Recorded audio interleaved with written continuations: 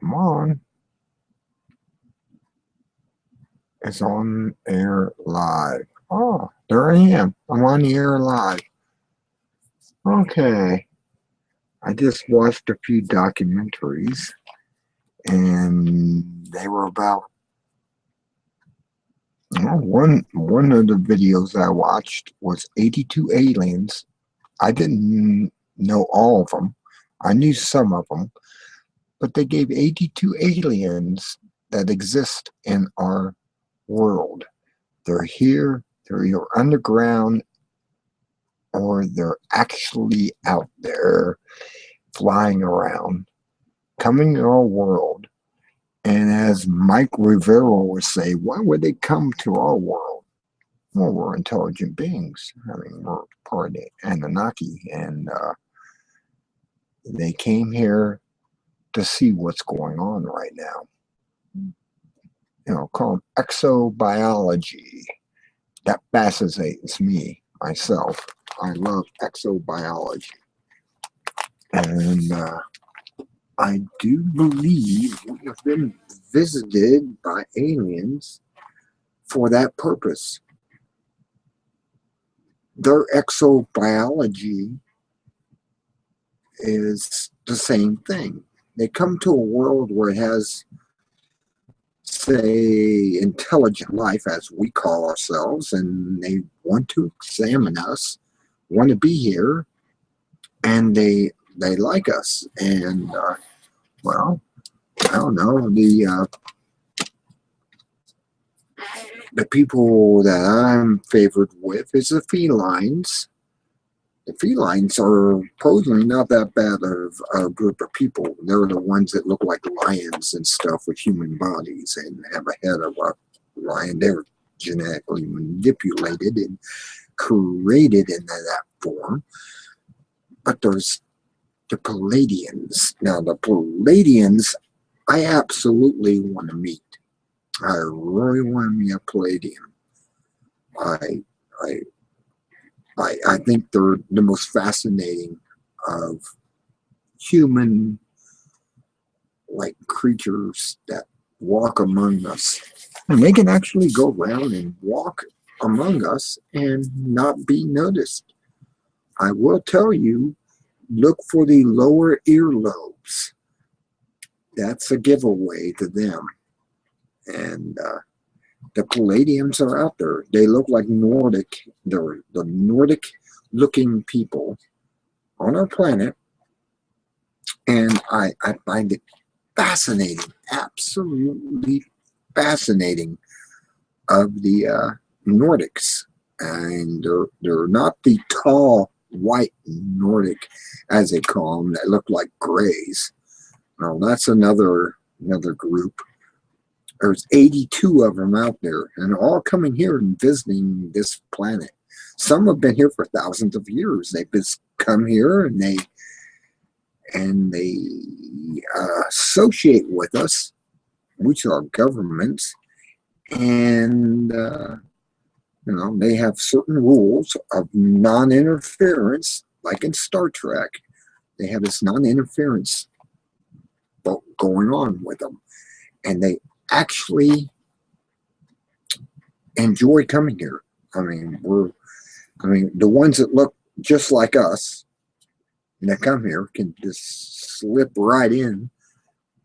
All you have to do is examine the style of the day and all that, and they just kind of slip in and they go, we're here. And they have their own little communications. I mean, I've seen Adamski, a few of the others that were in contact with these aliens, and they actually, I really wouldn't mind taking a ride on their ship to the solar system and just get to know them.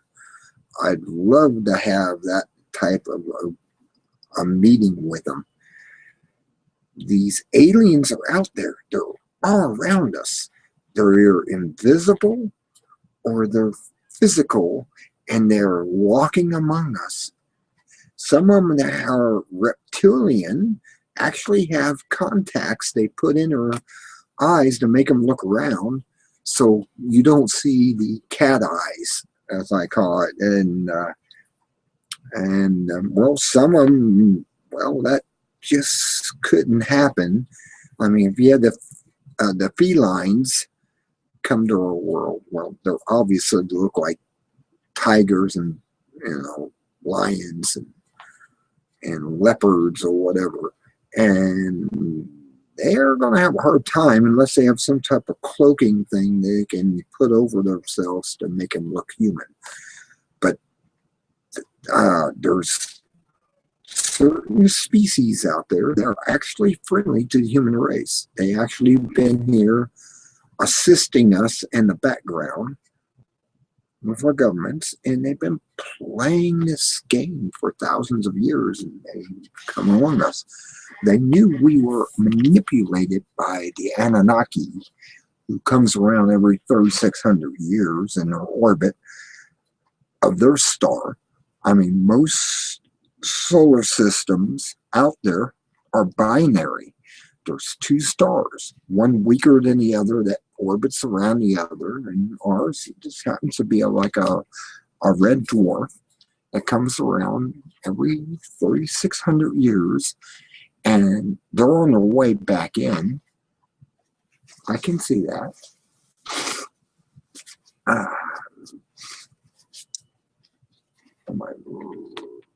I have a runny nose because every time I drink, eat, or anything, my nose runs. I don't know what that means exactly. Does that make me an extraterrestrial? I don't know. I call myself a Sami, which is the Norwegian, Finland, Swedish Indians of the North. And they're just like the Indians in our country. They have teepees. They have everything.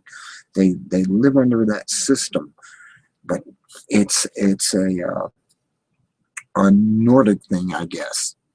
So I am one of the Nordics, I guess, because a lot of them are so knowing these beings themselves, just like the Hopi Indians and the rest of them out there know these beings exist. They live under the ground that they walk on. They have come here and colonized on our planet. It's hard to explain. It really is, unless you've seen the documentations that's been put out there about them. These beings are here. They come from all over. I know that Mike Rivera was saying, well, why would they come here? We're like an anthill. Do you stop at every anthill on the side of the road when you're driving down the highway? And it's like, well, no, but if they're exobiologists, as I prefer to call myself now, because I'm fascinated by extraterrestrials. I'm so fascinated by them by watching these documentaries. That was a 9-part documentary. I'm an exobiologist. I want to meet some of them. Some of them I want to stay away from because they have tendencies to eat us as food. And that's like, well, I don't want anything to do with the ones that I'm on their food chain. I don't want that. Okay, I can stay away from them, but the Palladians and some of these others that are out there, I'd love to meet and personally talk to. I want to have a conversation with them. I want to know their philosophies, their technology even.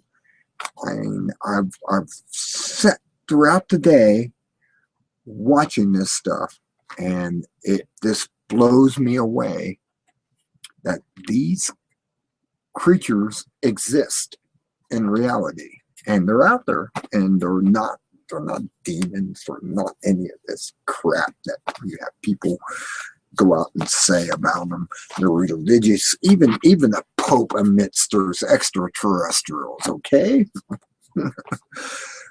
They're exobiological creatures. They're not from here.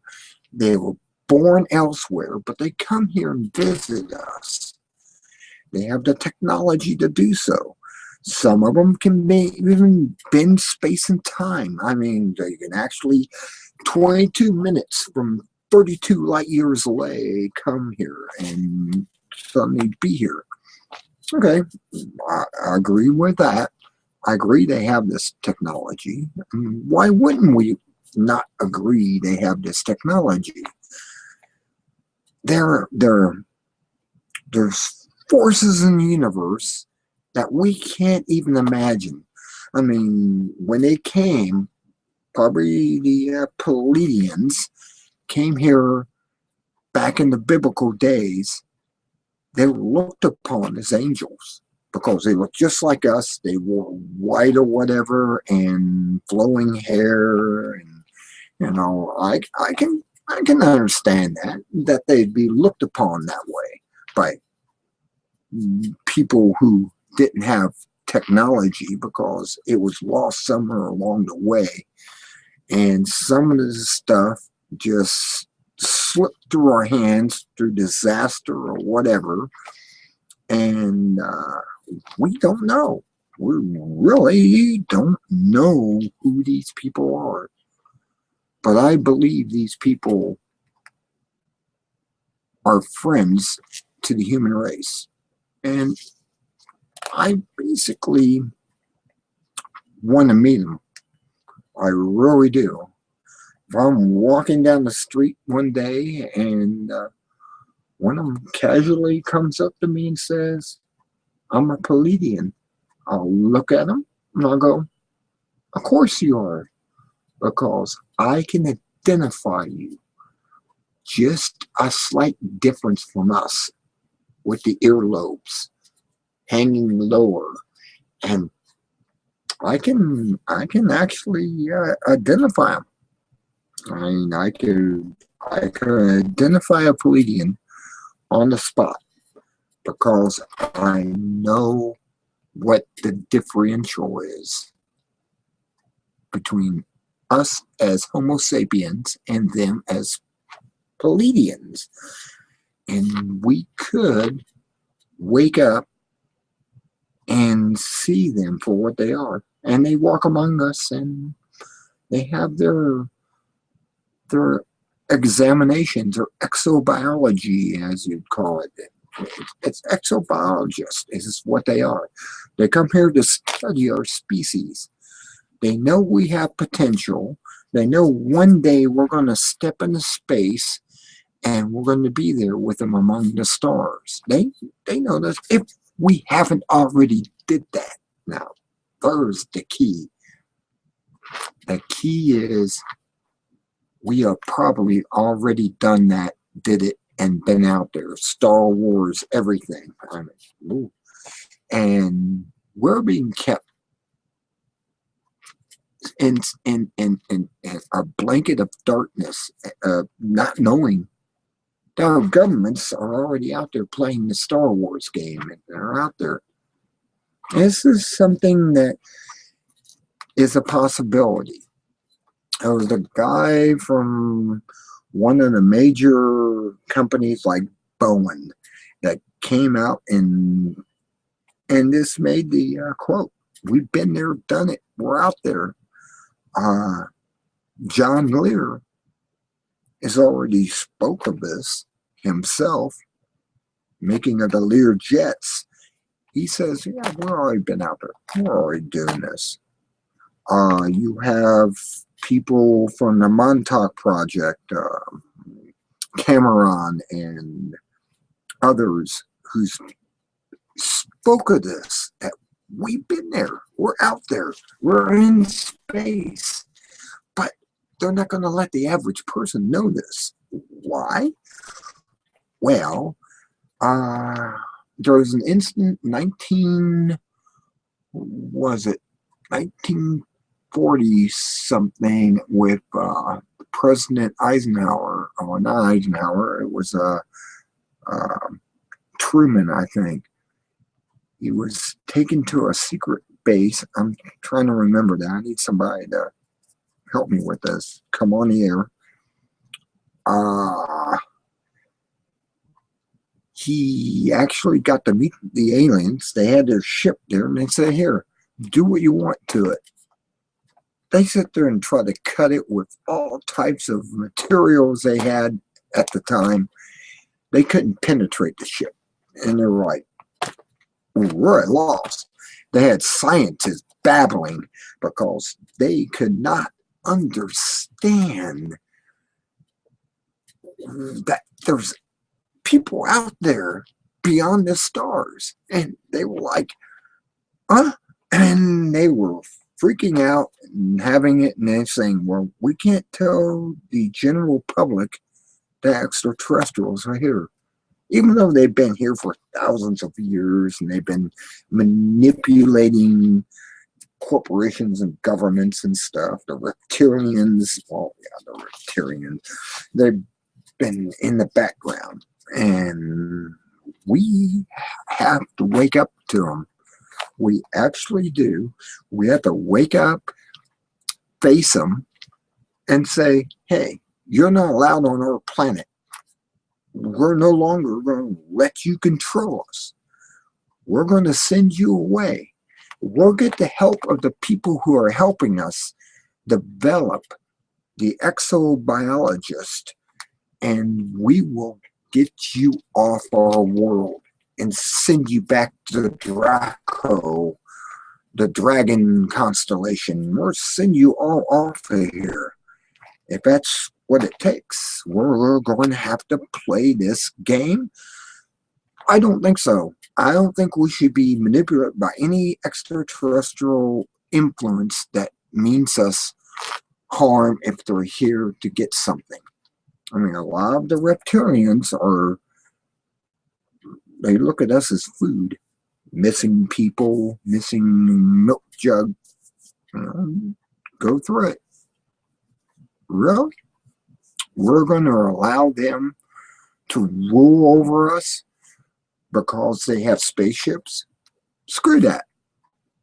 I have a shotgun. How's that? Take you down just like we do any other enemy that's in space.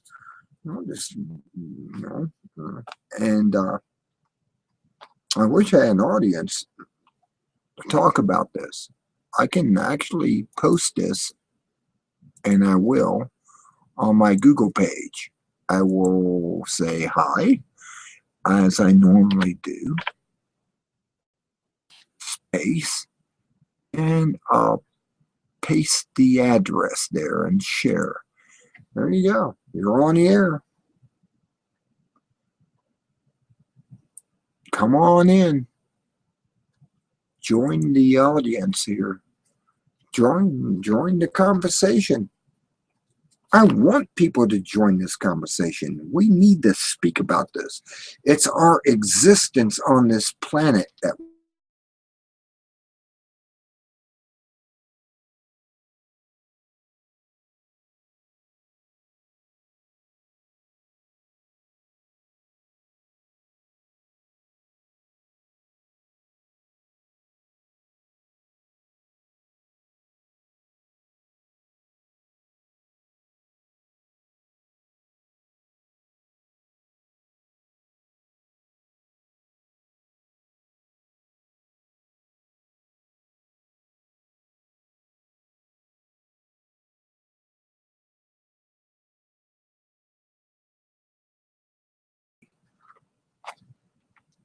your network connection is experiencing difficulties. Check your connectivity.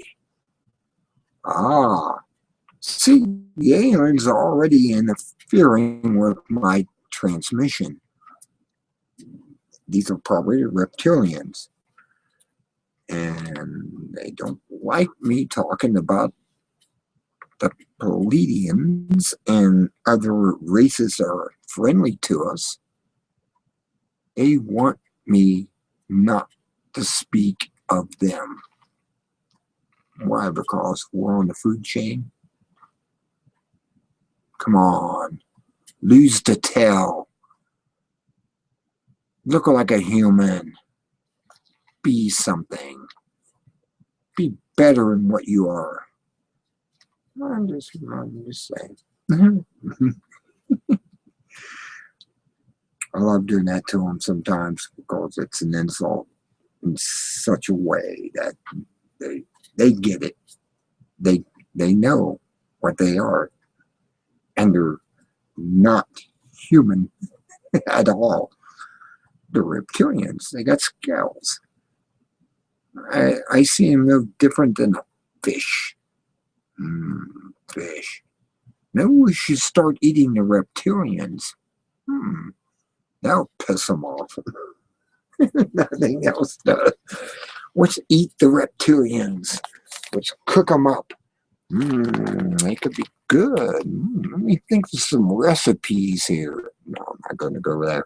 I'm not going to really try to piss these people off because these aliens are really ruthless, and I really don't want to piss them off. I want to be nice. Let's all just be nice. Let's trade with each other. Let's do what this world was meant to do. Let's trade with all the other nations. Let's not be, enemies. What do you want? I'll give you a cow. I mean, you can eat that. Just don't eat a human. I mean, if I can think and talk, and you can think and talk, why eat each other? There's something wrong with that picture. It really is. There's something wrong with it. I mean, I can go out and see a cow. The cow doesn't really talk. It goes moo, and a sheep goes baa, and really, you're going to eat us? Really, reptilians? You're really that far down the line that you look at something that's similarly intelligent to you? We can actually communicate with each other, and you're going to put us on the food chain? I'm telling you right now, I don't want to be on your food chain. I'd like to communicate with you, or like to deal with you on, trade. You don't have to look at yourself as superior to the universe and put us on the food chain. We don't want to be on your food chain, if that makes any sense whatsoever to you. The Pleiadians would be on my side as far as this is concerned. The Octans and the other alliances out there would not be on your side. I mean, you don't want to eat us. You would like to work with us. And I guess that's what you're doing with the government. You're not eating them. They're being allowed to work and with you and everything else. But this is the average Joe on the street of our species talking to you, wanting you not to eat us. Come on. You don't want to eat a scrawny human being. Really. You don't want. We got cows. We got horses. Hell, we got all types of bigger beasts out there to eat. And you can gorge yourself on them. But you don't want to eat a human. I'm just saying. And I'm on here. I know you're monitoring this because that's what your ideal is under the underground cities that you built with us. And we don't want to. The highs don't even like you. The big, tall grays with flowing, thin hair. Yeah, the highs don't even like you. They think you're primitive in their own respect, but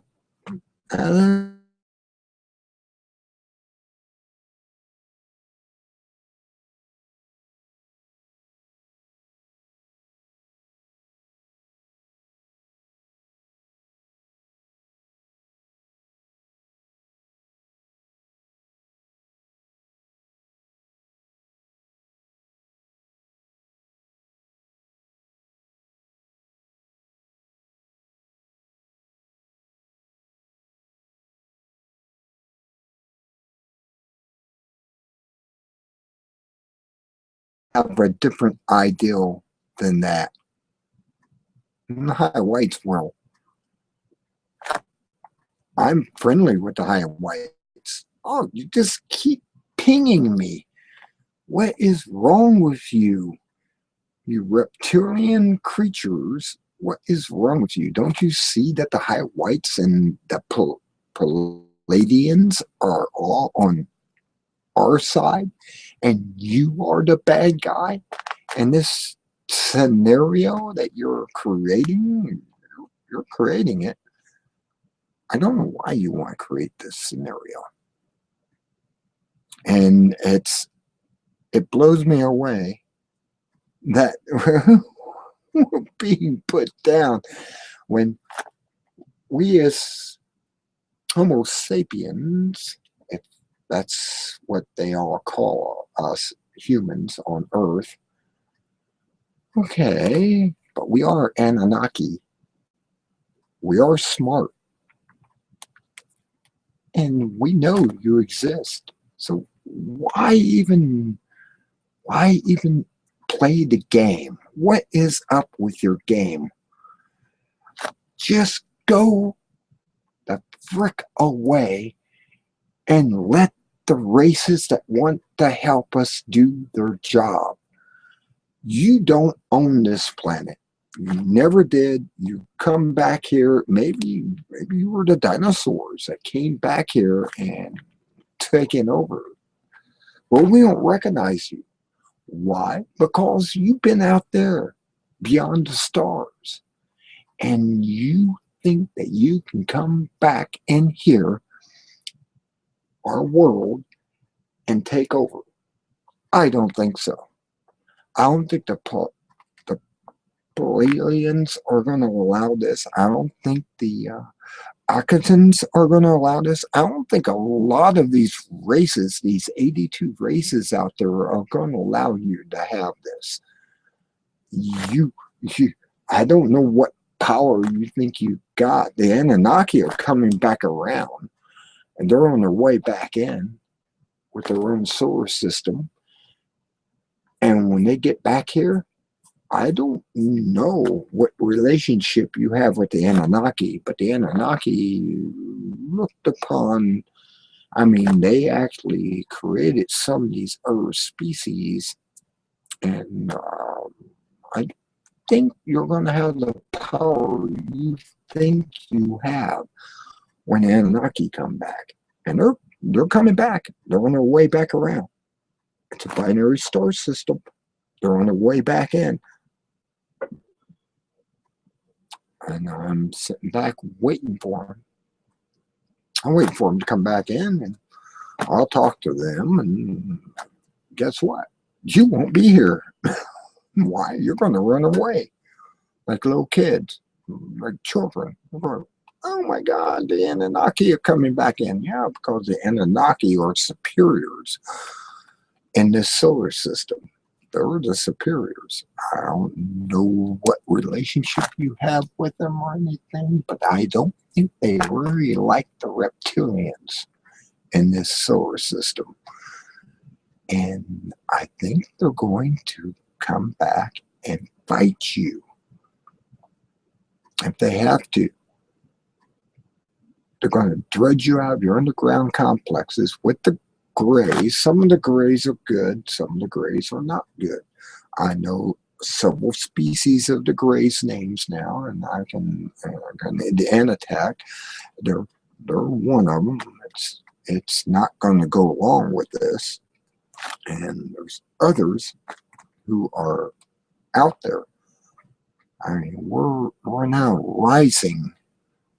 We are a rising civilization, and we're rising up. Hopefully, we won't blow ourselves up because of you, because a lot of civilizations in the universe has had nuclear wars and wiped out themselves. And we have the chemtrails. We know that's part of your doing. I know you're a part of that.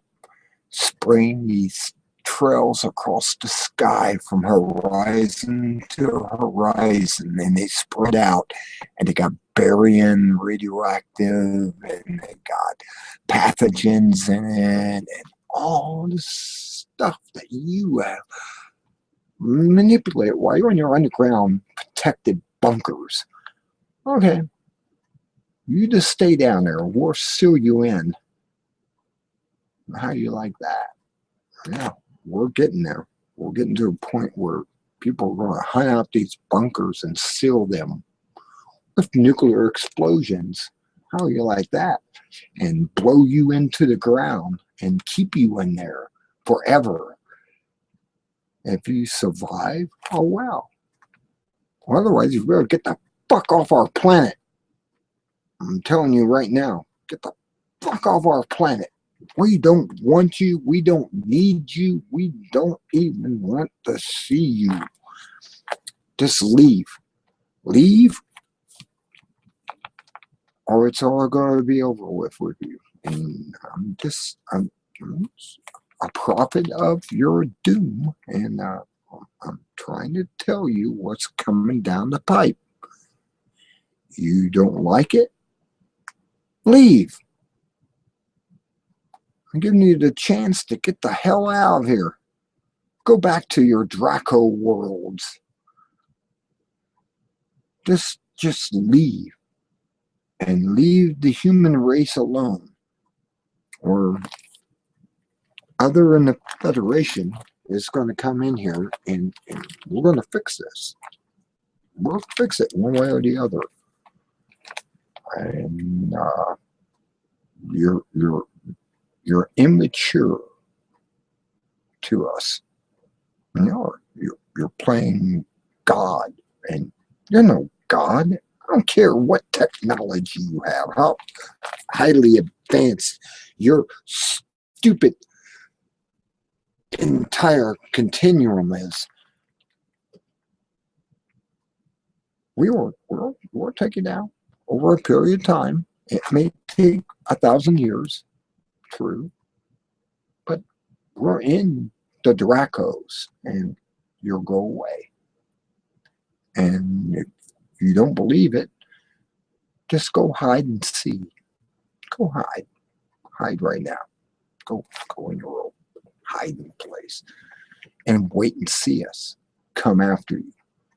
I mean, we'll bring in the other races out there. We'll have the technology. We know of the technology of certain races out there, the Akan, and they will come in and blow your ass out of the earth, and we'll take you down. You lizards only have so much time to get the hell out of here, or the Akan comes in and puts you down. And I'm totally behind them. If they want to do that, they may not, because they seem to be advanced enough that they know you're stupid, and they may not want to step in and play the game. I understand that. I really do. But these people will come in.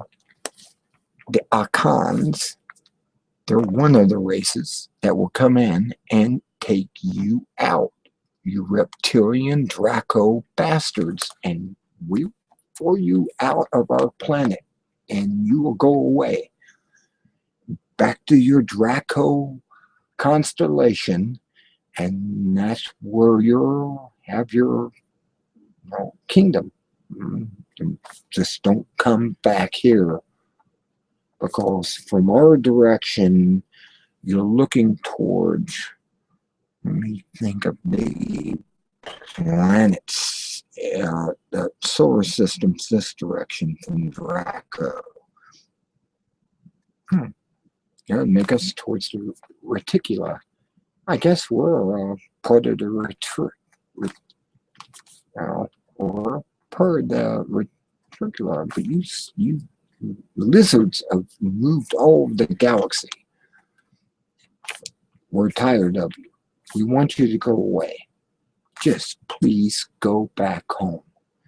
leave our planet, leave our governments alone, and go away. I don't know what they made deals to get technology from you, but you need to go. You really do. There's other races that are on your side, and there's 5,000 here and 10,000 there. Just go away. The Pleiadians will come in and they will fix everything. The Andronimas, on the other hand, have stepped forward, and they do talk about this. Now, I'm sad that they're only 4 feet high, and they kind of look like wide-eyed humans. But there's things out there that you don't know. They're technologies, and well, I'm waiting for you to wake up, see the technology, and go away. Just go away. I'm giving the reptilians an answer to the problem. Go home. Back to Draco. Go back to the constellation. Just head out that way. And don't let the door hit you in the ass. That's just what I'm saying. I don't know why the governments of this world are dealing with you. I have no idea, except that you promised them the universe and give them nothing for all their abductions and everything that they're doing to us. Yeah. Now, I like that the felines come back. I really like the felines to come back. The felines are very, very awesome race of beings who have been genetically engineered as felines with a cat head and a human body. I know that. I've seen the book. There's a book out there actually that tells about 82 species of aliens out there. And it's a well-known book. It's kind of kept secret, except I came across the video which explained each and every individual of these aliens. There's felines out there. I like the felines. They're basically non-violent. It's amazing because they're in Egyptian scripture and stuff. And they show themselves. I mean, there's Anubis. That was a dog human that was out there. Anubis. Kind of like an Adobe dog. I mean, with the big long snout and everything. But he had a human body, and he was real intelligent and smart. And there's many of these aliens out there. They're all forms. I mean, I get it. I was immune to seeing an alien. If an alien come up to me, no matter what he looked like, I would treat him as a person. I would treat aliens as a person. Because of Star Trek. Star Trek was the best show that ever came out that put these creatures in perspective. And you don't have nothing to fear from them because, well, basically they think the same as we do. And they just look different. And that's something to look forward to, is the difference. Why should I even fear an alien? An alien comes and follow me. I'm a gray. I'll just look at the gray and go, I know you. I know what you're capable of. I can see that. Try to mind phase with me? Oh no, it's not going to happen. Because I know they can do such things. So therefore, I have resistance by knowing it. And they can't mind phase. They really can't mind phase you unless you are submissive to a point where you allow them to mind phase with. And you can actually sit there and go, no, you're not doing that. And you just put a block up. It's really that simple. I mean, every creature in the universe has a blockage. They know what their adversary is. Their adversary pulls this stuff to you. You just look at them and laugh at them. And they don't know. They can't play the game because you didn't allow them to have the game. And the game goes away and they have no adversary. And we can win. We can actually win all this, no matter what they think they are. We're above them because we're human. We're Homo sapien Anunnaki. And we have the power to go against them. Is there anyone out there that wants to come on the air and talk about this? I mean, I just went through an entire series of videos about 82 aliens, races that are visiting our world. And I'm sitting back and going, wow. Some of these I knew. Others I didn't know. But it's good to know. And know where they come from, how long they've been visiting us for 200 years or 1,000 years or tens of thousands of years they've been here. It's nice knowing that because that really wakes up the mind. If you want to come on, just go to my Google Hangout page. I've copied and pasted on there, or you can just instantly just come right on here. And maybe it's on the main page. When I started this, it's on there, on the page of Hangouts. And you can come right on in. Let's talk about this. Let's have a little discussion about the Anunnaki and the Anunnaks and the Andronimas and the Dracos, and let's go through all this. I think it's fun. I really do. I think it's a fun thing. But you have to come in and start talking.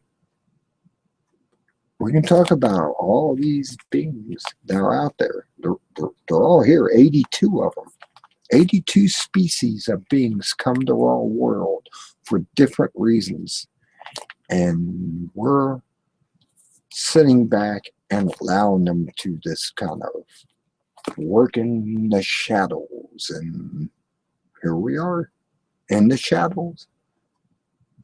See what I'm talking about? We're in the shadows. This is what I want to bring up. I can even give you links back to these videos if you want them. They're on YouTube. I mean, they were done in January 20th of 2015. I sat back and watched the entire series. There's 3 different videos that go through 1 through 4, 5 through 8, and 9 and 10. And they just tell you everything about the aliens. They say it was a book. It's a classified book given to the government about all the aliens and that were coming here to our planet. And they go over each alien. And they tell you who they are, their background, what their purpose is, what their alignment is, and you get fully acknowledged.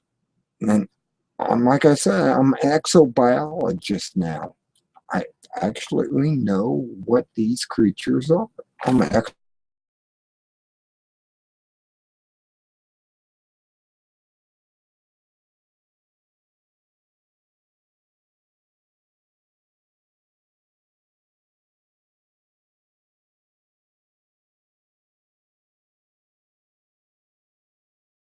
There's just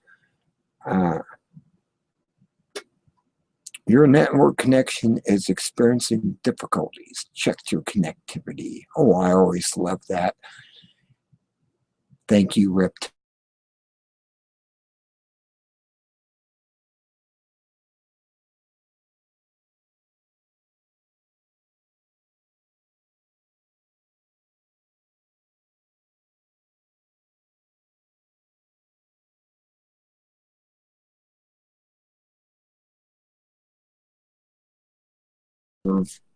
And gather. Oh, what? Doing it again? Really? Really? I'm gonna do a cow. I'm gonna turn my head sideways and say that. Really? Come on in. Anyone that's out there that's watching right now, just pop in, please. Just please pop in. Let's talk. Let's talk extraterrestrial. Let's talk super technology. Let's play the game. They want us to play the game. What do you think they gave us all this technology if not to play the game? They want us to play this game. Here we are playing it. I'm playing the game. I want response. Let me go to my cookie scanner and kill some cookies. Okay. That's probably what's causing the difficulty is cookies. I have no cookies. Okay. I have 2 viewers. Come on the air. Now, please. Just show up. Say hi. Whatever. You don't have to have your camera on. If you got many cams, you can have an avatar like I got. And you don't have to be on the air. I'm really amazed that people don't have mini cams. And mini cams is exactly that. I mean, I can have my cat face up there. I can be doing mittens and doing that. Or I can have Firewolf. And that's what I have right now is Firewolf. You can come on the air. You can join in. If you don't have mini cams, just download it and put up an avatar. I mean, that's what I did with mini cams. This is my avatar, the Firewolf. Ooh. Ah, there you are. Hi. Hello. Hi, Ann. Oh, I'm just sitting here babbling off about a series I watched today, and What was that? What series did you watch? It was on YouTube about alien races, 82 of them, and it went through 82 races of aliens that are visiting our planet and are controlling, watching, investigating, what have you, and it went over all of them. I mean, it went from the Greys to the Anunnaki to, the Pleiadians, and the Pleiadians, I would like to meet a Pleiadian. I don't know what. I'd like to meet the Pleiadians. There were some of the small, kind of like Greys, but they're not. They have like blue eyes, and they're only about 4 feet tall. I'd like to meet them too. There's friendly. Be careful what you wish for. There's friendly races out there. There's all types of friendly races. The ones I don't want to see is the reptilians. Most of the reptilians, the way they were given off, and it came out of this book. Somebody had this book about aliens that the government has, and it tells about every alien race that's visiting us. Some of them visit us for 100,000 years. Some have been here for 200 years.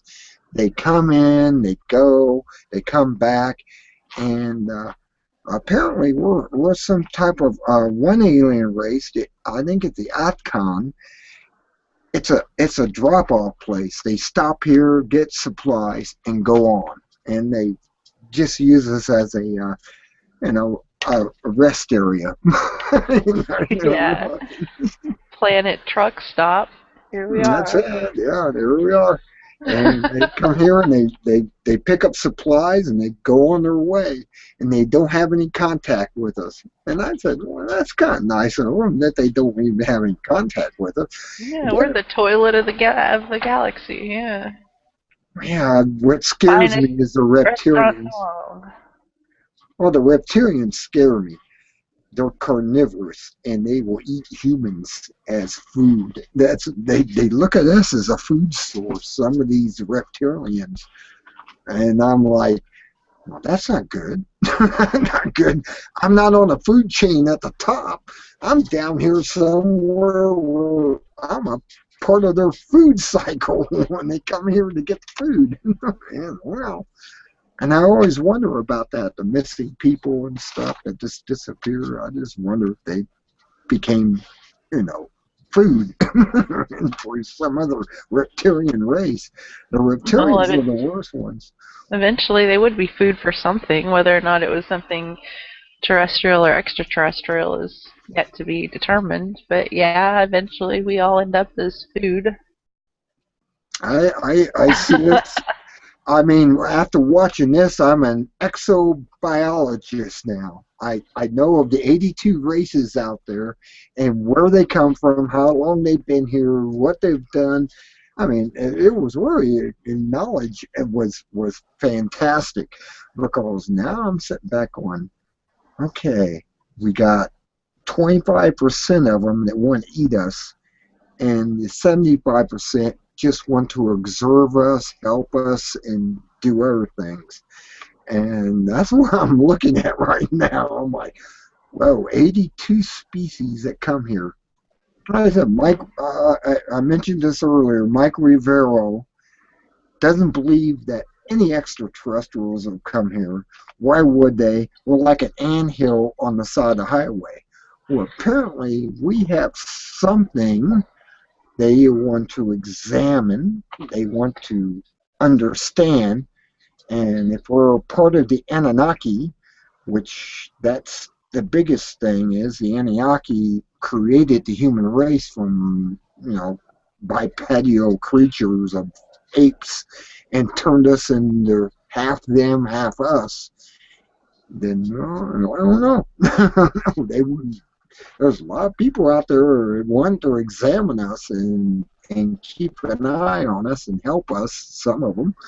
And the others, are living on this planet, the reptilians. They went underground. They're working for government. They're, I'll give you a little bit of technology if you just let us live here. And give them, and you got the Greys. The Greys are like robots, but that's, there's the Anunnaki. The Anunnaki kind of looks like the Greys, except they have deep blue eyes, and they're about 4 feet tall, and they're blue. And they're actually blue in color, and and you got these other species out there. I mean, they go through this entire thing. It's called. I've watched one of the videos. I actually saved it because I thought it was so interesting that they went through all the different types. Yeah, I don't remember how many it was, but there's 82 of them. There's 82 species of beings from around our neighborhood visiting here as far as our galaxy. They come here and they're interested in us. I mean, a lot of them are, well, like the reptilians, they're only interested in food, and so I'm afraid of them. They scare me. The reptilians scare me. But the others, the Pleiadians and stuff, are here on Earth, walking among us, and you don't know it. But I do know a telltale sign. Their earlobes hang lower than normal, than ours. So if you see somebody with lower earlobes that hang down lower than what yours is and mine is, that's probably a Pleiadian. I mean, I don't understand what you mean by lower earlobes. Like they're okay, longer? they have earlobes that extend down maybe an inch or so lower than other people's. I mean, you see people with earlobes, and they're at such a height, they actually, their earlobes are lower by about an inch or so. They, they, that's something you can pick out just out of the open and see that their earlobes are lower. They're So they like hang lower than their jawline. just about to their jawline, yeah, about an inch down more. And yeah, you see something like that, you're probably looking at a Pleiadian, and they're from, they say they're from Pleiades. That's the direction, but they're not from any of those star systems offhand. It's like a cluster of stars. They just say that's the direction we came from, and they come from that direction. It's like the Dracos, the lizard people. Amazingly, came from. I mean, they came from Draco, which is up by the the Big Dipper and Little Dipper. There's Draco up there, and these people are lizard people. They actually can. Some of them have the ability to shapeshift and make themselves look more human, so you can't tell they're lizards, and walk among us too. There's all these species, 82 of them, and I'm looking at it going, wow, that just blows me away. 82 species visiting our world, and we don't have a clue. And this came out of a book that was from the government, and this guy goes through the list and says, here we got. And the last time they were seen is in 2001, 2003, 2005. I mean, the guy goes down and says, the last time we seen them.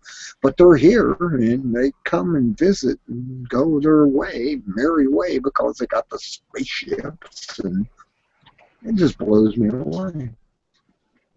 Don't they have different types of ships as well?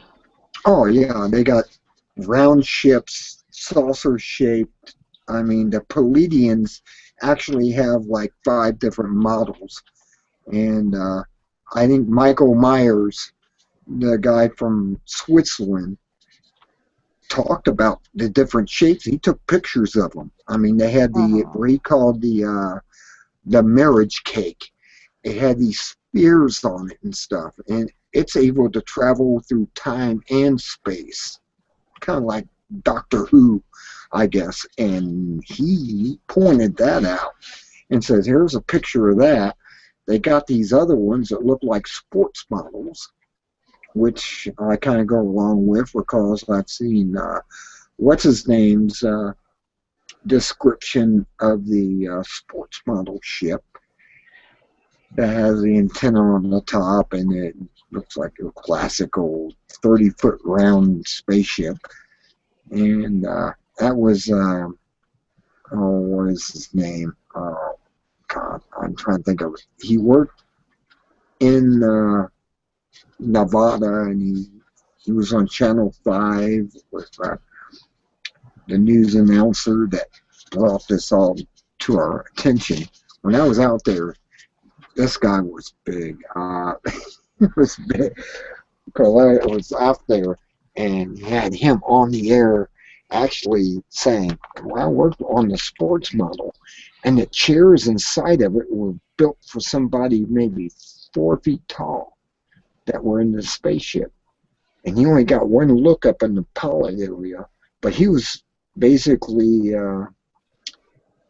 working on the propulsion system, trying to back engineer it.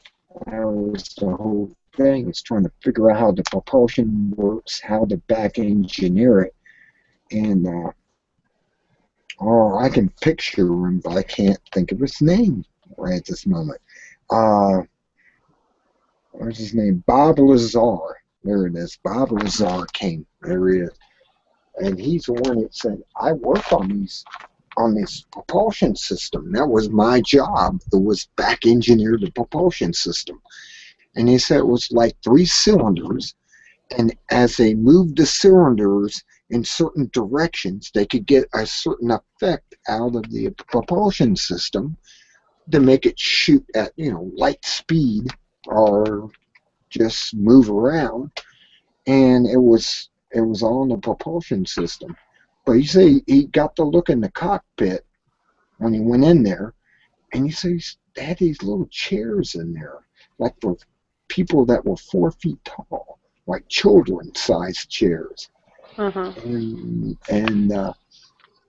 Bob Lazar was amazing. I mean, he came out and came up with all this stuff. Well, I was out there at the time working at Nellis Air Force Base, and I knew S4 existed, which is a base just to the southwest of Area 51. It had all the hangars and the flying saucers, and they opened up at 45-degree angle out of the mountain. It would drop down, open up, and the flying saucers would come out and do their maneuvers and whatever they were doing to test them, and go back in there, and this would come back down, lift up, and look like the side of the mountain. That was the most amazing thing. I came across an information when I was out there. Are you beeping? Do you have something beeping behind you? Yeah, I have a watch. It goes off every so often, Okay. and that. Because I'm sitting here trying to figure out what's beeping, and I'm like, well, maybe it's on your side. It is. All right. Yeah, you're picking that up. It's a watch. One of my watches I don't use, and one I got on right now is one I'm using. And it says it's 8:06, which is really 8:02, but that's aside the point. Nice to be a little bit early. Oh yeah. It kind of reminds me, if there's a show I want to watch on TV or something during the week, it will go off, a minute before or so, and alert me. Oh wait, I'm going to have to watch Supernatural or something. I like Supernatural. I like Grimm. I like all those shows. They're entertaining as hell. I mean, really are. I sit back and just look at them going, wow, Grimm, Constantine, and they got all of them out there. It's Constantine's on CW, I think, and so is Supernatural, I think, is on CW.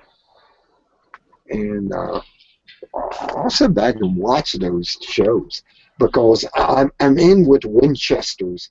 I'm waiting to see if the main Winchester, the older brother, gets that mark off his right arm of Cain. He's got a mark of Cain on him, which he inherited from Cain, and he wants to get rid of it because, and there's the blade, the first knife that killed, that killed his brother back in the day. It's entertaining. That's what it is. It really is entertaining. Cain and Abel. Cain killed his brother Abel, and there was this like a blade made from a jaw of a donkey or something. I can't remember, but that's the way he used to kill his brother, and he was cursed from that point on, and lived to now. And I don't know. You just have to catch up on the Winchesters. It's amazing. They're in league with Crowley. Crowley is the king of hell, and he's just like, really? All this stuff. I turn my head sideways and go, really? I feel like Cal. Yeah. Just examining all that.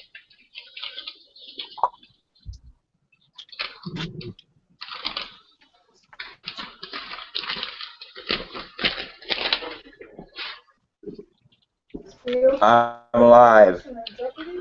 Hey, TJ. He's alive, TJ. I can hear him back again. Yeah. I'm here. Good. Honey, what did you say? How many pounds of cannabis got arrested? Where at? Where at? Oh, wow. 113 pounds of cannabis. Oh, my Lord almighty. I should hand that out to the public. I'll take Yeah. some. I'll take an ounce. Yeah. I'm not afraid of no cannabis. I think cannabis is a cure for the ills. Yeah. Yeah, they just Yeah, found out well, that coffee is more dangerous than cannabis. You know, coffee is more addictive. well, I was on here earlier talking about aliens, 82 aliens that are visiting our planet, and I was going over that documentary I was watching. There's 9 parts to it on YouTube. It says 82 aliens are on our planet. And it gives, I don't know where he got the book at, but it's kind of like reading out of a book talking about all these aliens. And it goes through every alien race that's here on the planet, how long they've been here, where they came from, what constellation they're from, and how they get here. And I'm blown away by it. But it's about 82 aliens that's come to our world. And they're here right now, some of them. Others haven't been seen since, like I was telling Ann, since 2001, 2003, 2004. They said the last time they were reported and everything. They were reported back in 2003, the last time they were seen, and they were in Italy or somewhere. And they actually give the place and everything. Had the bulk of it. Had 109 pounds. Yeah. And So- another guy from Colorado, 75 years old, had 4 pounds of it. Somebody else had 4 pounds of it? Oh, it's in a different car? Where at? Doesn't say where. Nearby, though, right?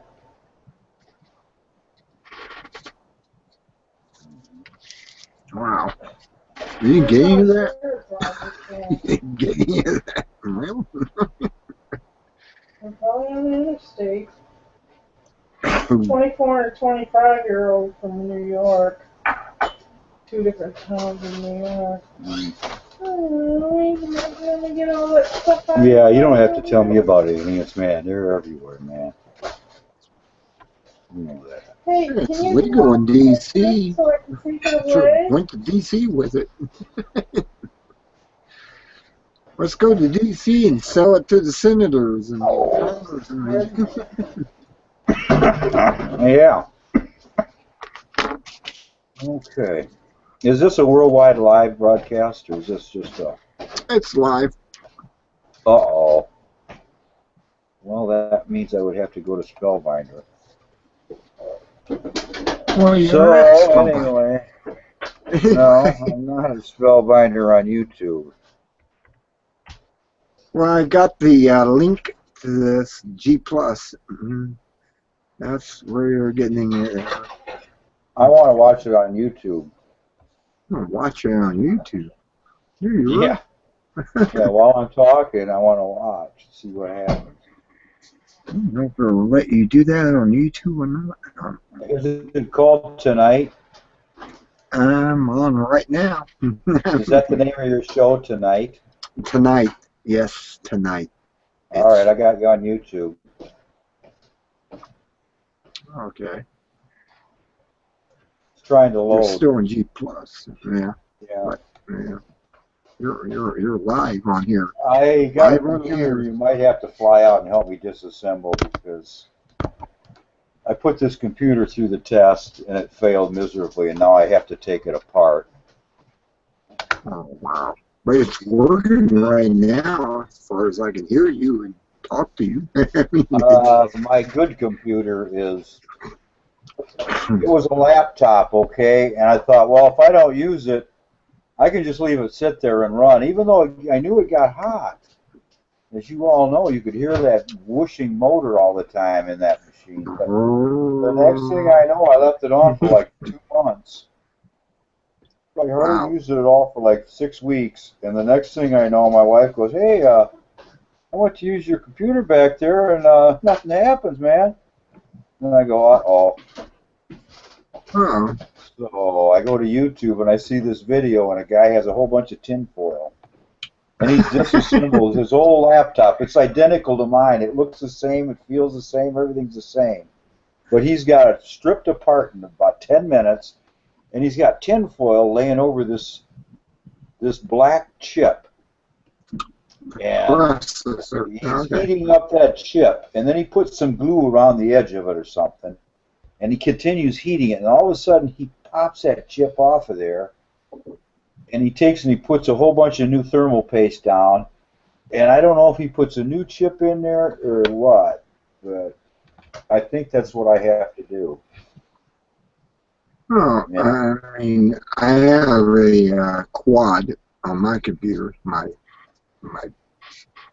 desktop computer has a quad, and I'm able to. Well, basically, it does everything I want it to do. I mean, my quad is my quad. Have you ever disassembled a It's laptop? processor. I've blown it out a few times, took it outside, took canned air and blew all the dust out of it. And that's why this has lasted as long as it had, because, I got a cat, and the cat's hair and dander and whatever gets in there. So they have to blast it out. Right? And it's working fine. The laptop's working fine. I had fan problems, and when I first start this up after it's been turned off, it starts making all this noise, and after about 10 minutes, it stops, and that's good. I mean, my HP.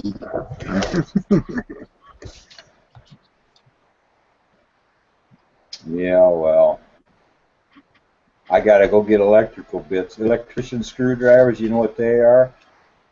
Electronic screw bits for removing electronic screws from stuff. Oh, I yeah, gotta buy a whole kit of those. you have to buy the micro screwdrivers, basically, because everything's so small. You have to play with it. Yeah. No, I just blow this thing out, and it works great. And well, I get rid of all the dust and everything out of it. I take it outside and blow it out and bring it back in. And, everything works great. Damn, I got a tiny alien walking on my... Oh my God. It's one of them. It knows I know. Oh no. It's a ladybug. That may be one of the other aliens out there. I don't know. you sure it's a ladybug or not one of those Japanese beetles to look alike? No, it's red. It's red, and it's crawling around. I just don't know what is what. Two aliens out there. I don't know. And it seems to be a bug, and it came in. It doesn't seem to move. It's sitting there. I don't know. I mean, it's like it's like the Men in Black type deal. I mean, I look at this thing and it runs along, and it plays and flies around, and oh, there it took off. Oh, it's on my speaker now. but I'm not using my speaker, I'm using my earphones. And it's crawling around. It's checking it out, and I'm like going, Yeah. We're live, all live. we're live on the air. Yeah. What's the name of that movie you gotta watch? Live from Buffalo, New York with Robin Williams?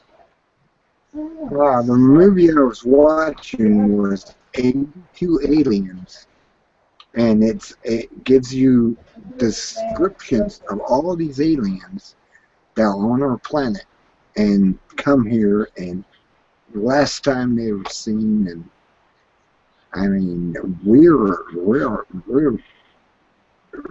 I mean I look at Mike Rivero as stupid on this case.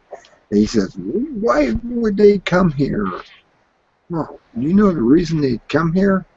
Because we are interesting to them.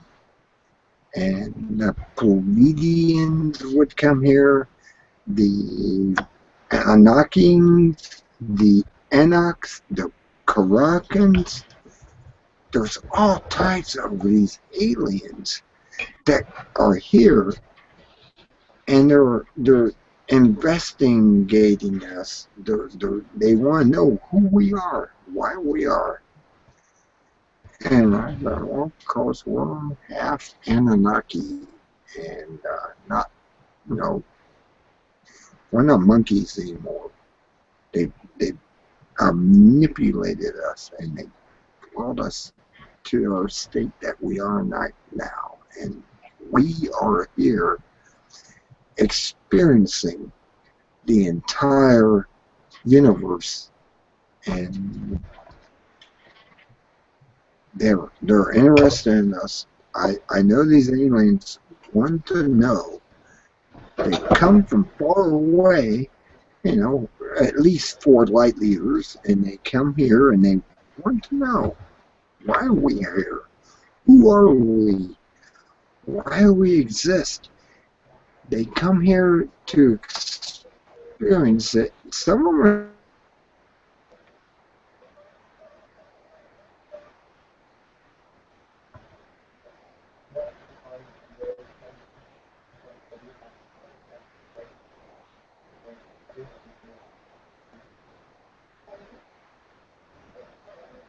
Hi, Kitty.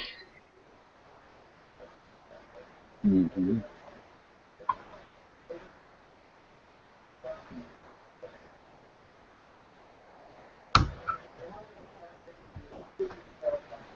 How you doing? How y'all doing? Y'all. Tyrians Hey, coming y'all, on here. y'all. There you go. Y'all. I'm still getting this message saying that your connectivity is going bad. And, Yeah, your audio cut out there for a little bit.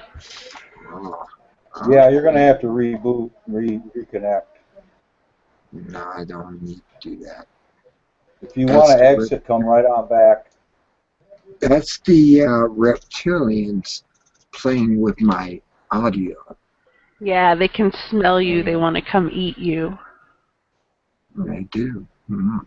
They're trying to lure you out to your satellite dish to adjust it so you can get better reception so they can eat you. See how they are? Know how they is? I know how they are. See how they are and not how they is? I like to meet the felines. The felines are out there. There's also the dogs that are another species of these beings that were, you know, manipulated like Anubis. And it blows me away. I mean, they actually cover 82 aliens that are visiting our planet. Some of them have been genetically manipulated. And the felines I like to meet the female feline. I mean, just to talk to her. But I don't know if that's good or not. They actually care about us. They actually are benevolent. They're benevolent. Just like a lot of these other species out there, they're benevolent. And they just want to understand us. I'll come out and admit that I am an extraterrestrial alien to this planet. I am Thank you. of the Andinglians from the Andingle Empire in the Star Galaxy, far, far There away. you go. There you go. Well, I know I'm a Let me sing you the song of my people. There you go. Go for it.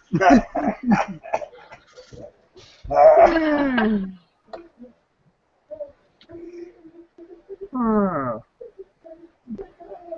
you're loving.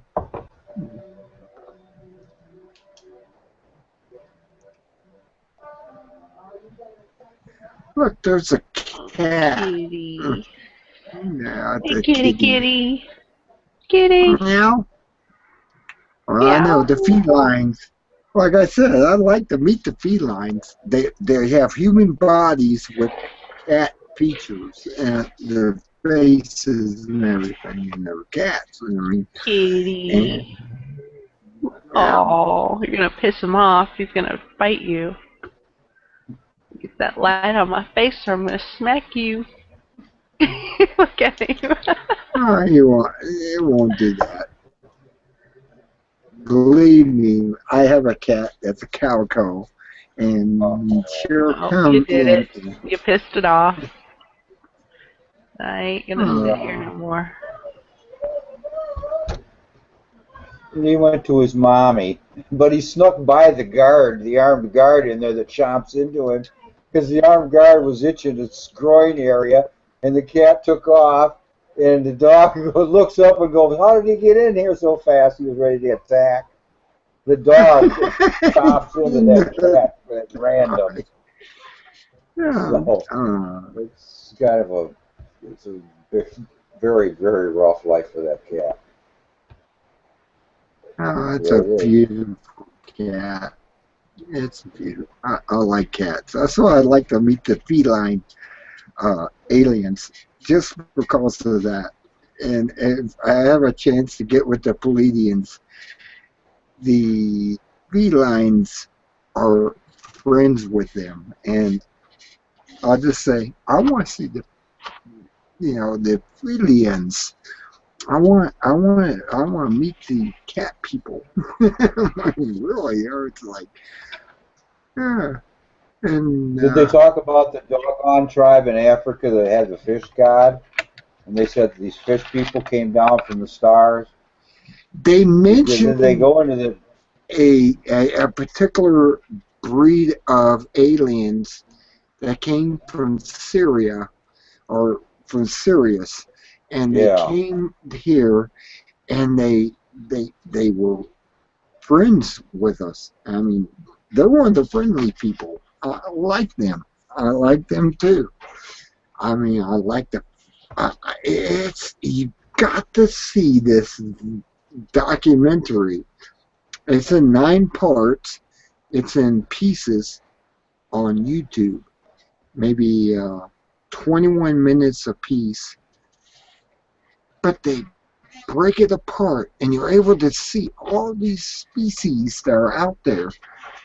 And I'm like, I'm impressed. I really am. I actually got impressed by this, because they were talking about the felines, the reptilians, the greys, you just go through the 82 of them, and you sit back and you go, wow, I'm an exobiologist now. After you see them all, you become an exobiologist. That's right. And you start, it blows me away. It blows me away. I was like, I'm an exobiologist now because I know of the 82 species that are visiting our world, coming in their ships, how they come here, what their ships are capable of, and everything. And it is wow. And you're just sit back and you just go, wow, wow, meow. That's why I like the felines, because they cover the felines, and there's like, wow, the Egyptians absolutely knew the felines. They actually knew Anubis, and Anubis was the dog species. They had the body of a man and the head of a dog, and you sit back there and you go, wow, I understand why they were accepted back then. And they haven't been seen for 1,000 years or something. They are out there doing their own thing. That's what I'm looking at. And I should put the link on here or something so you can find it. Give me a moment to locate the link. I can do that.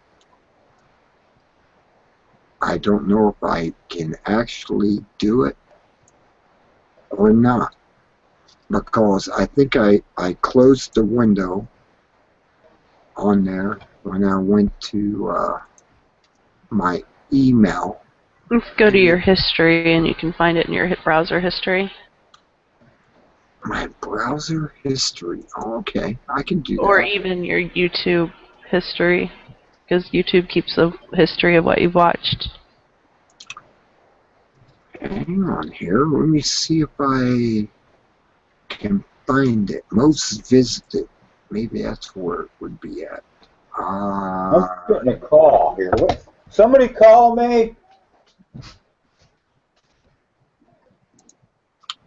I need to. No, I don't think it's in my history for some reason. That sucks. It was in my history under. It should be in my Hotmail. But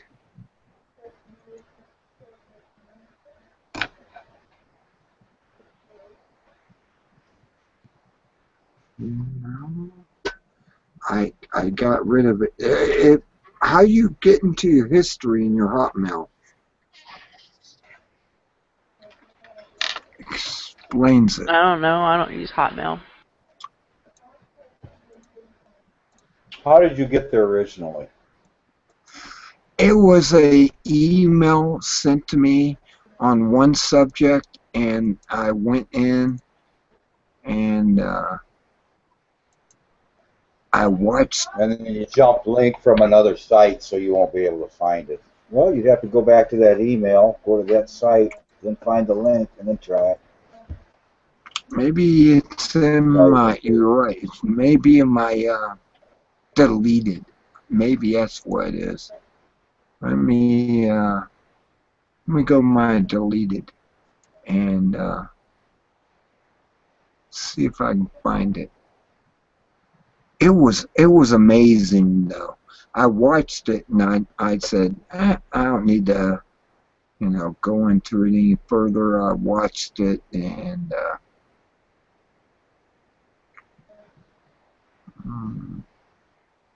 got my deleted. Maybe it was in Yahoo. That's where I need to go. Yahoo. Hang on. You know, if you ran a Google search, ran a Google search on 82 species of aliens, I bet you could find it. Oh, I'm sure I could. You're right. I need to just go into that and go on Yahoo or Google. Yeah, try to stay away from Yahoo. I've had a lot of difficulties over the years with Yahoo. I've had my machine pick up a lot of junk from Yahoo, okay? Yahoo Mail, Yahoo game servers and so on. Oh, I I've know. given up on it altogether. Let's see here, Sorry. 82 aliens. Okay, let's see what happens when I go to 82. Oh, there it is, right there.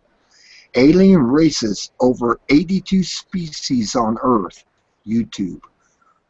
Okay, I gotta find the, well, doesn't matter. It blew me away. Here it is, right here. Oh, and I'm gonna have to copy and shut this off because it's coming over my earphones. Okay. Okay. Here it is. It's called 82. I'm going to put down here in the chat. And it'll be here. Enter. There you go. That's it right there. And you'll be able to, it'll blow you away. I swear to God, this will blow you away that this guy has this book from the government and it knows about all 82 aliens, and you just gotta, I mean, piece by piece, he tells you what they are, where they came from, when they've been here last. It does all that stuff, and I'm like, really? I'm turning my head sideways like cow in South Park, and it just blows me away.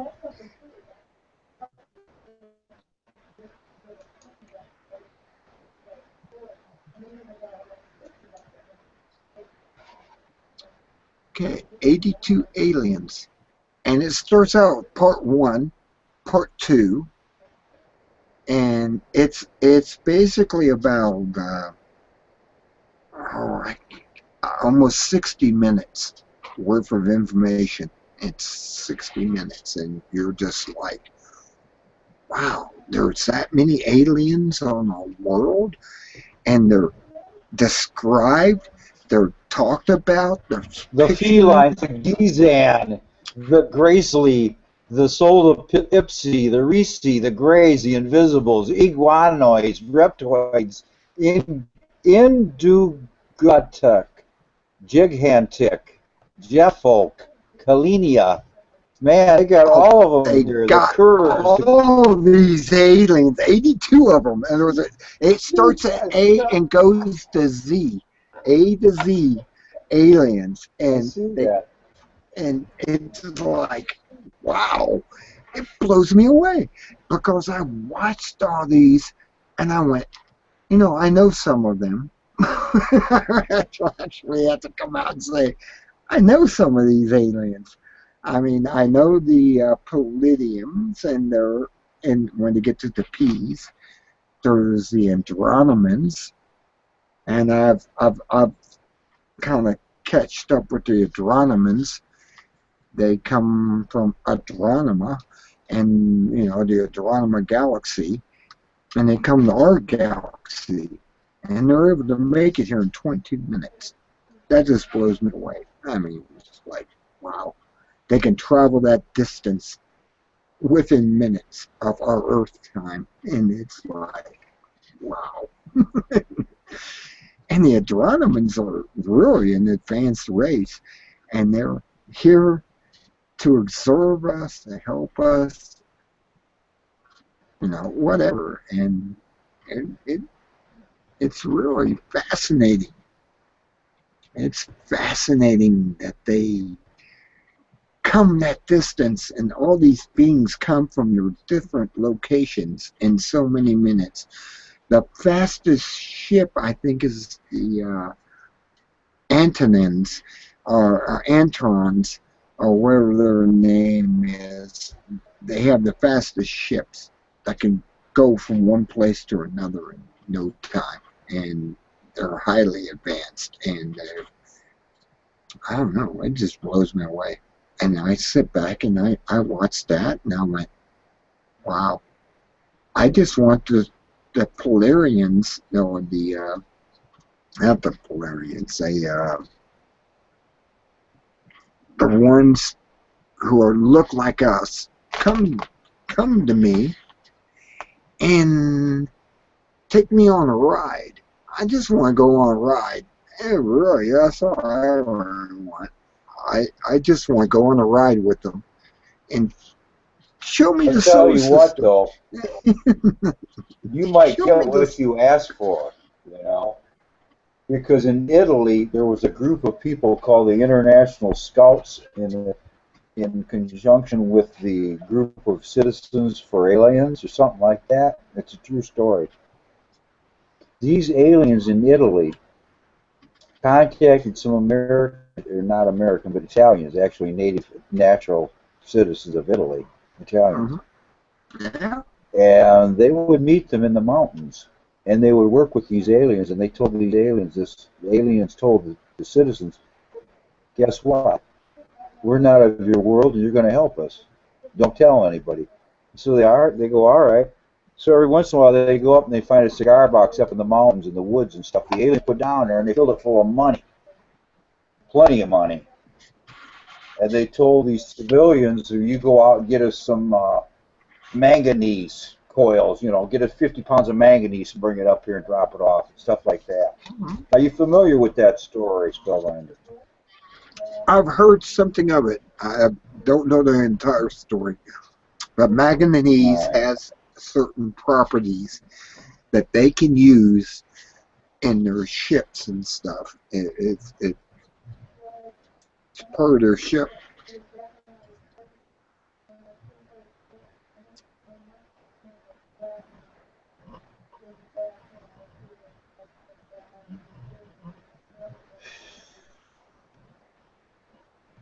Yeah, it's so far out that you just don't know what to believe. And then that Italian woman that gave birth to that small alien, it had the head of a frog and the body of a human. I don't know, it was hideous. Oh, my God. And it was in all the Italian newspapers, too, at the time.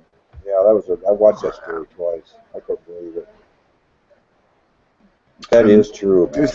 This is, you know, I just gave you a link to the beginning, I guess, of all the stuff that I just learned today, and that's why I made this G+, is I want to relate this, saying, well, I worked the area, not Area 51 directly, but somehow I know a lot of this information, and I'm sitting there just going, I'm actually the guy telling it, and I'm actually speaking it as he tells it, and it's like, well, wait, I had the same experience apparently.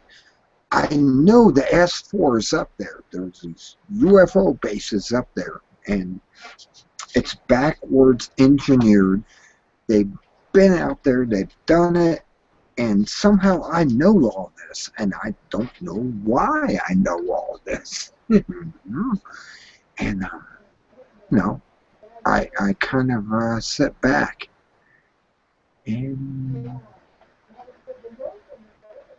imagine.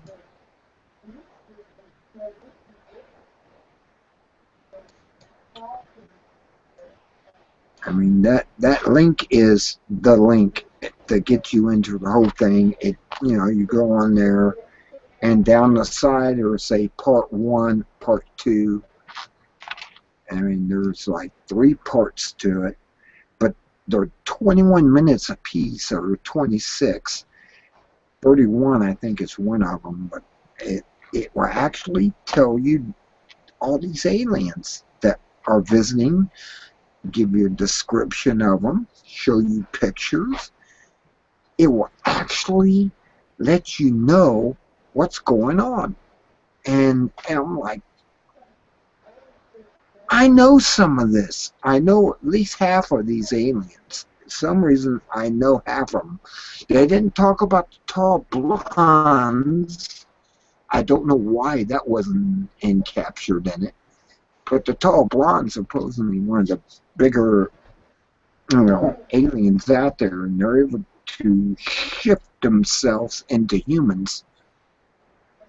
There was a video I watched where a guy said, you know, it was reported, this guy, you know, coming out the Capitol Hill, and he thought the alien was going to fall. So he grabbed her arm. She turned around with this wand-type device and shot him down on his knees in pain and saying, "Don't you ever touch me again." And he was like, "Okay, I didn't mean, I thought you was going to fall," because the way they walk, it looked like they were clumsy and it was going to fall down the stairs coming out of the building in Congress. And he thought he was helping her, and he grabbed her arm to help her from falling, and she turned on him like a fucking monster and said, "Zap, don't touch me again." And he had to sit there and go, I never meant harm to you. I never meant to touch you and cause any harm to you. And she just looked at him and said, "We're superiors, and you stepped out of line by grabbing me." And he was like, "I'm sorry." I mean, really. And this is how some of these aliens act. The tall whites are like grays, except they have real flowing hair, and they are able to shift themselves into human form. And when he grabbed her to help her, he got punished. And he got punished for doing it. And I was like, "Oh my God, really?" I mean, I'm doing the cow again, turn my head sideways. I'm like, really? I mean, he didn't mean no harm to her. He didn't mean to harm her at all. But she took it as an insult to grab her arm and try to balance her. And, well, that's the way this, you have to look at them. They're not us.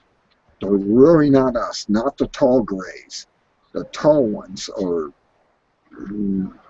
they call them high whites. They're not to be screwed with. Don't screw with the tall whites.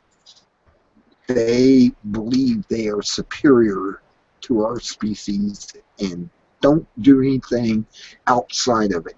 He was he was the guard for her. He was the one that was look after her and everything, and he thought she was going to fall. And when he grabbed her arm, I mean, she pulled the wand out. It's like a wand. It has 3 settings. She could have killed him right on the spot with the 3 settings. It's kind of like the phaser, but it's like a wand-shaped object. And she just put him in pain. And he was like, "Oh, I thought I was helping you." And that's when she gave him the final word saying, "Don't touch me." I mean, that's how alien they are. They're like, "You're a chimpanzee to me, and don't touch me." And I went, wow, you don't touch them. I mean, especially the highs. The highs, you don't touch them because they will get pissed and they will do things to you, if not kill you, for touching them. And just don't do it. And that was the security guard for her. I mean, he was there to protect her and everything. And he thought, like I said, she looked like she was going to fall. And he grabbed her arm, and that pissed her off to no end when he Well, did guess that. what? There's hope, Spellbinder. I hate to interrupt you, but I just happened to find out today that we're already working on stopping these people. And I found out that there's a gun, it's a little different than your regular gun. Like if you have a missile that shoots an atomic missile, and it will go supersonic, hypersonic speeds. That's its full capability, which would be Mach 7 or something. Anyway, I find out there's something, and I can't believe I just found out about this. It's called the rail gun. And the difference between a regular gun and a rail gun is, like I said, a missile will go several thousand miles an hour, but this thing will go tens of thousands of miles an hour into a target. And they're thinking that this might be a way to stop these alien crafts, because once that missile builds up that rail gun speed, I guess it's the speed that makes it really powerful. You know, velocity. It's just a. I'll explain this to you. It's a aluminum bullet, and it goes so fast it will explode on contact. I mean, aluminum. I mean, this is what railgun is, and it shoots it out through a magnetic field in the cannon, and shoots out, and it achieves this velocity that will explode on contact, wherever it hits. And it's aluminum. It's actually just aluminum, but its explosive force is so effective that it will blow an object apart. I mean, on contact. I know what you're talking about, rail guns. I mean, they're aluminum bullets is what they're firing out of those things. Yeah. And aluminum, I knew this when I was in school. I was playing around with electromagnetic coil, and I was able to hover aluminum on top of this coil and hold it down. And my science teacher said, well, that's a good project right there. I said, yeah, you gave me an electromagnetic coil, and I'm able to levitate aluminum on that coil. So there is the secret behind the rail gun. It's aluminum. It's aluminum is anti-magnetic. It will float on magnetics. And you fire it out the cannon, it will go extremely fast and extremely dangerous, and it will.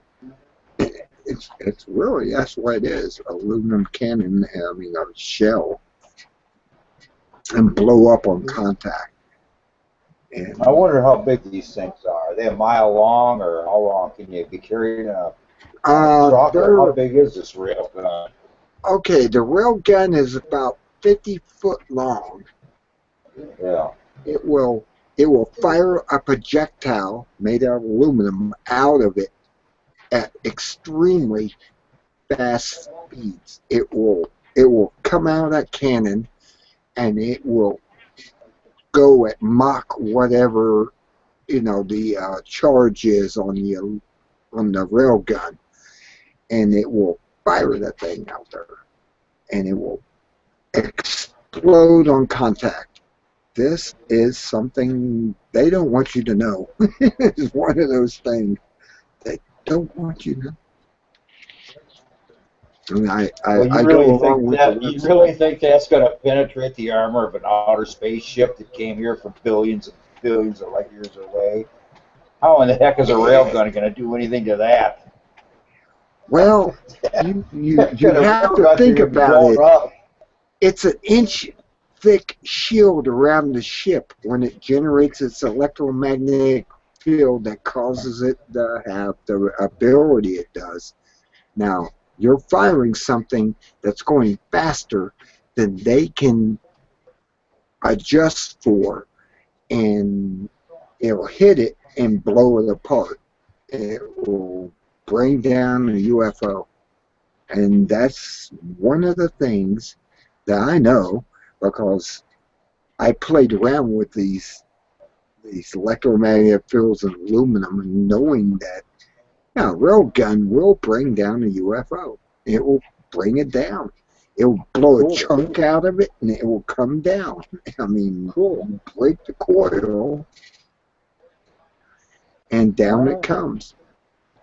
That's That must be why pretty we are good. 40 years behind whatever technology they're coming out with. They're they're they're bringing these UFOs down.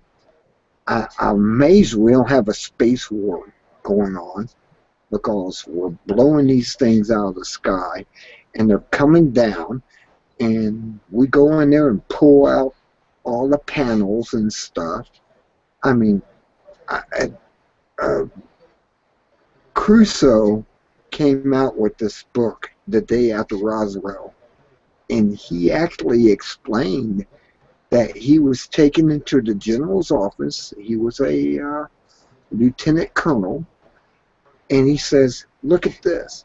And he pulled out this stuff out of a file cabinet and said, "Look at this." And he said what he saw looked like squash bugs on a plate. And that was microchips. And he came out and said, well, this is what you want me to take over to different companies and back engineer them? He says, yeah, I want you to back engineer all this technology. We got the CD player, we got the DVD player, we got all this from back engineering their technology.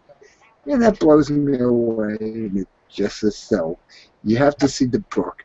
You can probably get it if you just Google it. The book is probably on there, and you can download it for free. It's called The Day After Roswell.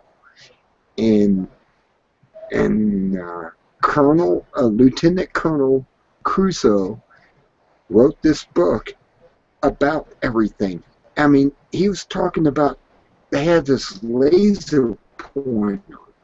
We have laser pointers, and you point around and make a beam of light.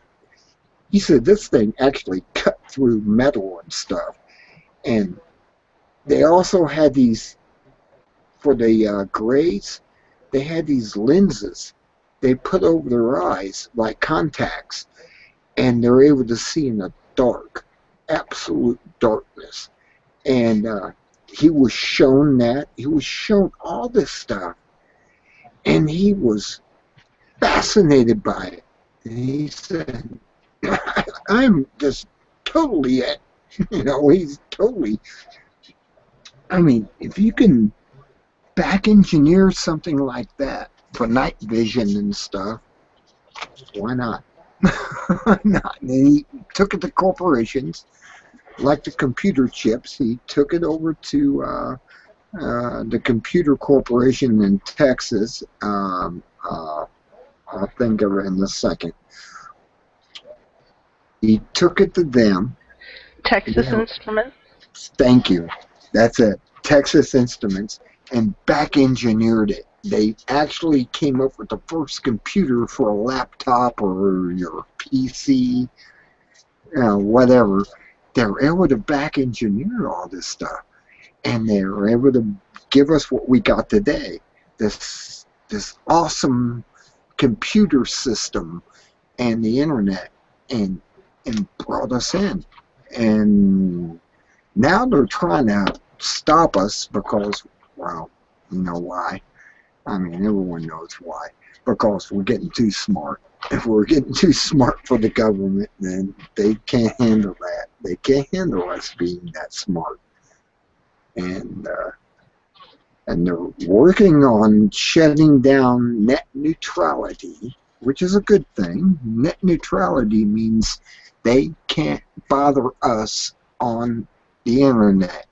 And they're trying to take away everything that we got and make it into a commercial structure where, well, you get the internet. You go on, Windstream, whatever, and they are able to turn around and go, look, you got to pay $20 for this, $20 for that, $20, like cable or something, and they want us to pay extra money out. That is what they're after. That's why net neutrality, and Ron Paul talked about that. We got to have net neutrality. I mean, Ron is a genius in this. His son's playing into the game, and he wants to be president and get that from, Rand Paul. Rand is not his father. Rand is like a preacher's son who hates religion and everything because his father's a preacher. Okay, then you get the same thing out of Rand. Now, that's why I don't trust Rand to be president, because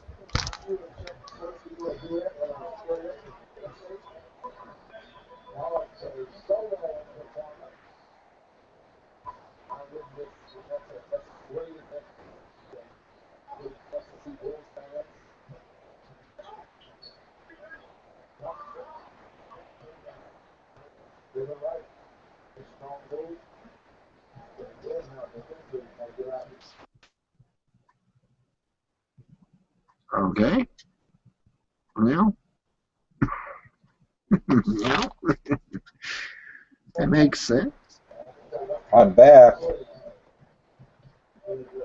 Yeah, there you are. Where'd you go? I keep getting this interference from the call them NSA, call them aliens. They're screwing with me because I'm speaking truth here, and they play these games, and I understand that. I mean, even Mike Rivero on whatreallyhappened.com runs in the same thing. He even had his network that he's on attacked, and he was attacked. His computer was attacked. He had to go on and pay $200 and something to fix it because he was attacked.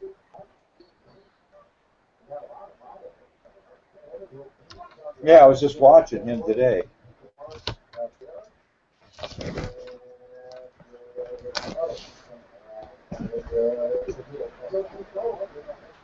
Hello. Hello. Hello. I hear you, TJ. Oh, okay. I'm not getting any green bubbles on my thing. No, I'm hearing you. Let's see if I open it up. Yeah, no. If I open it up. There you are. Yeah. Yeah. What's new, Ann? What have you been doing? Oh, I got the yuck, so I'm getting over that. I'm healing. Yeah. Oh, I got some recommendations. Potato chips and Coca-Cola will just usually about take care of anything. What? Gotta stick with it. Coca-Cola and potato chips will cure just about anything. There you go. Yeah, Coke will I definitely know clear it your sounds pipes. crazy, it sounds counterproductive, but over the years, it has worked so many times that it's, You know, I started drinking these teas, like, I don't remember, like Teo or something like that, teas, and they fucked up my stomach really bad, and I couldn't eat anything. The only thing I could eat were potato chips. yeah. That was the only thing I could eat that would not upset my stomach. Wow. And I was like, no, I can't eat I can't eat potatoes. I don't need all this starch and crap. But I'm over that, so I have to be very careful with teas. They mess me Can up. you stick to coffee, just strong coffee? I don't really like coffee. The only kind of warm drink I like are like teas or like chai tea. I can drink that, but it's too sweet. So I just do hot chocolate Yes. or hot water and honey and lemon. That works too. Let's see what you're talking about. I got sick today from eating eggs and this bacon from, I don't know, I went to Carnival. They call it Carnival. And it used to be called these other names for a grocery store. And I bought this nasty looking bacon that looked like it was just, put together in the Well, why did package. you buy it then? You shouldn't have bought it. It made me sick, and I told my mom that, and she says, well, not that. And I said, well, you eat some of it and see if it makes you sick. And she didn't eat any of it. She didn't have the bacon. And so, it was something, the bacon was bad. For some reason, that bacon was bad. I never get sick.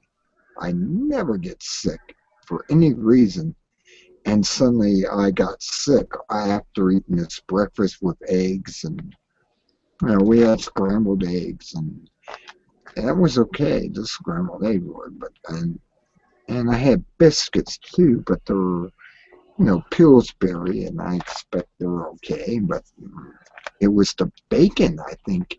For some reason, I didn't eat all the bacon that she cooked for me. My mom cooked this bacon up, and she didn't have any. But I got sick about 2 hours later, and purged, and that was, and I suspect the bacon was what was bad, because I can't see the eggs being bad. I can't see the biscuits being bad. Yeah. And I don't know. I suspect the bacon.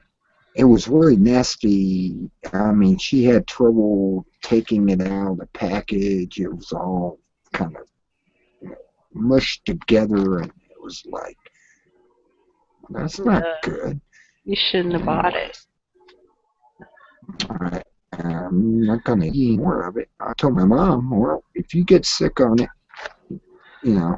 we'll know for sure. But I don't want her to get sick on it, because she's 80 years old. And Yeah. I don't want. See, I live at home because I am the youngest and the one that takes care of my family, my direct family. My dad died a year ago on February 14th, Valentine's Day. That blew me away. He died on Valentine's Day. Really? I'm like, and he was laying on the floor, his hands kind of gripped, and they say he died peacefully. Well, it looks like he was fighting against something. I don't know.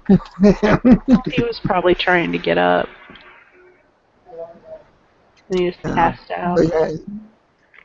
He had congenitive heart failure, is what I figured. Me and my brother came together and said he had heart failure, and his heart, it just stopped, and that was the end of him when he did that. And he fell over, had his hands up, and kind of claw-like. And my mom called me up at 6 o'clock in the morning. I was down here on G Plus talking to people, and I go, hang on, I gotta go check something. And I left and went up there and tried to revive him when I was talking 911. And it was like his chest was warm because he had a jacket on and everything. I thought I could revive him. And it got to a point when the medics got there and they start doing the little hookup and everything. That he was gone. He left this world and went to other world, as I call it, because I know what the other world is. It's like Dragon Ball Z. Other world. He went to other world. Right. That's what they call it.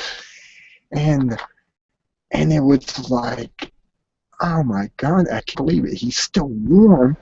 When I opened his coat up and everything and tried to revive him.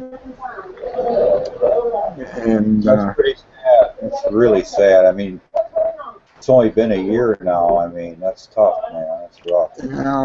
Well, he got a military burial, basically. They did the 7-gun salute, and we have them cremated, because that's what we agreed on, the cremation. And so, we had his little vessel, and they went out and buried it and put one of those little nice little tombstones with his name on it. And, I was satisfied. My brother, he helped out for a while to get my mother over it. He's my older brother by 10 years, and he got us through it. And I'm still here helping out whatever I can do. And that's why I'm at home. And I don't have my own life or anything because you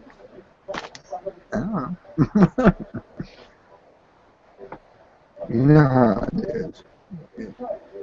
Youngest in the family.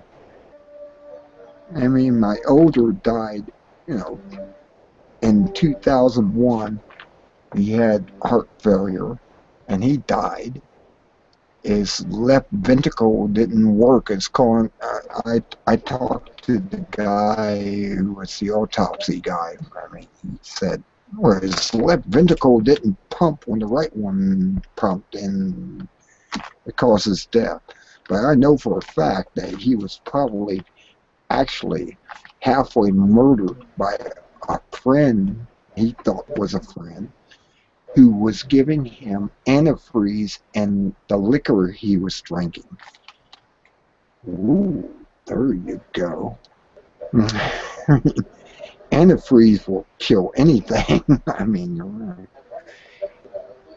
And that was something that was scary at that time.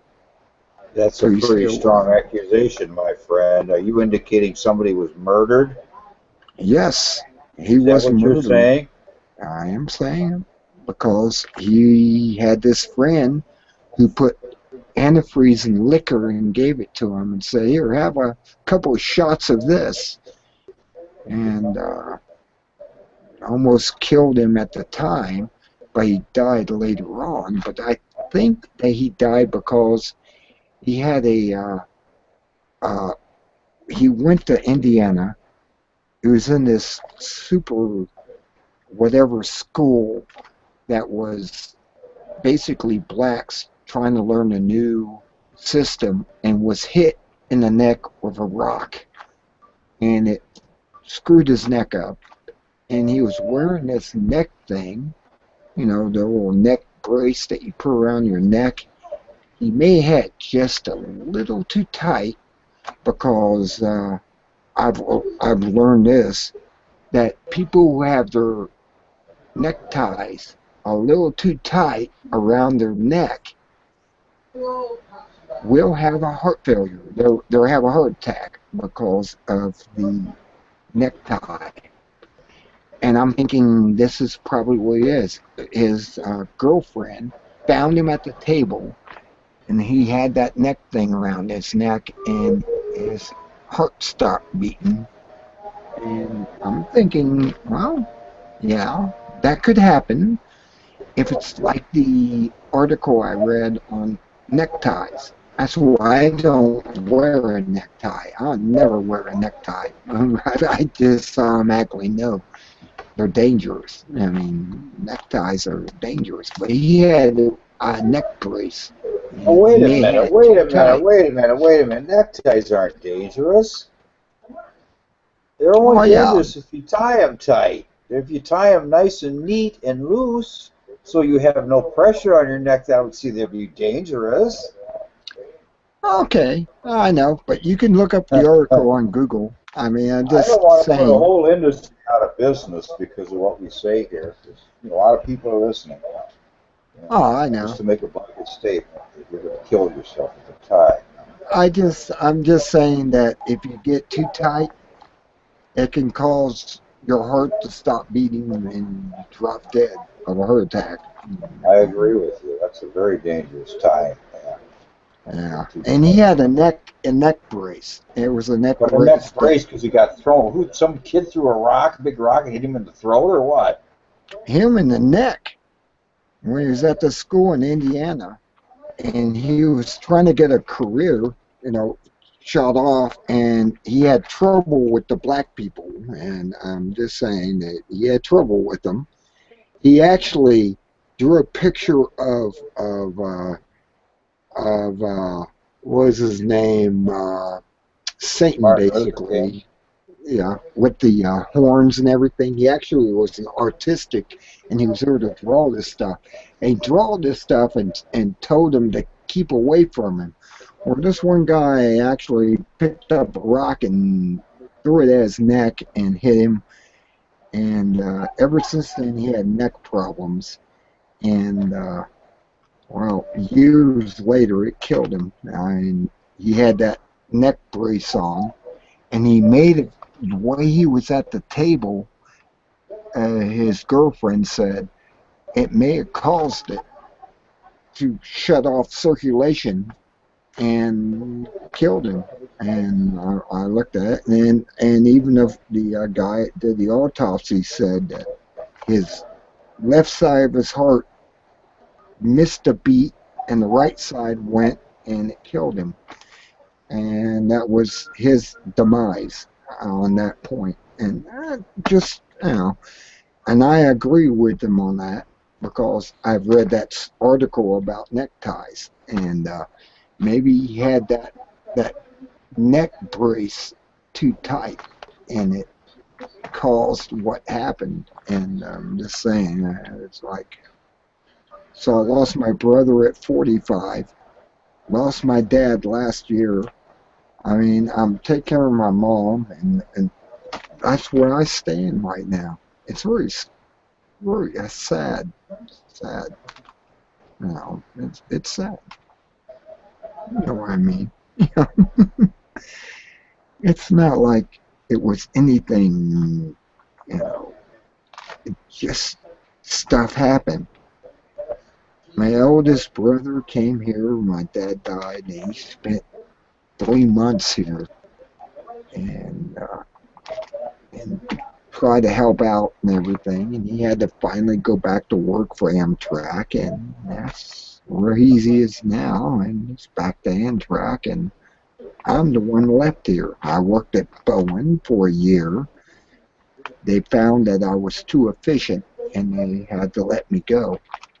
When you're too efficient for a welfare system, there's something wrong, right? That's what it was. It was basically I was too efficient. I was moving product, and they didn't have any work for me, so they let me go as a contractor. Didn't hire me. I wish they would have hired me. I wish I was hired in Bowen, but no, they just let me go. Out the door I go, onto the street, just like Keith, a guy I knew 2 or 3 months before, who they did the same thing to him. He was contracted. He was there. He ran out of work. They couldn't find anything for him to do, and out the door he went, and so did I after him. And I sit back and go, this is why I don't like Bowen. And it was local. It was like 6 miles away. I mean, I had the best job you could have had. 6 miles away, go to work every day. But I worked myself out of a job. Micah told me that. This friend who taught me, certain disassemblies, and he said, you're going to work yourself out of a job. I didn't believe that you could be worked out of a job. Yet you can if you're too efficient. And that's where I ended up, out of a job. And now I'm unemployed, looking for work again. I've talked to several companies that are willing to hire me because I have skills and electrician skills, and they're willing to hire me at a bigger price.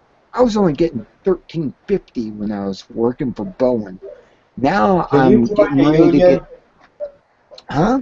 Wait a minute. Can you join a union? I Why don't you don't go to like Union Hall? unions. I don't agree Oh, with come unions. on, man. You could make some big money, man. You could be a traveler. And you I could don't travel. want to travel. I'm over that when I was in the Air Force. You could be a journeyman. You could be a journeyman. Well, I could be a journeyman. Yeah, that's true. Yeah. But I'd rather get something local where I don't have to go that far and have a job full time doing electrical work. I mean, I can do precision panel making. I can make panels. I can do that. That's something that will keep me occupied all day long. Making wire bundles and running circuits and all that stuff. That's really what I want to do. I want to do something like that. I didn't like bone because it was like a, well, let's put it this way. I did particle count. Oh, you want to know a boring job? That is the most boring job you can have. And I sped it up. I actually got QA to say, yeah, you can do that. You can do this. You can do that. And I had this thing down to a patent. I was going faster than the people who were doing the other job to get me the parts to assemble. And that's what happened. I'm like, really? Really? I mean, I was too good. I mean, being an electrician, you do the job quick, you do it efficiently, and you get out of there. And apparently I worked myself out of a job. I really did. I worked myself out of a job. I like to work and move along and do that over and over again. But I worked myself out of a job. And that's really what happened. I worked myself out of a job. It really upsets me that I did that. I guess I should have just took it as a retirement job, took my time, went real slow, but I couldn't do that. I'm a person who wants to work fast and efficient.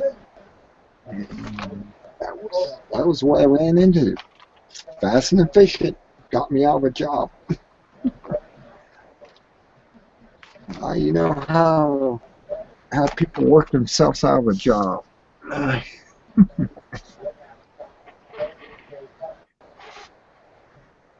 Yeah, I was too efficient. Sucks. Well, it sounds like you got plenty of money. I mean, it sounds like you're from a very, very, very wealthy background. I can kind of tell. I mean, you've got all these electronics. You got several cars, several houses. You know, take vacations all the time. Do you really need to work, Spellbinder? Yeah, I need to work. I'd like to hit the lottery. I really would. I'd like to hit the lottery for $1 million and travel the world. I'd like to be on a yacht for a year down in Caribbean. You know, like the where is it? The magazine. Pirate Life. Yeah. Pirate. Yeah. Pirate life. I want to be a pirate. I want to sail the 7 seas. I want to be a pirate. That's what I want to be. I'll take these, you know, politicians down and put them on a plank. I mean, well, have you ever heard that song? It's a Western song. It's a Western singer. He says, "I want to be a pirate," and it's a great song. You actually see the video and everything. And he goes out there and finds out, you know, the big bosses on their yachts. And he goes and conquers them and takes their money and sends them out on a plank. Well, he doesn't actually put them on a plank. He puts them in a boat. Just a small boat, and sail them off and say, I won. He talks about how he used to have a factory job and how he used to make money and everything. And suddenly they shut him down, and he wants to be a pirate. It's a great Western song if you ever get a chance to hear it. It's I want to be a pirate. just put that in YouTube, and it'll come up. I want to be a pirate.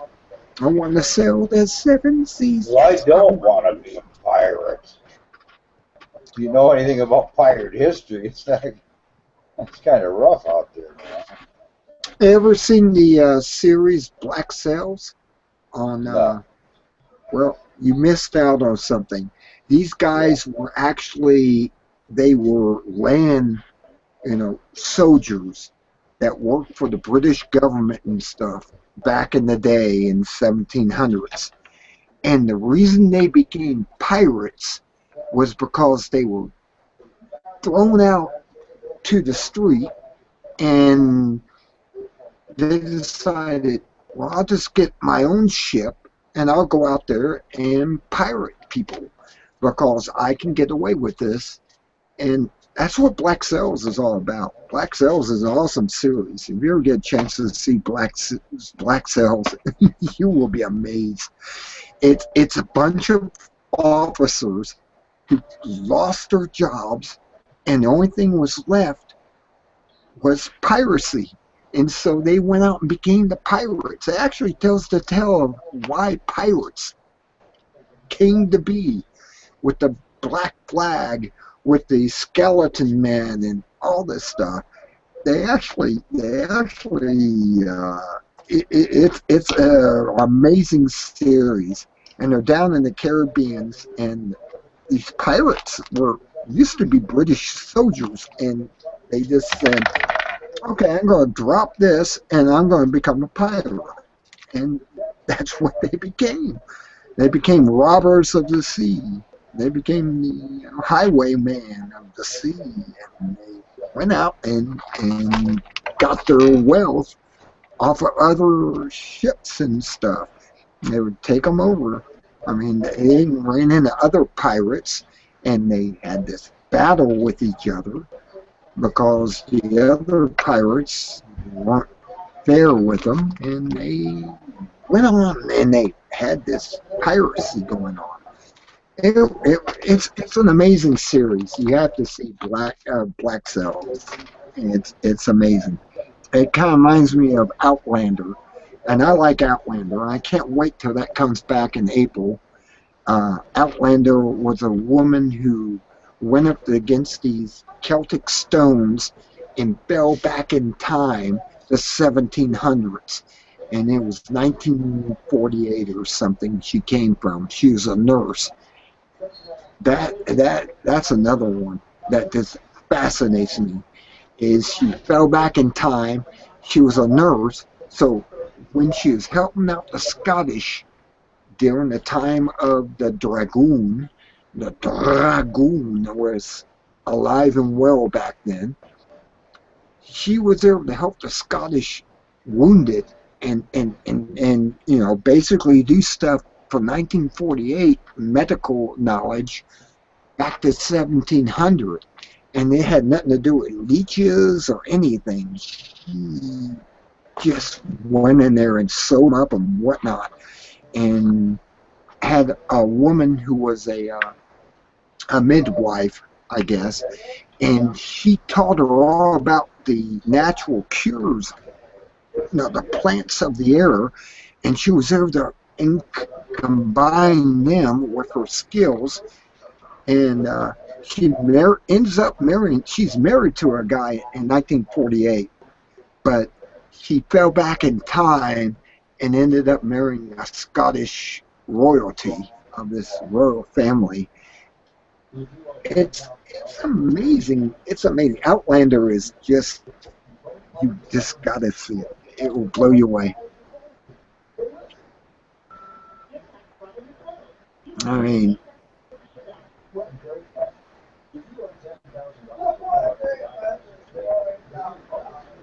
why are you watching?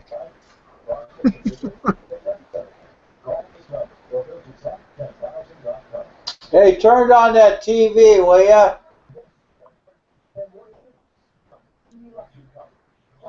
Can't believe my wife's watching a basketball game. Chicago Blackhawks. Is that what's in the background? I'm going. Yeah, what the she's hell got you want? hard of hearing, so like most women are hard of hearing, so Yeah, I know. My mom's hard of hearing. I keep trying to tell her to get a hearing aid, and she just won't go that way. It's like, well, I gotta get you a horn or something to stick in your ears so you can understand me. Is she really bad, Spellbinder? Because one of my close friends is really bad, and she was just telling me how one time she went to the ear doctor, and she goes, he put this temporary device in my ear and went in the other room, and I couldn't believe it. It just blew my mind. I could actually hear him talking in the other room. I could just hear him so clear. And I go, well, what happened? Oh, my hearing aid, it bothers, it gets moisture in there, and I did have one, but I go, well, you need one because you can't hear nothing. It's terrible to have to be around somebody that's hard of hearing. My mom was hard of hearing. Now my wife's hard of hearing. My friend's hard of hearing. Now your mom's hard of hearing. Everybody's hard of hearing. Yeah, I'm hard of hearing. I'm not too bad. I'm just a little hard of hearing. Oh, yeah, I'm like you. I'm able to hear and understand and not have that problem. But my mom really needs a hearing aid in one ear or something, so I can talk to her. If I have to yell at her, and I don't like having to yell. I'm one of those people that don't like to yell at her. No.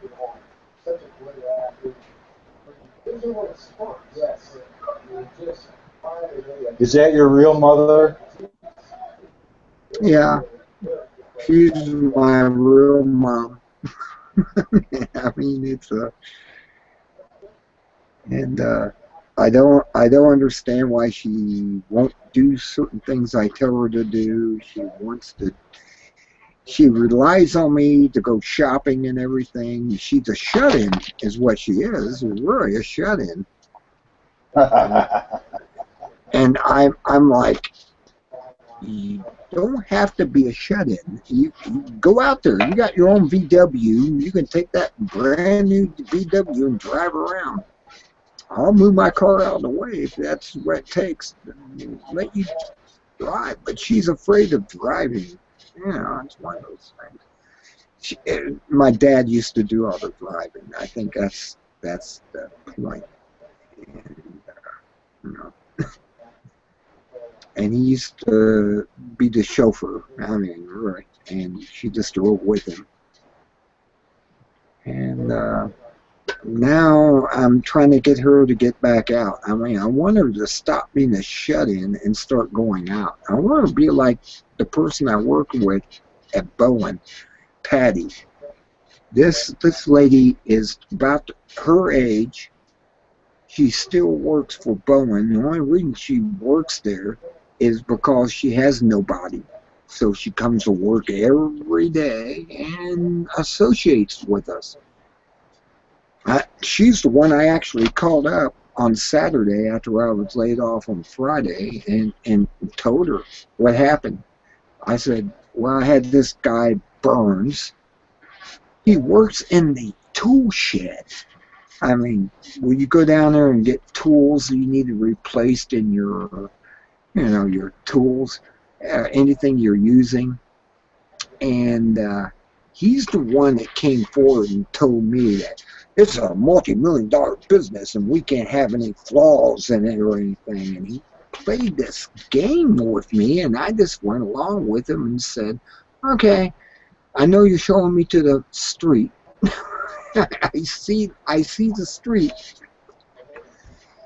And my supervisor, she looked concerned. She actually did. She looked concerned and was like, she can't believe that Burns is going to burn me and send me on the street. And I had two supervisors. I had these two come to me and say, you got to go down there and learn, about this, electronic system of NCBC and DC, that is, and go down there. And I said, well, he doesn't have anything for me. I haven't produced anything so he can show me anything. And I think that was the key. They went to this tool guy who's apparently above them, and she brought me in and said, you have to come in here. And he sat there and talked to me and said that I'm not doing my job and everything, and sent me to the door. And I'm like, really? I actually did a better job, and I'm being sent to the door. Okay. Later, I'm out of here. I was getting tired of it anyways, but hey, you guys want to send me out? Take me to the door, let me clean out my locker, and out the door I went. And they escorted me, took my badge. I had secret clearance. They took my badge, they took all the stuff, and and sent me to the door and said, I wish you luck out there. And that's the last thing I heard as I went out the door. And I just walked out shaking my head going, what the fuck is this company really about? What is Boeing about? They lost 2 aircrafts that crashed into the ocean. It's their responsibility, and yet I'm sent out the door. No, I'm not going to get upset about that, because I know those 2 aircrafts were somehow planned. I have no idea how they were planned, but something was planned in that. And they sent me out the door. And I watched it on Fox.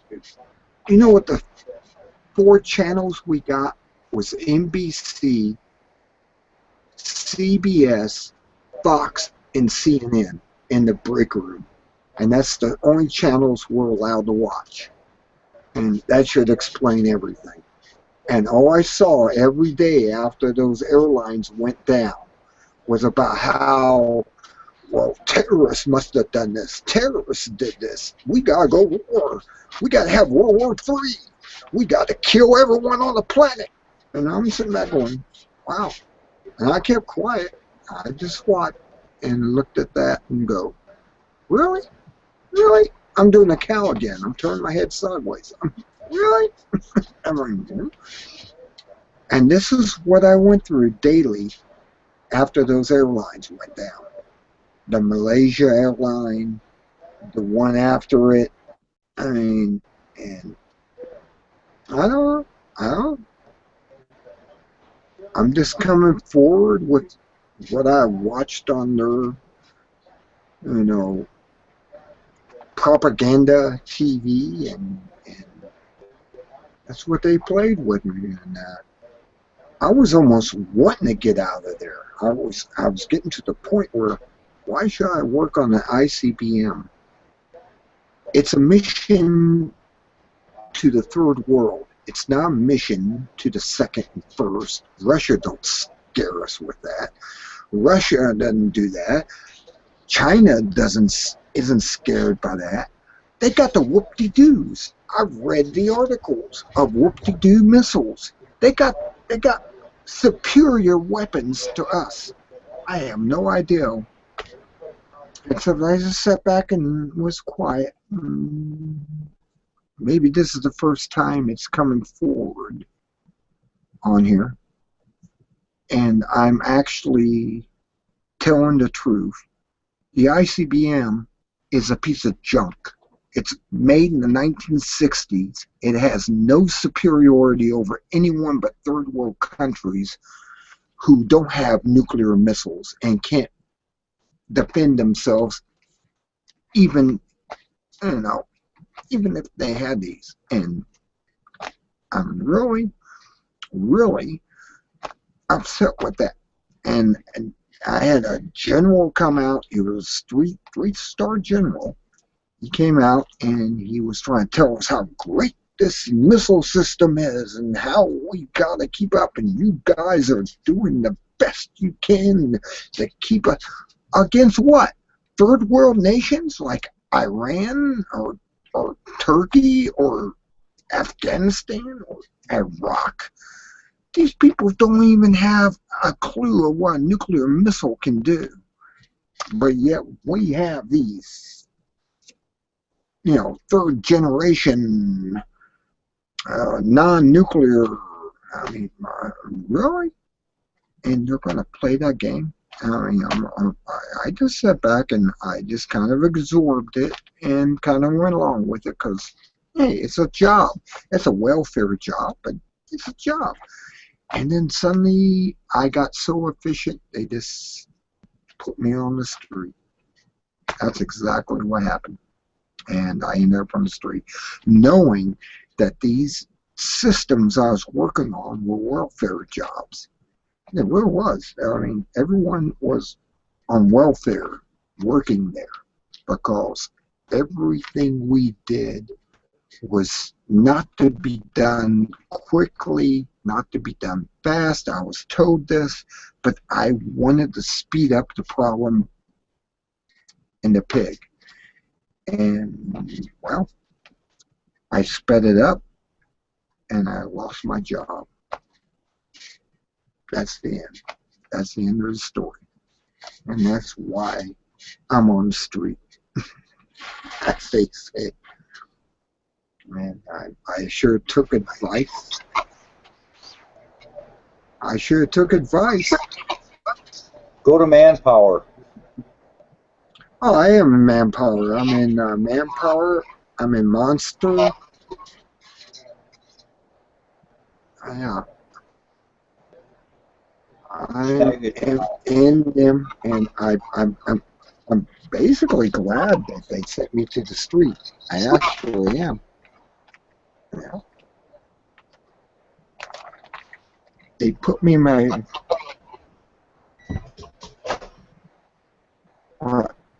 hey.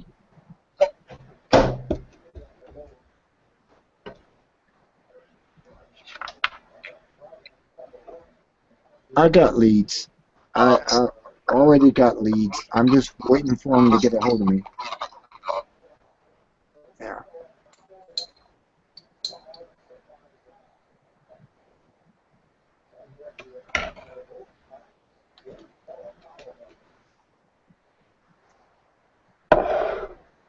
Yeah, I'm already halfway.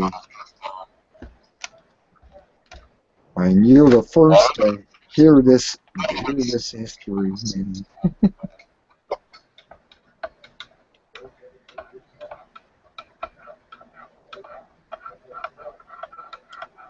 yeah.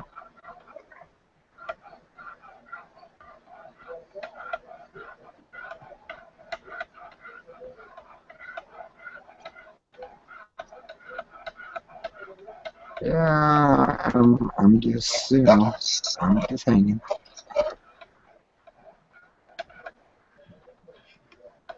Well, at least you're not on a lot of pharmaceutical antidepressants, so you can be thankful for that. Yeah. You're drug-free, like me, completely drug-free. Absolutely. I ain't Vitamin. that shit. I get no vaccine shots. You take your vaccine and shove it where the sun doesn't shine. Wow. They've already pumped me full of enough poison.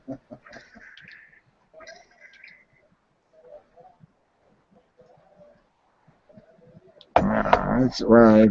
Like I said, like I said, I used to have a secret clearance. Don't have any more. No secret clearance.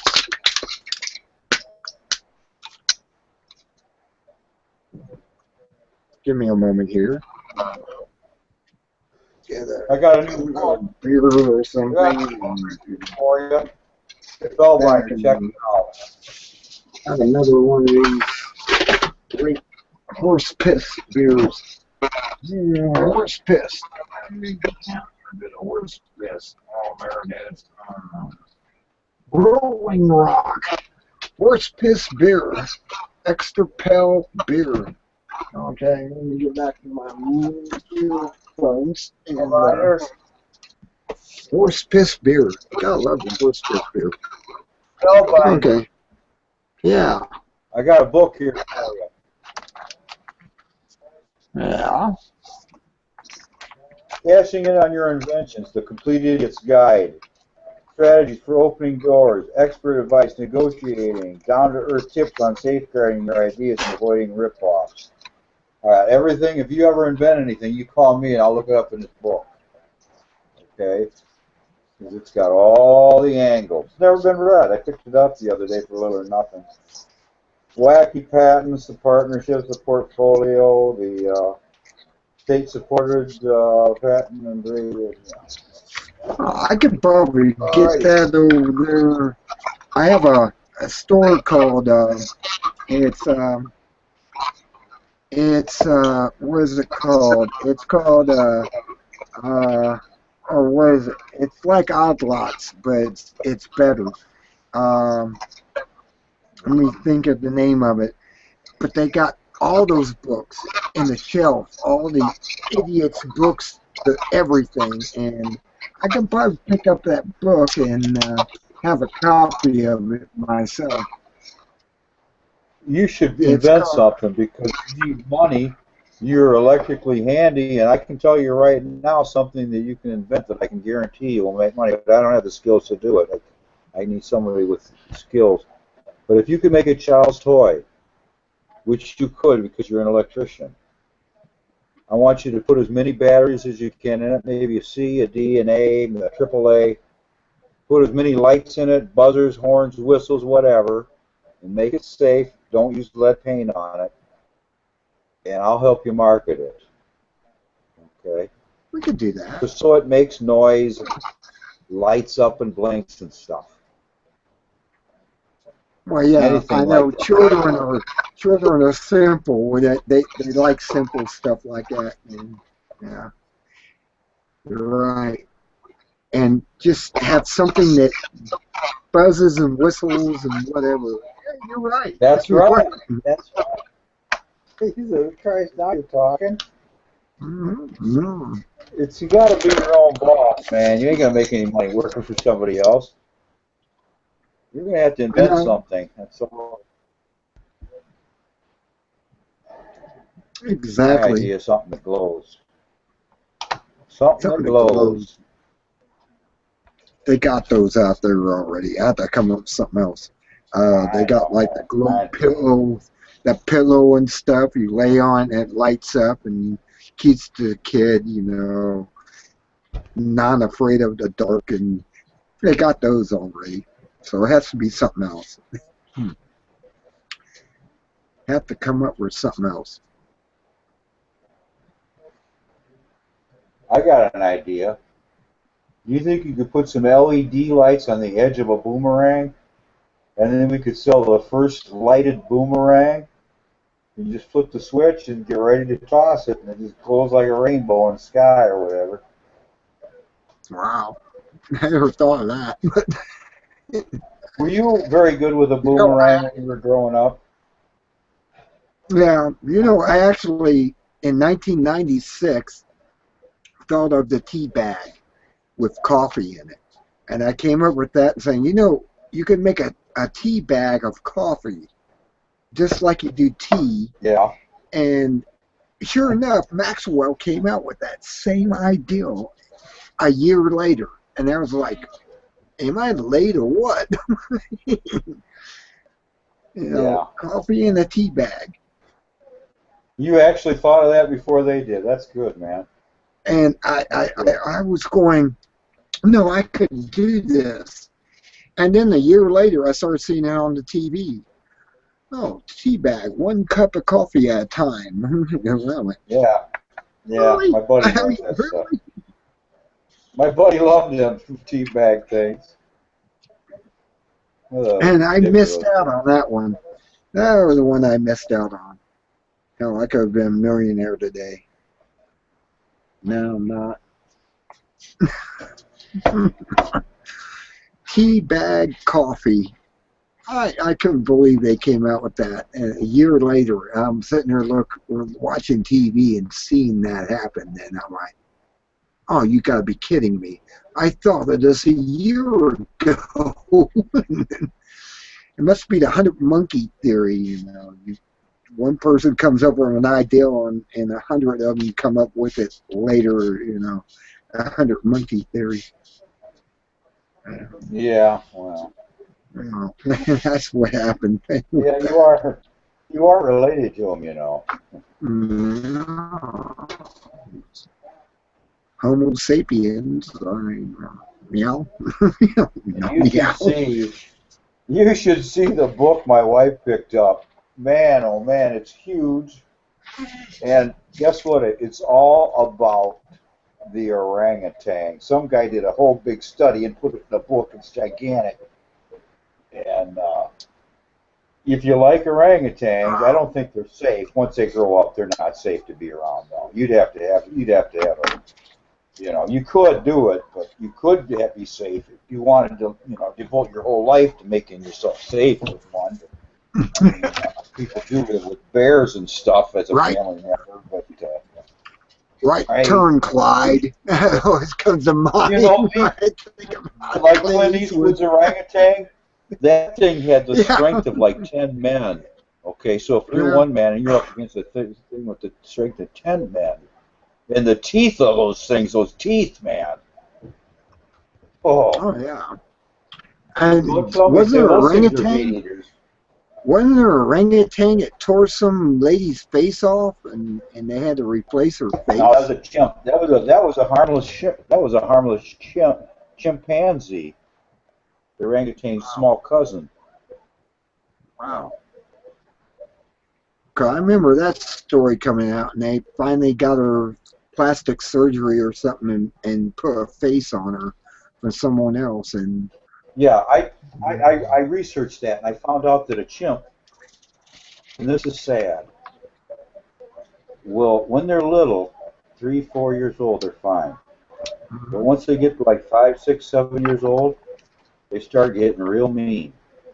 And so guess what they do? You got to pull all their teeth out, especially in Hollywood. And they will pull all the teeth out of the chimp because they have such a ferocious bite.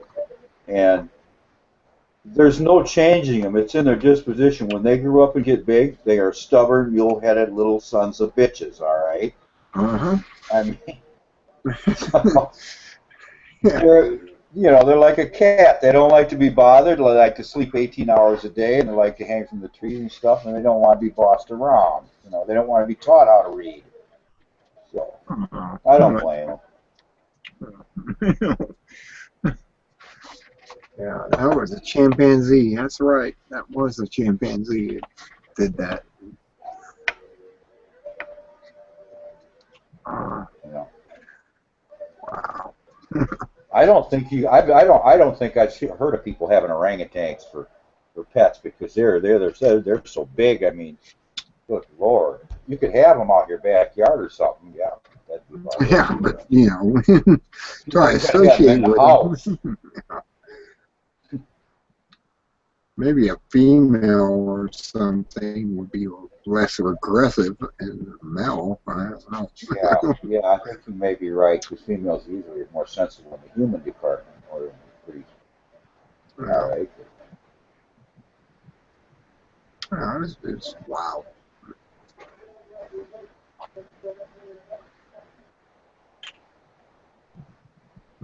I have all these animals around here. You got animals too. You got your cat. So I mean, it's just constant feeding, constant water, constant change the box, constant let them out, constant, and mine, it just comes right over here, jumps right up on my leg, right up on the kitchen table. I'm at least suspecting I'm concentrating on something. All of a sudden, these claws. One time a week ago, man, the cat really dug in because I had a bunch of stuff up here, right here, where he jumps up right in this area here, and I had like my coffee cup here, so we had to make an extra jump. And he sunk his claws into my thigh so deep that, it burned. Man. I know. Wow. And my cat will come in here, and the only way it gets up on this bar and goes up to the window, it has to come in here and look at me, and I give it a little nod, heads up nod, and she'll come right up, and she'll go right up to the window, and I'm like, okay. Yeah, I got I have meating on my belly from the cat because I'd sit in a chair and it would come up and start meeting. You know, it takes its claws. It's looking for, it's an instinct of looking for milk or something, and it would start meeting me. And I had all these red dots on my stomach, and I was like going, what the hell? And I figured it out that the cat was on my belly and it was meeting me. You know, it was taking its claws and it was doing its little need. Yeah, because all cats, a human being, is just another giant version of a cat. Yeah, it came out in the news a few weeks ago. They look upon you as a giant cat. Yeah, So. you're right. I look at And they want to control you, too. They want to control you. They want to be leader of the pack. Yeah. Well, this female cat looks at me as a big cat. It will meet on me and stuff, and it will, it will meow at me. I mean, this cat never used to talk to me at all, and it suddenly would go meow. I'm like, wow, you're actually talking at me. And meow. And I was impressed with it. I was impressed that the cat came and played. It recognized me since my dad died. It was very familiar with my dad. And so it used to always lay in his lap and his in the room and just lay on him and, sleep and whatnot. And when he went away, I became the new master of the cat. Like me. I'm feeding it, and I'm cleaning its potty box and whatever. And well, you must like cats. You must like cats. My buddy liked them so well, I talked to him, but one of my friends a year ago got killed on the interstate down here because they had to raise the speed limit, I think it was. Anyway, hey, what are you doing, Randy? Oh, I have a cat over here that I take care of cats. I go, what do you mean? Well, I'm a 501c3, and I go, how many cats you got? And he looks at his girlfriend and he says, how many we got now? Like 150 cats or something. And I go, where? wow. Well, we got buildings. We got buildings. I go, are they in cages? But when I said, are they in cages, all these dozens and dozens of cats, he said, no. They're just kind of running around in there. Wow. And I don't know whether, I keep thinking about that. I don't know whether to believe him or not. You open a bar and you have the doors locked and stuff, and you just throw about like 100 cats in there? Is that what they do? That kind of reminds me of Whiskers. I don't know if you ever seen the movie Whiskers.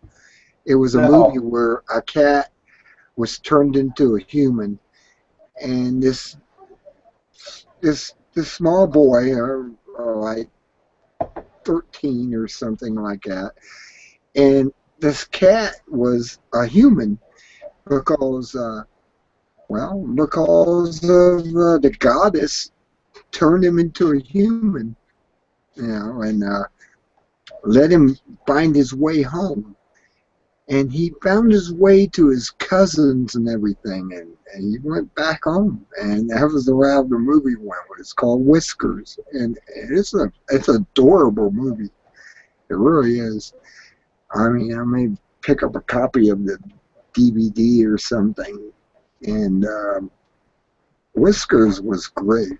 I mean, it was the cat who's, the goddess of cats, Bess, came and turned him into a human. And he was hanging out with this boy and stuff.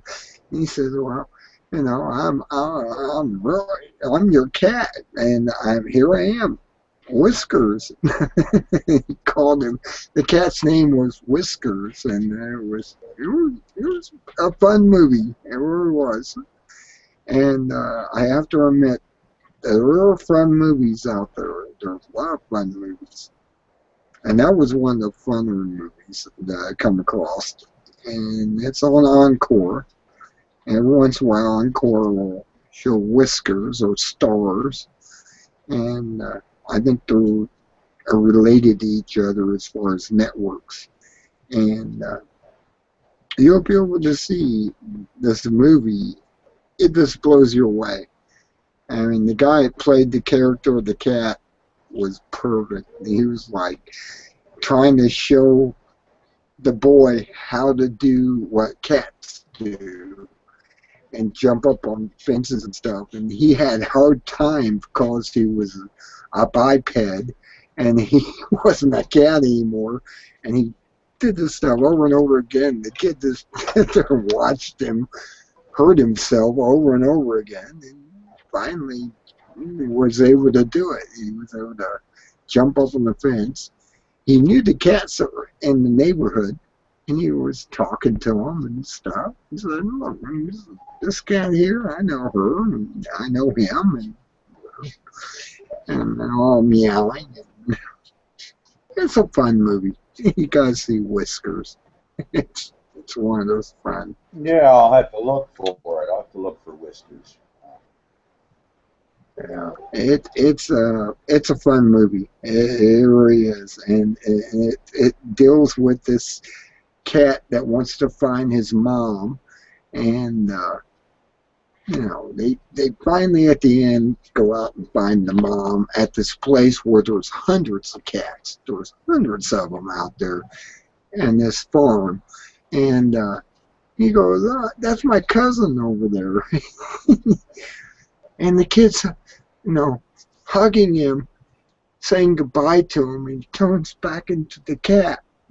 It was wow. And the cat jumps off his lap and runs up there to his cousins and hanging out with his sisters and whatnot. And then that's how the movie ends, basically. It was fun. I like that. I like certain movies that put an element in there that make you feel for them. Well, you'd like Wishbone then, wouldn't you? Windstorm? What's the story, Wishbone? Do do do do do do. Wishbone is a terrier that is dressed up in royal costumes and saves the world. And it's a TV show. Wishbone. Yeah, he's a little terrier. What's the story, Wishbone? You've seen it. I have to look into that. I have to look into Wishbone. Is it on Hulu or somewhere? Or do I have to... He's a coolest little dog. What the heck kind of dog is it? Jack Russell Terrier. That's interesting. I have to check into that too. And you know, I've seen Benji and all of them, and kind of looked over them. But if Wishbone is better, I'll definitely check it out. Well, Wishbone has the intelligence of a human, so yeah.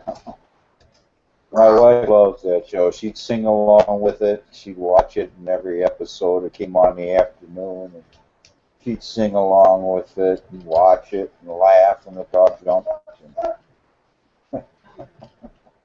See, my wife's animal nuts. Basically, she was raised with animals, and she had horses that got pregnant, and actually she was there and helped the baby and stuff and all that.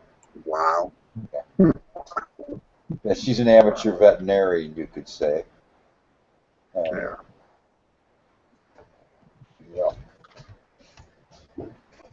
So.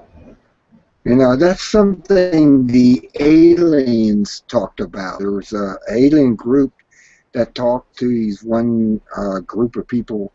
He came out and says, you know what I like about the human species?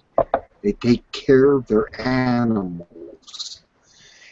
Most planets, and this is what he was saying, most planets kill all the animals except themselves and wipe them off their planet. And he says, the only thing we like about you is because you have a relationship with the animals around you that we like. And it's something that we like because, you know, most of them actually exterminate all the animals. And I was like, wow, that just blows me away.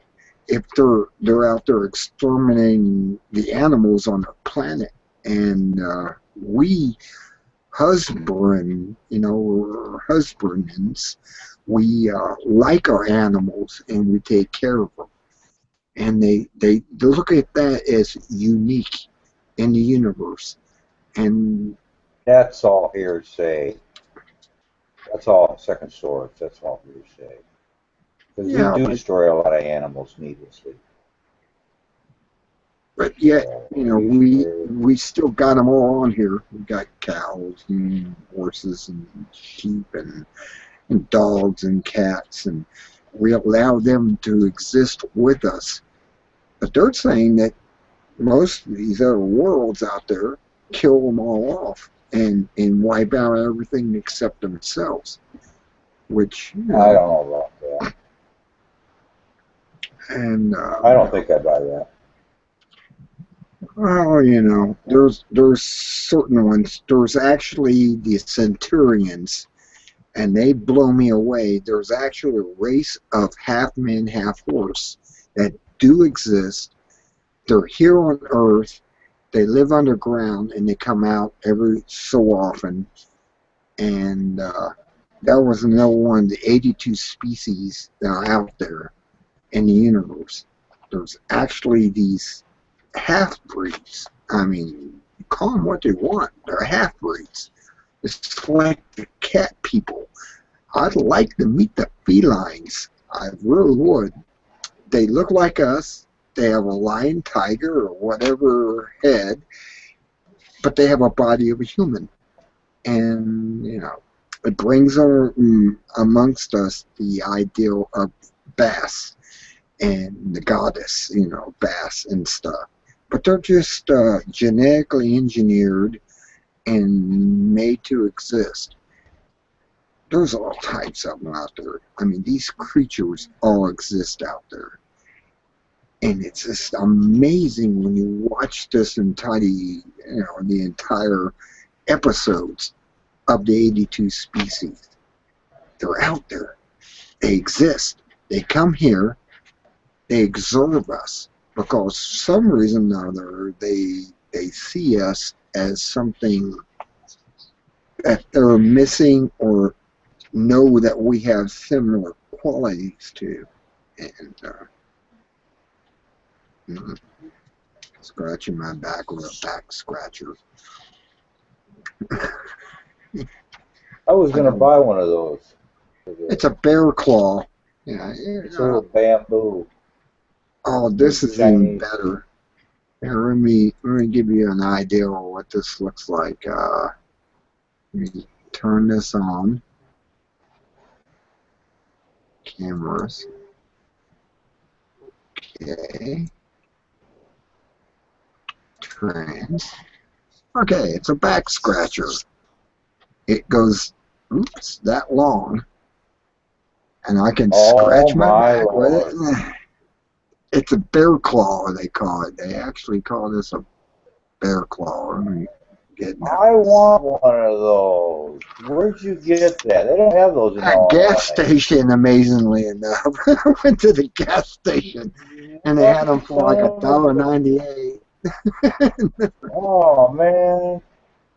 Yeah. Oh, you mean like a truck stop gas station? Well, it's a local gas station, and they had these back scratchers called the Claw, and I went, wow, I like that. I need a back scratcher. I need something to scratch my back when it itches. And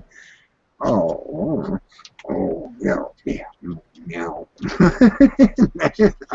Actually got Now, what's one. that made out of, Spellbinder? Is that made out of aluminum, or is that aluminum? It's made out of steel coated in something because I worn it down to the copper, and it's got copper for the teeth on it. The well, here, let me put this back on again.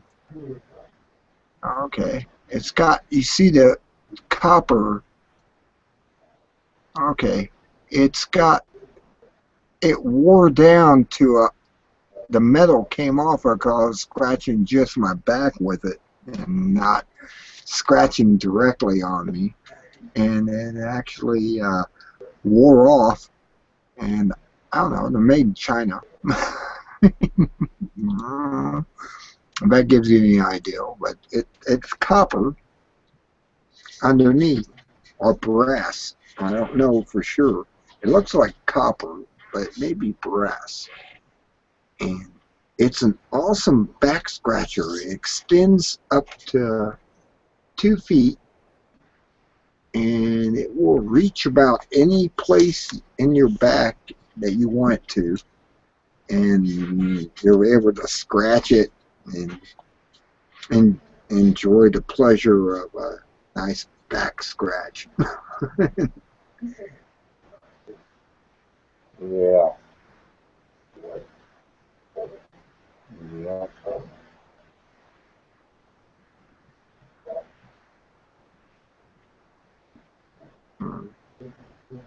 Now,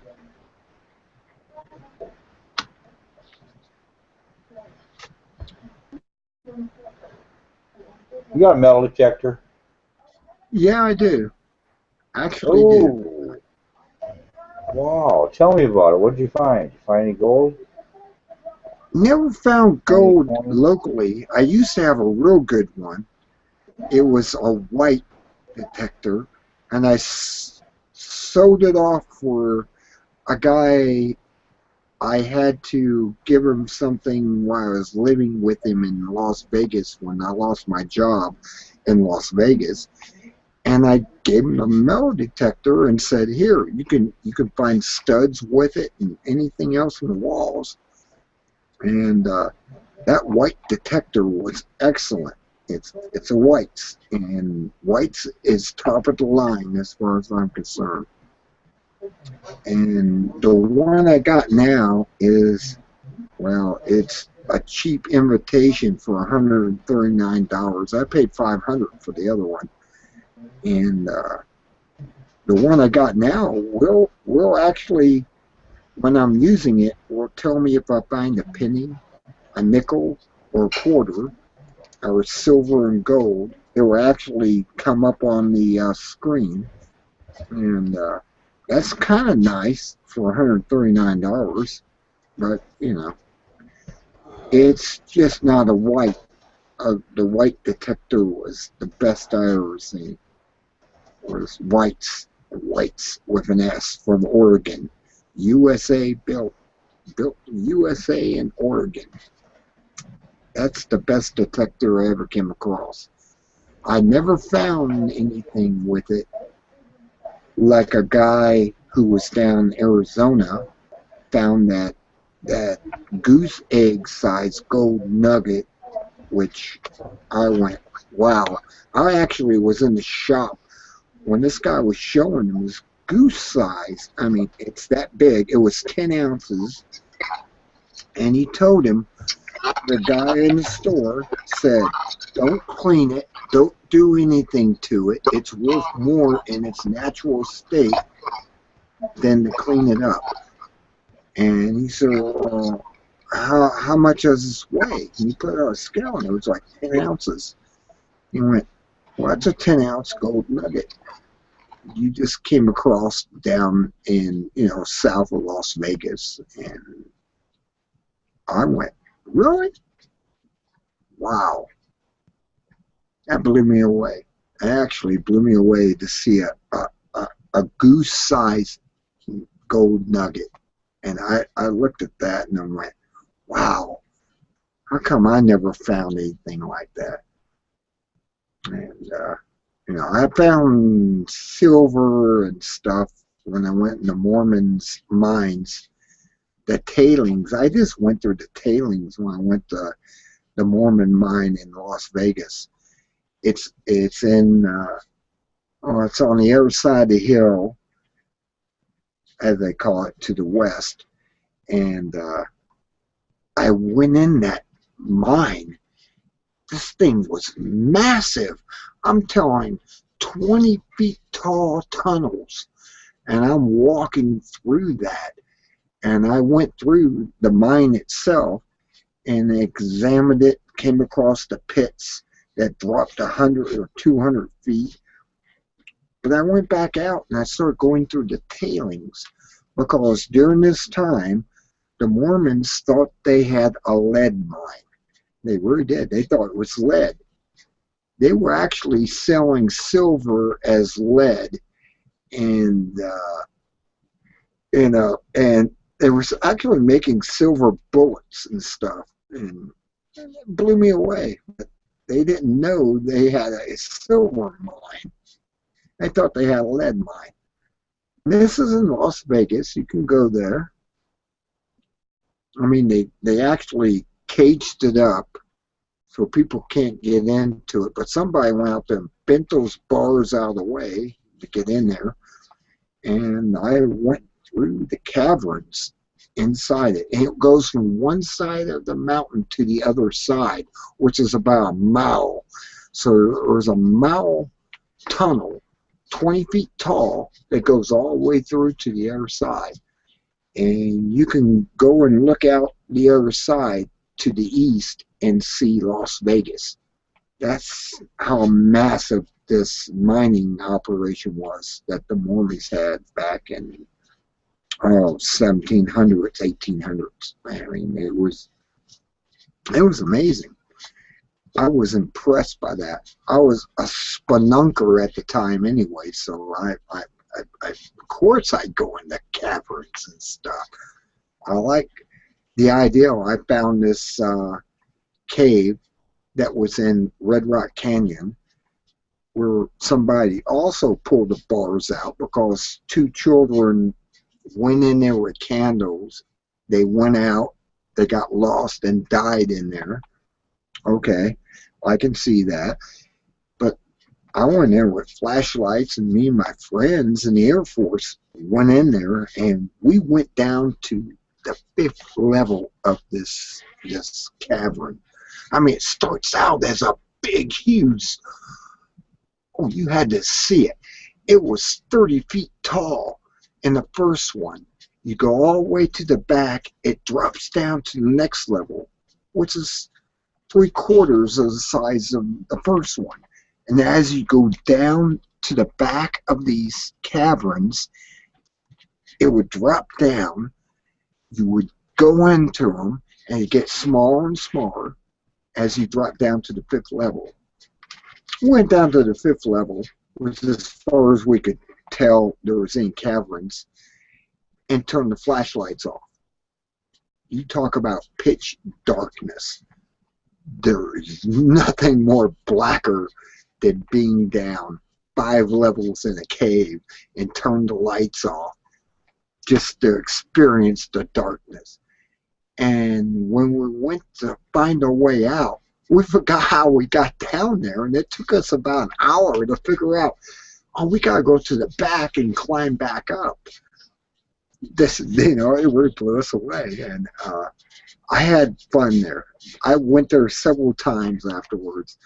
It was a spelunker's perfect cave, because as you went down into it, I mean, there's people who had been there before with spray cans, and they were saying, entry to hell here in a small, like a 1-foot opening hole. And they, on the top level, when we first come into it, all the stalagmites and the stalactites were painted with spray paint, and they looked like melted candles. It was like, wow, look what they've done here. I mean they defaced it, but you had to see it. It looked like melted candles. I mean, it really did, and it was enjoyable going down in that cave. It was amazing. I also been to the Gypsum Cave, and they have a gypsum rock somewhere around here where I took a piece of this gypsum, and there was a gypsum mine probably a half-mile away from this cave. There is a book in the library in Las Vegas of a archaeologist who actually wrote about what he dug up in that cave. We went in that cave. We found corn husk without corn on it, just a husk of the, where the corn was attached to it. This was like, they used to grow corn, but it was real small. And, oh, you just had to see this. We went up to the walls with our flashlights, and we stuck our flashlights up against the wall, and they lit up. It was gypsum. The entire cavern was gypsum. It lit up like it glowed. I mean, you put your light on it, and the whole wall would light up. And we were fascinated. And I actually took a piece of gypsum out of there, a chunk as big as my fist, and took it with me as a collector's item. I used to have a plaque there. The plaque was destroyed or something. It was very badly damaged. People shooting it or something. I don't know what the deal was with that. But it used to be a cave you could go into. You drop down into it. Yeah, I mean, you drop down. In this one, you actually had to crawl down to get into the cavern. And it was massive. And we decided to go up against the walls that were pure gypsum, because there's a gypsum mine a half-mile away, the gypsum mine. They had an earthquake there while I was in Vegas, and it happened in that area. And we went in there. We wanted to go and find this one cavern in there, and I had a friend who actually crawled in and said, I can't go any further. It's caved in. There was, on the outside, we went up and over it, over the hill, and there was a place where it looked like smoke came out. At one time, they have fire in there or something to keep warm or whatever. And it was smoky, and we're sitting there going, well, let's look around and see if we can find an entrance into this cavern. Well, apparently it was one of those entrances that we read in the book that this archaeologist mapped out the entire cave, and it caved in, and we couldn't get to it. And there were giant sloths. Now, you know what a sloth is, right? It's one of those slow-moving, big claw. This thing was prehistoric sloth, and he found the bones of that. He found the bones of a caveman. He found all this stuff, and he dug it all up, examined it, made note of it, and buried it all back. When we went in there, everything was just chunks of rock on the floor. And like I said, you go up against the wall of the cave, and it would light up like a light, because the gypsum kind of prismatically lit up the wall. It was awesome. It was an awesome thing to be there and go into it and see this. And one of my friends found a book in the library and says, here, look at this. This guy mapped the whole thing out. We can go in there and look around. Well, we got there, we found a lot of it after the earthquake caved in, and we couldn't get to certain points. I mean, these were like 3-foot holes that went into other parts of the cave. And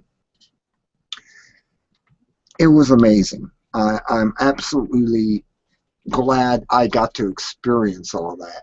I got to experience the cave in Red Rock.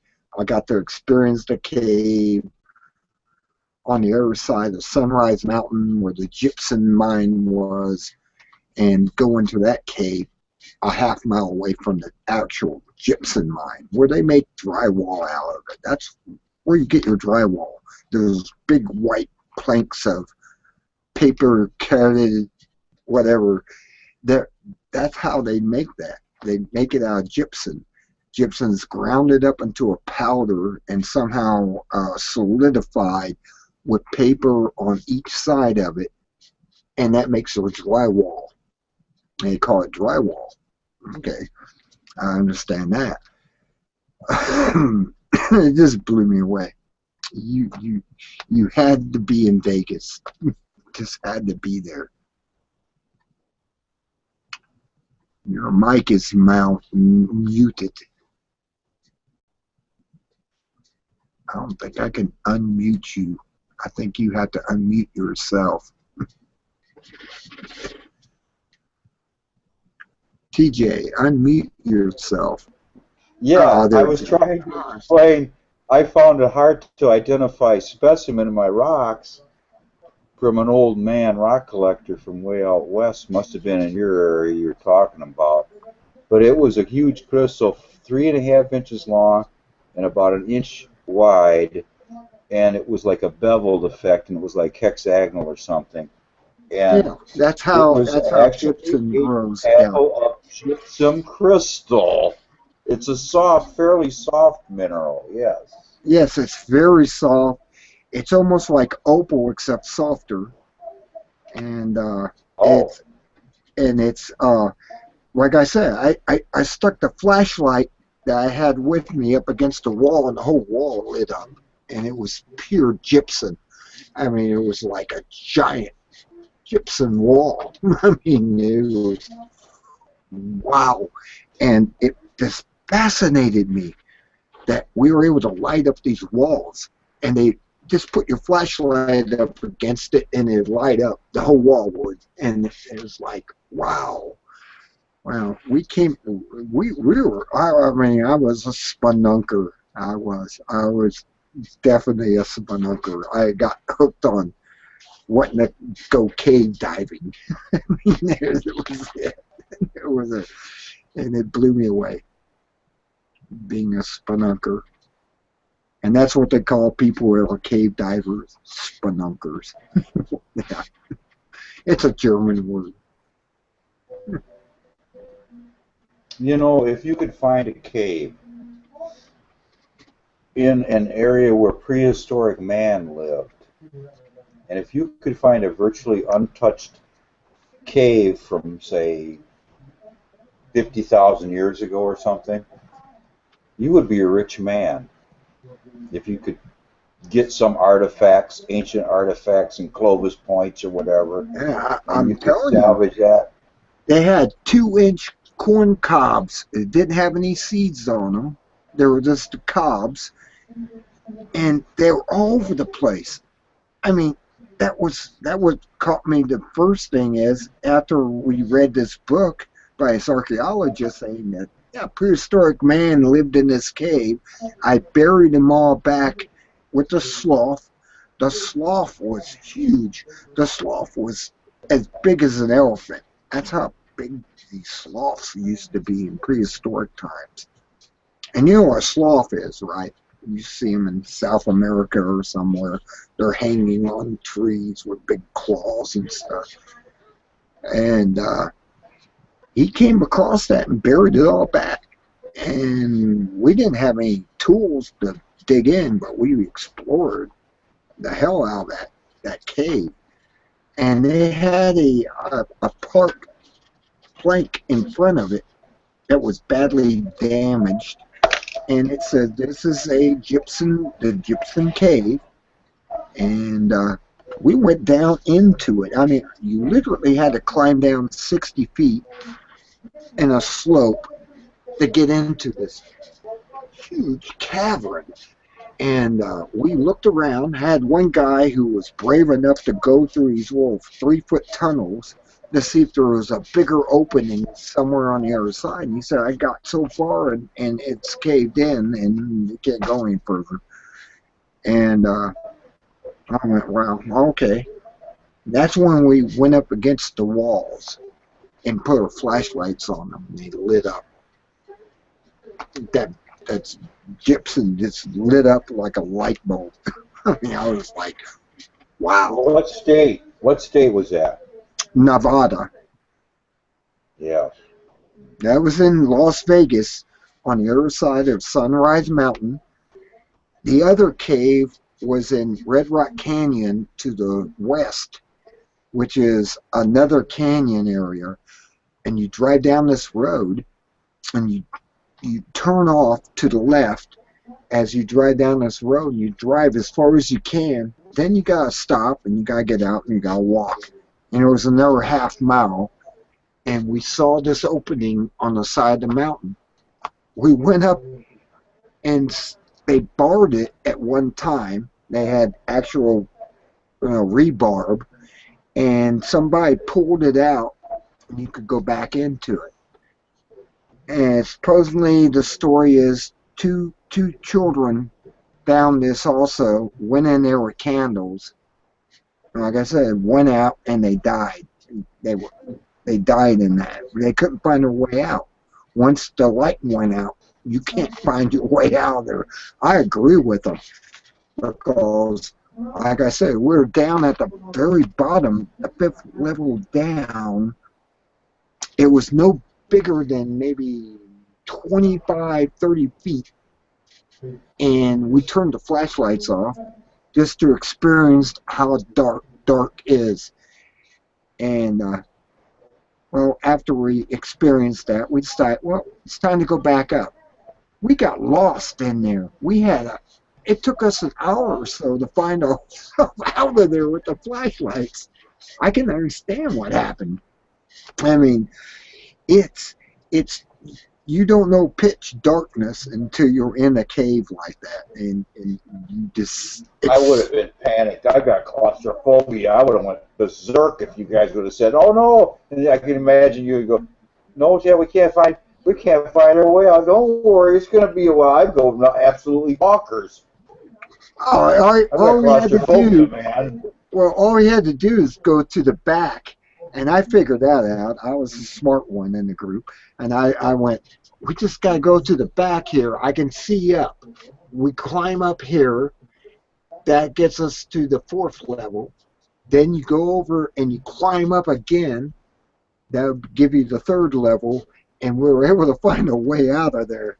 And I actually had glow sticks and stuff. I didn't trust the flashlights. And at that point, I had, break a glow stick and. Are you serious? You took those little Halloween kitty toys as a protection? Oh yeah, they work. They light up. Yeah, they'll light up in absolute darkness. They're bright as a light. and I never tried one, so I don't know. I actually I had to do that. I mean, being a spelunker, as the word is. A cave diver, I had to do that. You gotta have all the bases covered. The movie The Cave, and that's batteries. Yeah, I know. Oh yeah. We had, everyone had flashlights, so we weren't really worried about the flashlights. It was a backup that had the glow sticks, and to find a way out of there, we had to remember that we came down the back of each level. And went down, and that was the thing I had to remember. I go, we went to the back, we're looking around on the bottom level, and we're going, how the hell did we get down here? And and it took me to sit there and go, well, we came down at the back of it, so let's start looking at the back. And everyone walked around the perimeter of the cavern we're in and said, here we are. There's an opening here. It's only 3 feet wide, and that's what we came down. And we started climbing back up and got out of there, and it was great. When we get top level, the top level was huge. It was a big cavern. I mean, like I said, they spray painted all the stalagmites and stalactites with different color paint.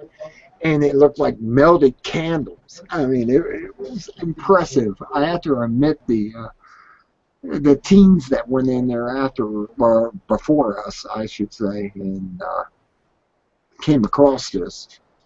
They were creative. I mean, they had, signs of where they spray painted "Entry to Hell," and there was like a 2-foot opening. Oh man, I was just going to ask you if there was any graffiti, and now you tell me there's more than I could even imagine. Entry to hell, how clever of them. Oh Entry to yeah, I hell. mean, you're sitting there looking at that, and you're going, "Really?" And I'm looking at all this stuff, and I mean, being just being a cave climber like that, we actually just went in and exposed ourselves to whatever would be in there and went down. Like I said, 5 levels. There was 5 levels in this one cave in Red Rock Canyon, and the other one had just the one that was gypsum was one big cavern. It was huge. I'm saying 60 foot high, and it was this huge place. We went down a slope into it, and it was huge. And you just don't realize the fun you have going into something like that. Or you enjoy it. I mean, actually. I mean, it's not like the movie The Cave, which I watched that a couple of times and go, no, I don't want to go down in something like that that goes for tens of miles, like Mammoth Cave. I don't think I've ever been to Mammoth Cave. I have been to Carlsbad Caverns and walked through that. That was interesting. I think I still have a stalactite that my brother broke off. You're not supposed to take anything out of there, right? He just jumped up and grabbed this stalactite and put in his pocket and got away with coming out of there with a It stalactite. was a lot of money. Yeah, It was right. a lot of money someday. Yeah, if I can find it again. That's one of those things that's kind of been misplaced around. It's like my gypsum stone. I know I got the gypsum somewhere around here. And I still got a chunk of gypsum. I used to keep it on my dashboard of my truck. And it was kind of like a piece to, you put on your dashboard. And it was pure gypsum. And it was a big What color was it? What color was it? clear. What color was it? It's Kind of brownish, yellowish, brownish, clear, semi-opaque? No, it was actually clear, like a quartz crystal. It was clear. It had some white. If it was perfectly clear, now how the hell could it be gypsum, man? I thought gypsum was colored of some kind. No, Clear? gypsum Are you is sure? white.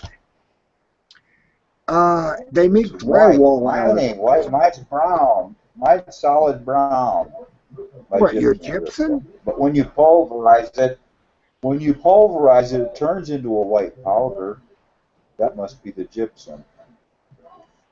No, this stuff was actual crystals. Like I said, I stuck the flashlight up against a wall of giant gypsum crystals, and it lit up. The whole wall lit up as Alright. a prism, and it lit up like you were feeding a light source into crystal. And it's clear. It's actually clear. And that's what blew me away about this gypsum cave in Nevada, which is on the east side of Las Vegas, and this other cave that was on the the west side of Nevada. Okay, there's 2 different directions, and you go down Lake Mead Boulevard out to the lake, and you drive down, and there's a big plant you can see in the background where they mine gypsum, and that's the major manufacturer of drywall. They actually do it. But they had this park, part of it, a half mile from it, where you could go in and go into this gypsum cave, and it was giant crystals. I'm talking crystals that were 20 feet tall and stuff. I mean, easily. And there was corn husk in there with no seeds on them, but they're the husk. Where the caveman ate off of it and dropped it in there. It was kind of like their home or something. And apparently, like I said, this archaeologist found a giant slough in there as well when he mined it to see what he could find, excavation. And he found that'd be worth a lot of money because the bones of a prehistoric sloth would go into a museum, and then, that's worth thousands and thousands of dollars. That kind of blew me away, because this library book written by this archaeologist, he said he dug all this stuff up, the caveman and everything, and once he made notes of everything, buried it all back. And it was all buried back. We're walking over whatever with big chunks of rock on the floor and stuff, and he actually, I don't know what his reasoning was. It was in the 1930s or something like that this guy did this archaeological dig in that cave and found all this stuff. And he said, I'm going to reserve this by burying it all back for future archaeologists to come back with better equipment than I have and bring it all back up. And that's as far as the book told. And I was like, wow. I didn't have the equipment to dig all that back up. Neither did my friends. I mean, we were just in there exploring and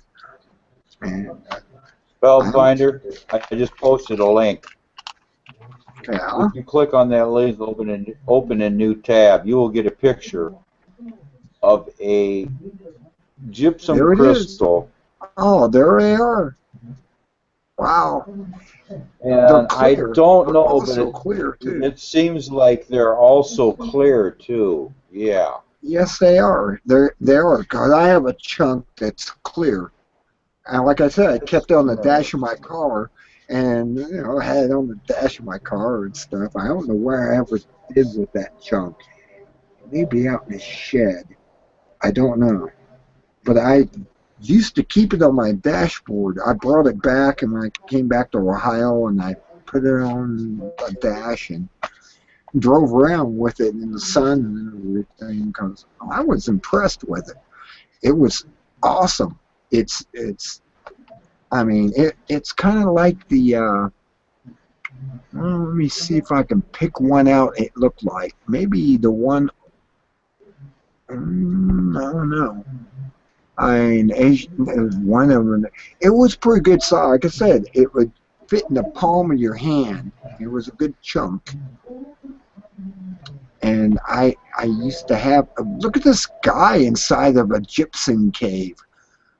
Wow. That's There's a kind of link like, to one that like you had. that's kind of like what You had a we crystal were clear in one a with way. white flecks in it. You had one with gold in it, little gold flecks in it. Little bits of gold. Yeah. I didn't find any with gold in it, but I did find just pure clear gypsum, and I knew it was soft. That's why I took care of it. And it had white on the outside of parts of it where it was kind of crystallizing, and I found it going into this little where I put the flashlight up against, and I found this, and it was a chunk. It was just laying on the ground. I picked it up and go, I'm going to keep this. It's part of my collection now. And I walked out there with it. But we discovered, like I said, the corn husk that were 2 inches long. That's how big corn used to be. Like 2 inches, 3 inches long. They weren't very big. They were in the primitive man time.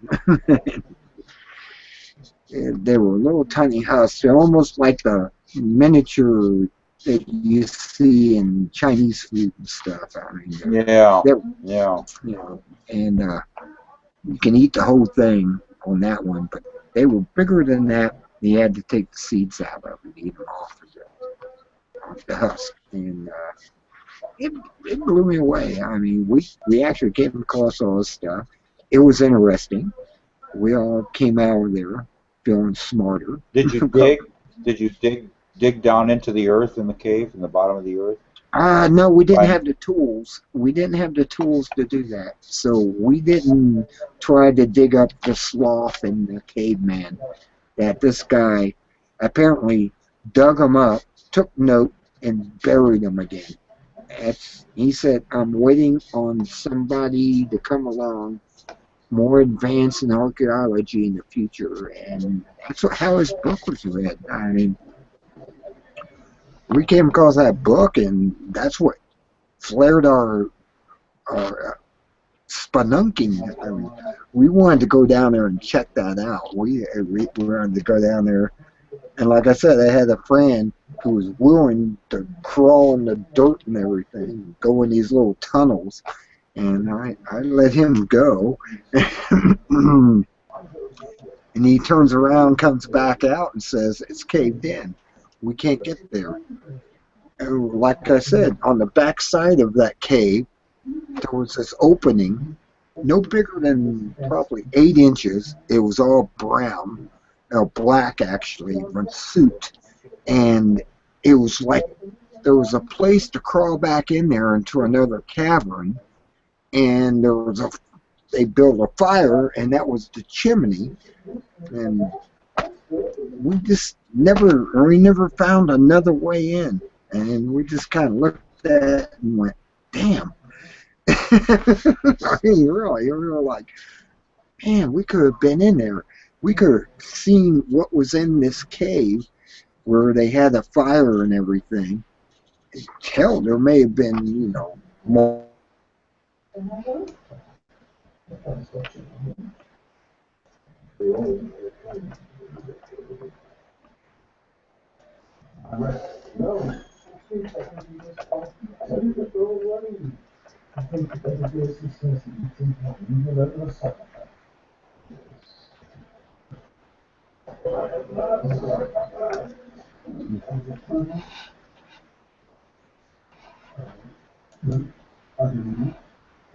Wonder what happened.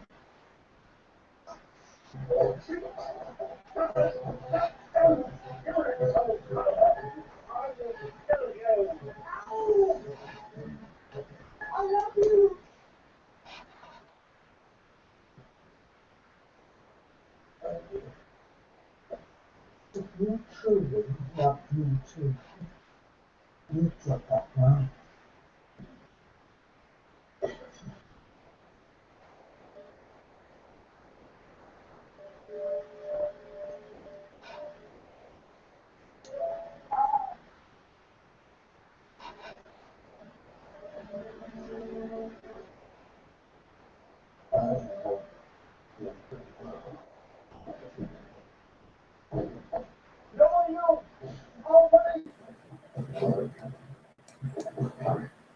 I got a hot dog for God's sake. Is this there any?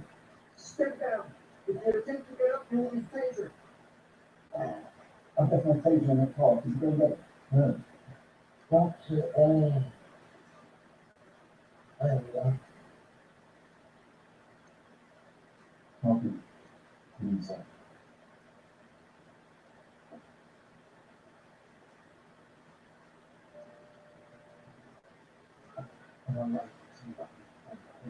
Yes, Are we back now? Oh, I'm Yeah. back. Okay. Yeah. I just had a internet malfunction or something, and it said you I lost just connectivity. just happened to do a little background search on your state, and I have to come up with something very interesting. It's called Seneca Caverns, and the Seneca Mining Company, located at the Seneca Caverns, south of Bellevue, Ohio, is a real operating sleuth with flowing water where you can pan for gemstones, minerals, crystals, arrowheads, and fossils. Now, this is the weird thing, Mr. Spellbinder. The Okay. fossils, crystals, minerals, and shark's teeth are from Sure. all over the world! Exclamation point. Shark teeth? Really? Sharks? Wow. That blows me It away. says you can pan for these gemstones and stuff that is from all over the world. Now, what did they do? Truck in dirt and stuff from all over the world and they run it through the sluice? Or what the heck kind of deal is that? They don't explain it or anything.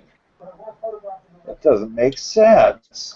That would be so expensive. Yeah, I'm just ordering up 300 tons of dirt from Zimbabwe. We're gonna run it through for the kids. That's gonna be expensive, man. I But don't know. You're how far is blowing me Bellevue, away on that one. Ohio? You're blowing me away on that one. I never heard of that. Have you been there to I Bellevue? mean, I've been to I've actually been up to New York where they had Herkimer diamonds. They call them Herkimer diamonds. They're pure crystals inside granite rocks, like geodes. Yeah, my buddy's an authority on that. You know Dr. Blocher or Dr. Blocker? The famous Dr. Blocker, the rock expert? No, I don't know. Well, my buddy, my real good buddy, his friend, had something to do with the Herkimer diamond. In fact, I should call him right now because he was like directly connected to that. I don't know if they went up there and mined them or what, but he had connection to that. Plus that meteorite that his uncle pulled out of the mountain in Colorado was they had to use a wrecker, a garage wrecker, and they got that meteorite out, but then somebody stole it down here like 15 miles away. He goes, they don't know how they got it out of there. It was in his backyard in his garden display. Wow. The only way they could have got it out of there was with a wrecker.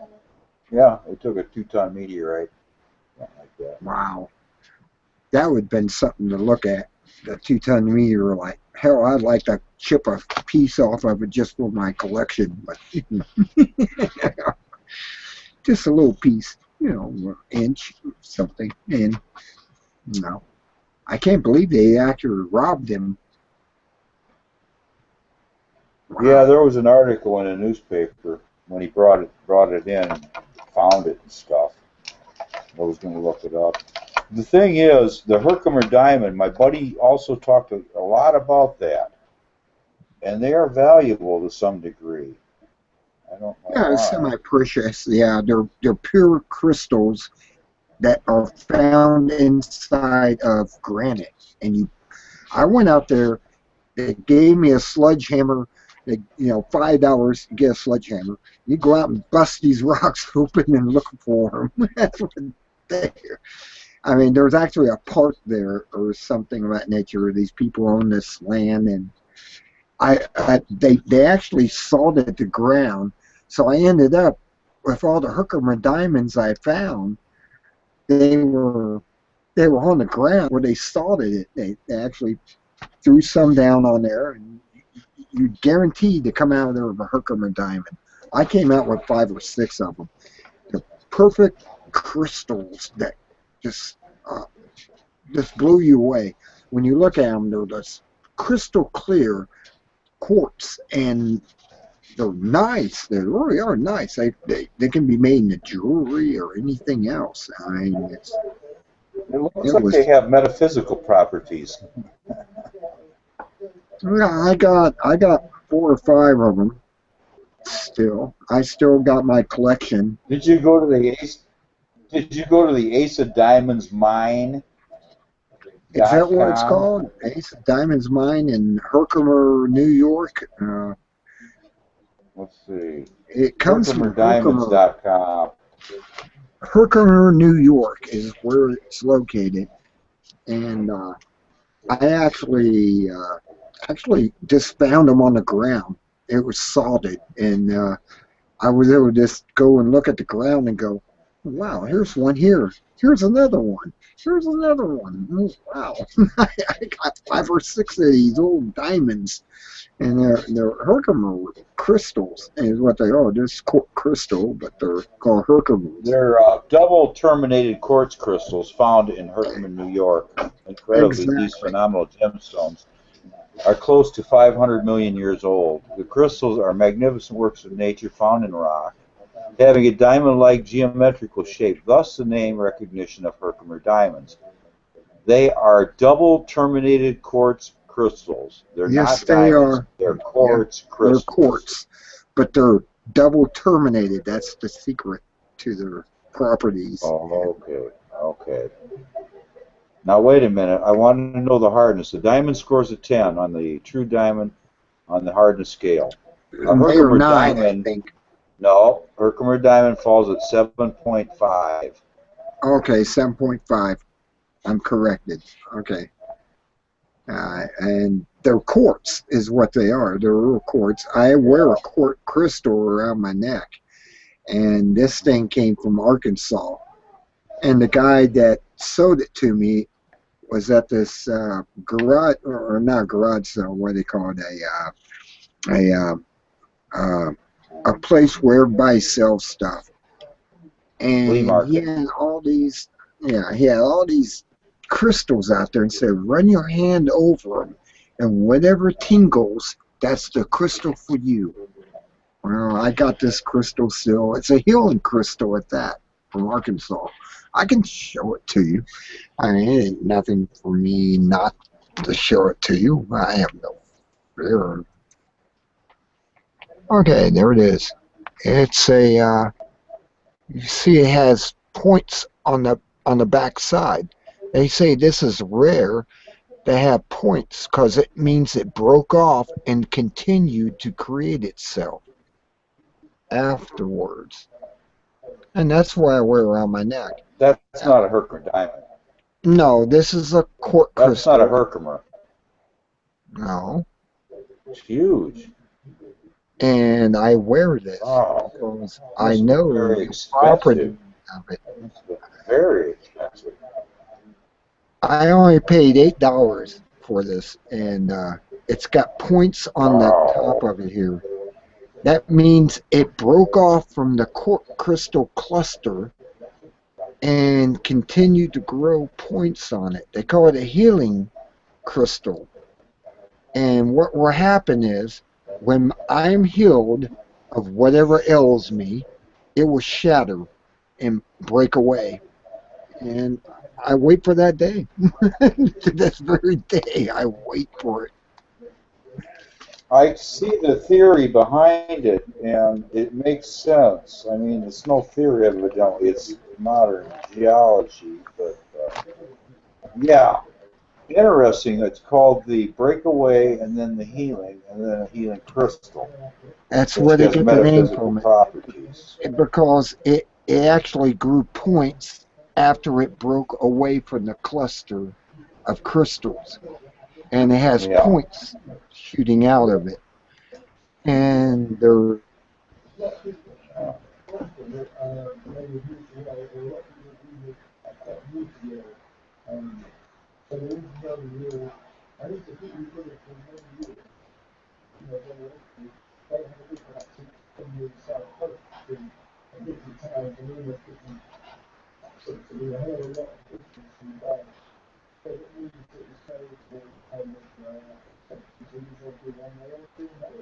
So anyway, I'm looking around for caves, okay?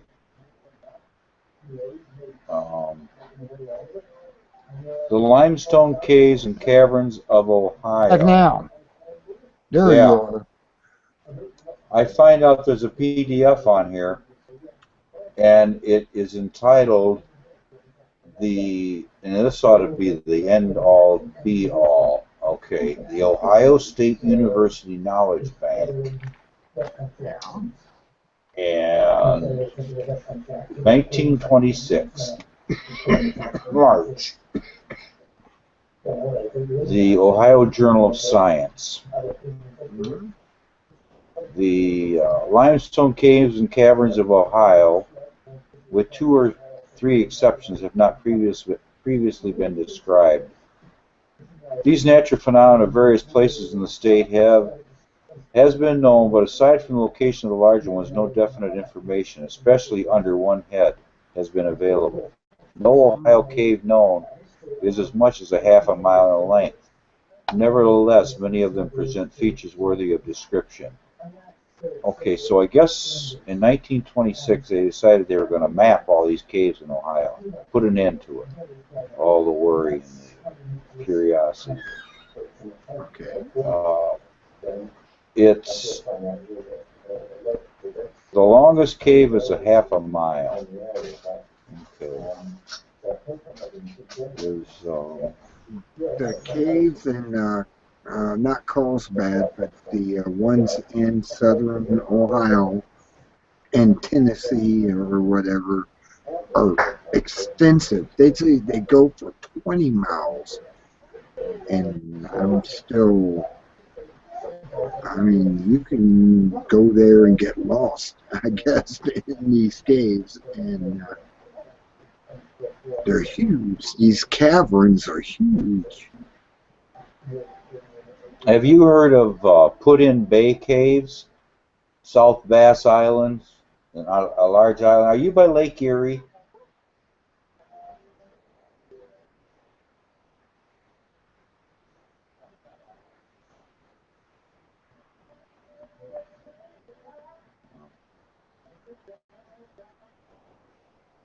Must be. Mammoth Cave, is that in Ohio? Yeah.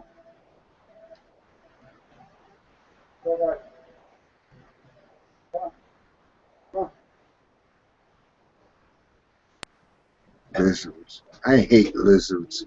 I hate Anyway, lizards like I that. just realized something through my stupidity that isn't Mammoth Cave in Ohio? Mammoth Cave, the biggest caverns in the universe. Yeah. I just realized I'm looking up. Maybe there's not any caves in Ohio. Yeah, there's where the best caves are. And I'm there, but I never, I never explored them. I did do Carlsbad, and Carlsbad was awesome. It's a huge cave system. Maybe that's where I got my spelunking from. Is Carlsbad,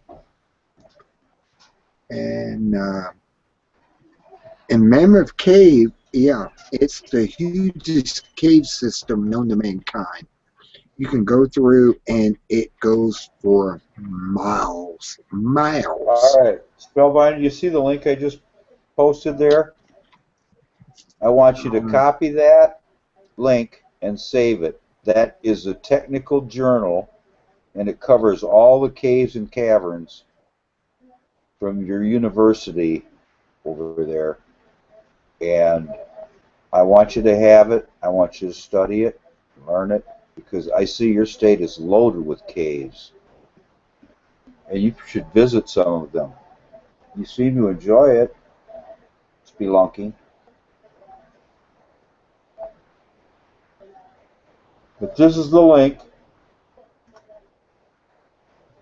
As you can see, and I'll put technical bulletin.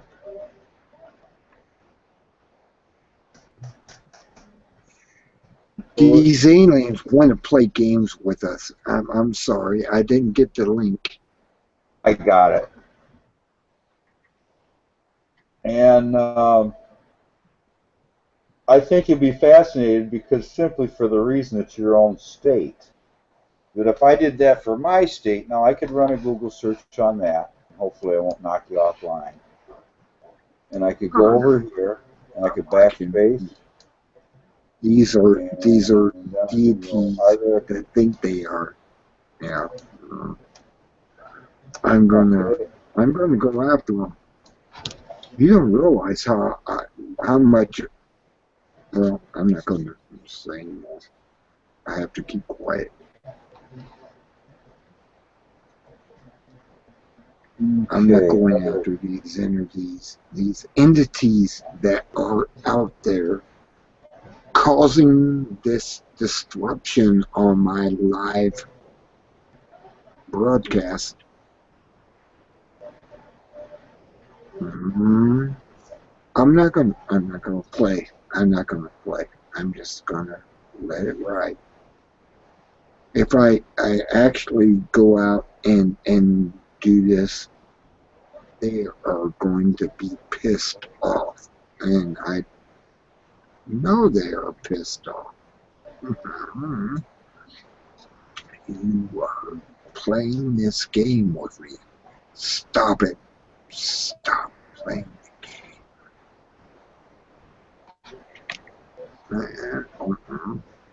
I don't want to pull you into it or anything either.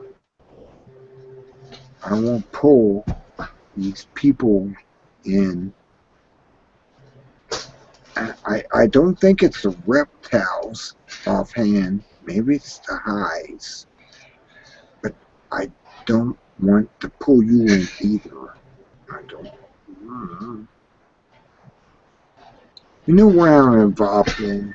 Do you really know what I'm involved in? And how much I'm involved in? And what's going on around me? I got these dimensional beings playing one side. I have the police on the other side playing the other band.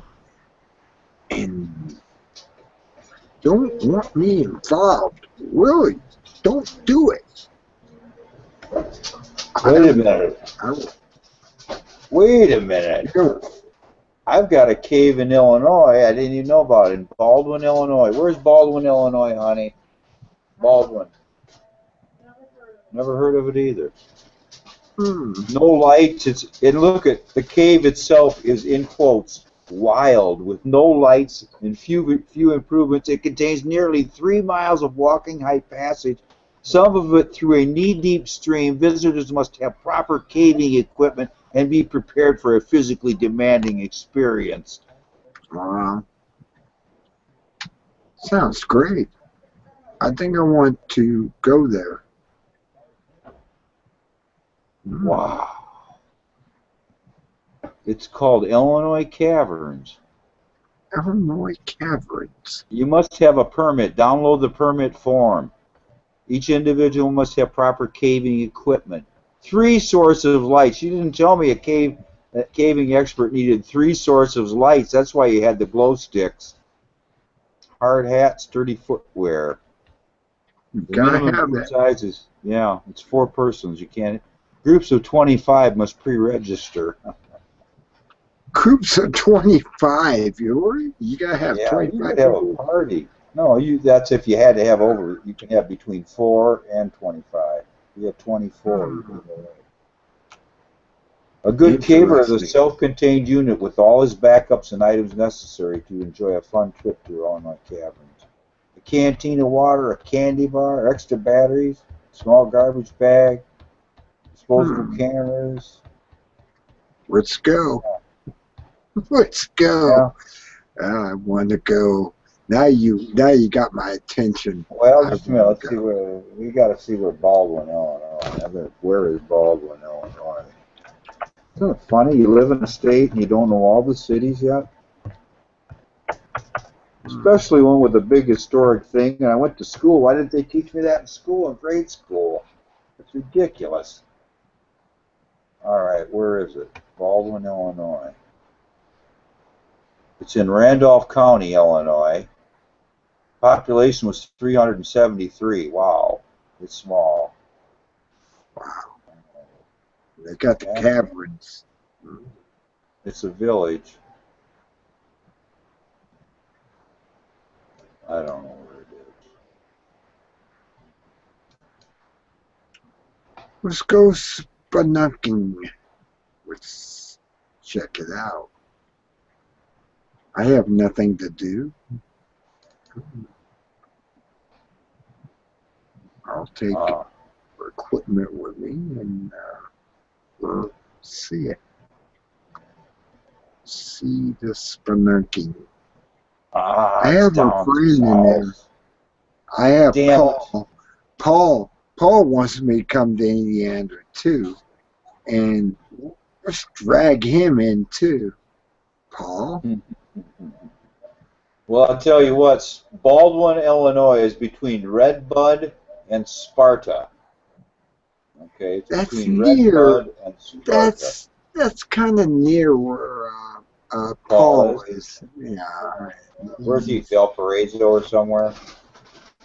I know he's in Indiana, and he told me that. And he's going to buy me a ticket to come out there and visit him and all this stuff. And I'm like, okay, maybe. Well, Yeah. wow. Here's a list of caves in the United States, Wikipedia, the entire list of every cave known to man in the United States. Well, let's go to Illinois. Illinois, let's do it. Well, guess what? We have one. Illinois Caverns, that's all we have. Let's go to Ohio. There we go.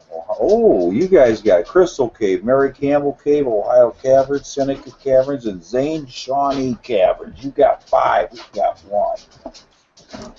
Have you been to any of these Crystal Cave or I Mary have Campbell? never been to these in Ohio.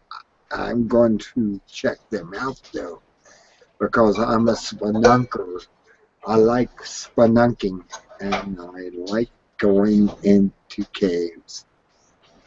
Oh, you got my attention. Now, I want you to be honest with me. I don't want you to give me any BS. Have you heard of these 5 different areas, the Zane Shawnee, the Seneca Caverns, the Ohio Caverns, Mary Campbell, or Crystal Cave? How many of those have you heard of? Now, be honest. You've lived there all your life. How many have you heard of? Isn't that something? I haven't heard any of these. I didn't know these caves existed. And you think our school I'm system... very Now, stop and think. You think our school systems are doing a good job? No, I never. don't either. Jeez. You know what they're thinking? You got They're these. thinking, if we tell these kids where these caves are and tell them anything about them, these kids are going to go there, they're going to get lost, and we're going to have a rash of children dying in caves. So we've got to keep it a complete secret, okay? This is what society's come down to. This is my theory. Okay. That's why you didn't know about it, because you weren't big enough and old enough to know.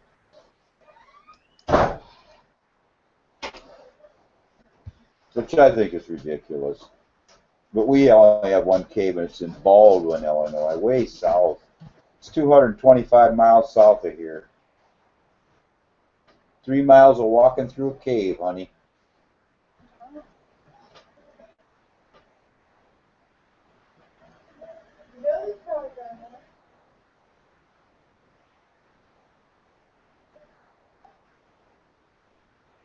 I doubt it.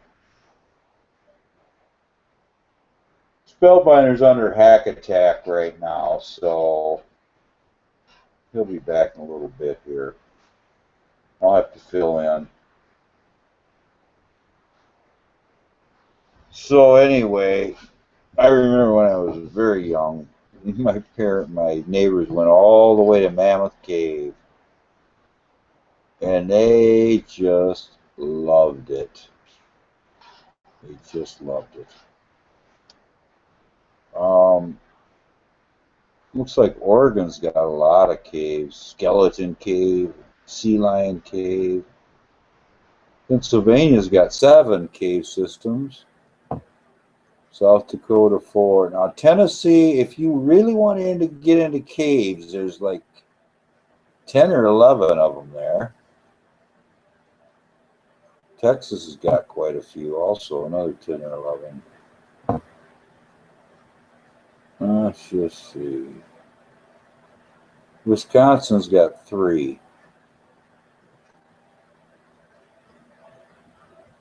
Wyoming only has 2. So let's go back to the top again. Let's start at Arizona. Alabama. Okay, they've got quite a few. Arizona's got 7. Arkansas's got 6. Onyx Cave in Arkansas sounds fun. Crystal Cave in California.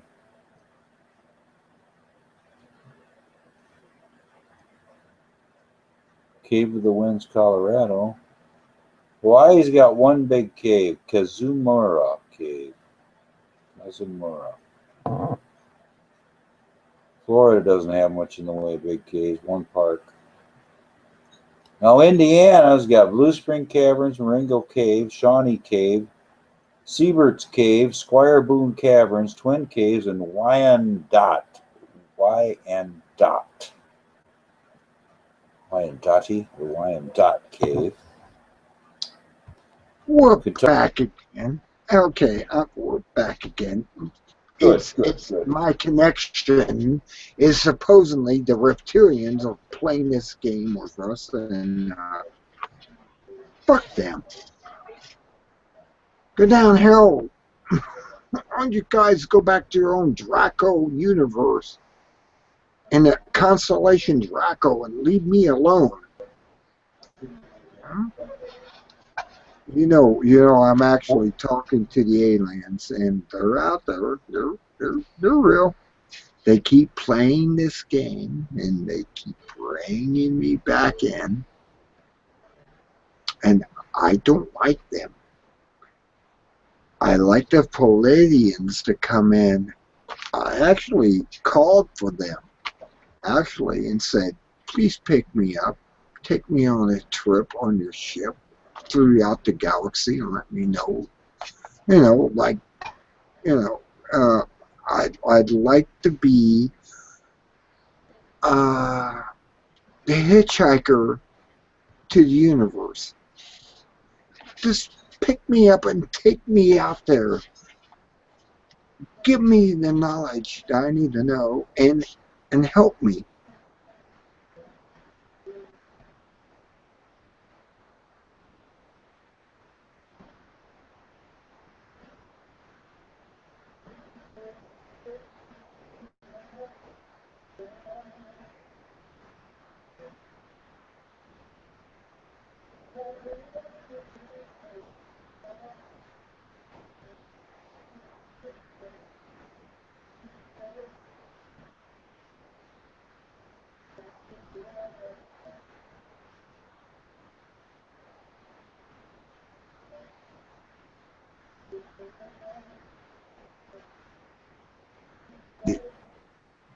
They're out to get me.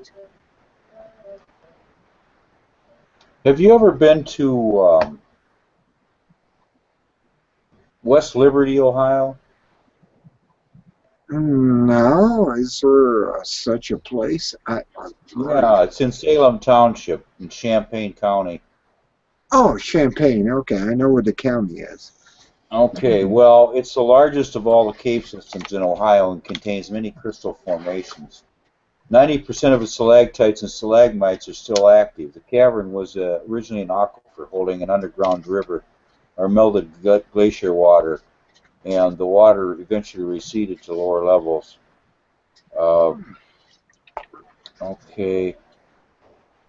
It was discovered in August 17th, 1897, and then it was, let's see, something like a tourist attraction, and they sold the land in 1922, and let's see, they dug 4 new exits, and they put in a horse-drawn wooden freight elevator,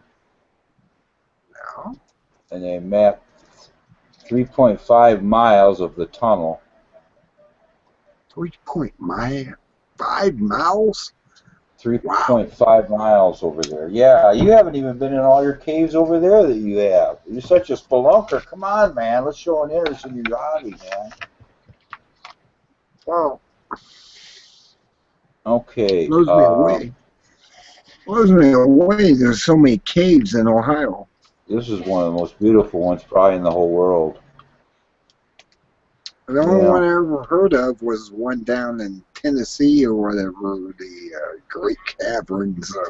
Here in your own backyard, look at this, is mind-blowing. You talk about mind-blowing, the description of your own cave is the Palace of the Gods and dual formations. It's the most photographed room in the caverns because of its variety of colors and formations and so on. Then next, the Jewel Room. The Jewel Room once helped earn Ohio Caverns the nickname America's most colorful caverns and so on. It split the room in the middle of the room. One side of the room was brightly decorated in iron oxide primarily. The other side is darker from manganese dioxide deposits. Mm. Then the historic section, known as the Old Cave. And then there's the Giant's Coffin, a rock nicknamed so by early tourists. And the pulpit, which crudely resembles a church setting, has an upright standing rock that resembles a pulpit. What Wow. else we got? Wow. The Crystal King and the Deepest Point. I'm The gonna have Crystal to. King is the I'm gonna have to largest go free out. hanging stalactite in Ohio. It's Wow. 4 feet 10.5 inches long and estimated to weigh over 400 pounds and be over 200,000 years old. The Wow. Crystal King and the Fantasyland. Wow. I don't know these places. I guess I haven't been doing my research outside of my conspiracy facts and Well, you see, in our lifetime in America now, you can barely make ends meet, so you don't have time for your hobbies. You don't have time for anything. You just barely get to your job and make a couple bucks and then go to the store, and you're so tired out from doing 2 or 3 jobs and the work of 2 or 3 people that when would you have time to go and do a little extra thinking? You see, this is what happened. There's no free time. yeah. Now there's free time when you're old and you can't hardly move. Yeah, then there's free time. Hmm. Mm-hmm. I'm apparently totally. Wow. I gotta check this out. You've just enlightened me to all these Seriously. caverns. Seriously, how many miles are you from Dayton, Ohio? A couple hundred? 150 A miles? couple of miles, yeah. Dayton, where the UFOs are. Yeah. Yeah. I mean, I can actually see that. Well, that's probably why you haven't seen it, because 200 miles in this day and age is a long ways. Yeah. But let's see, what states are next to Ohio? You are close to what state? Tennessee, Kentucky, Oh, you Mammoth. went to Tennessee. Mammoth. There's so many caves. the Mammoth Caves down there that go for 200 miles. And that's Mammoth Cave. Goes, they say it links up to these other caves in Ohio, but you have to take the journey in this. Yeah, remember, this is a planet that was hit by a moon of Nibiru. They say it's a moon. I say it was a planet. And it shot us into where we're at now. And it's covered itself in water. That's why the Pacific Ocean is 2,000 feet deep. And the Atlantic is only 1,000 feet deep. It's all this. And I agree with Zachariah Stitchin in his research, though he's dead now. Sorry about his loss. You know Zachariah Stitchin, right? The 12th Planet, now books they wrote during his lifetime. And I kind of look upon those. I've actually read most of his books. They're going through a list of his books, and I was like, I read that, and I read that, and I read this one. Wow. Zachariah Stitchin. Yeah, I'm very familiar with his writings, but the criticism was that he wasn't as knowledgeable about deciphering hieroglyphics as he claimed to be, and some of his translations were of questionable quality by some other authorities. He But was raised in basically, Israel. Yeah, I can understand that. He was raised in Israel, and he's from Russia, and he was raised in Israel, and I can see that too. I actually see a lot of his stuff is on the borderline, but he was a knowledgeable person in Hebrew and everything, and he was able to document all the stuff that he did come across. And I kind of go along with that. That's true. He was an Israeli, basically, and he came across this stuff. He was able to read the Old Testament. Zechariah Sitchin was a Soviet-born American author of books proposing an explanation for humans. Original involving human origins involving ancient astronauts. He attributes the creation of the ancient Sumerian culture to the Anunnaki, which he states was a race of extraterrestrials from a planet beyond Neptune called Nibiru. He believed this hypothetical planet to be an elongated elliptical orbit in the Earth's solar system. 3,600 years, yeah. Sumerian mythology reflects this view. His books have sold millions worldwide and been translated into more than 25 languages, but his ideas have been rejected by scientists and academics who dismiss his work as pseudoscience and pseudo-history. He has been criticized for flawed methodology, mistranslations of ancient texts, as well as incorrect astronomical and scientific claims. Okay? You know why? Because these are pet theories of these other scientists that have pet theories. They can't look outside the box. He worked outside the box. He knew what he was talking about. And they just didn't like him because he worked outside the box. I mean, there's 12-foot giants out there. They found skeletons of them. And these pet scientists, the pet theories, are actually repeating that I am the only one that knows what's real and not him. And yeah, but there's 12-foot giants. Can you disbelieve that? I mean, they were huge giants at one time. It says that in the Bible.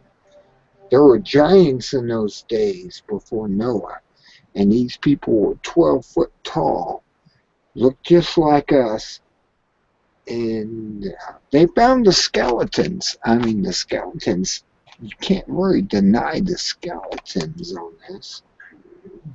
Just, and Zach knew what was going on, and he came forward and said, well, look, there's 12-foot tall people that used to live on this planet.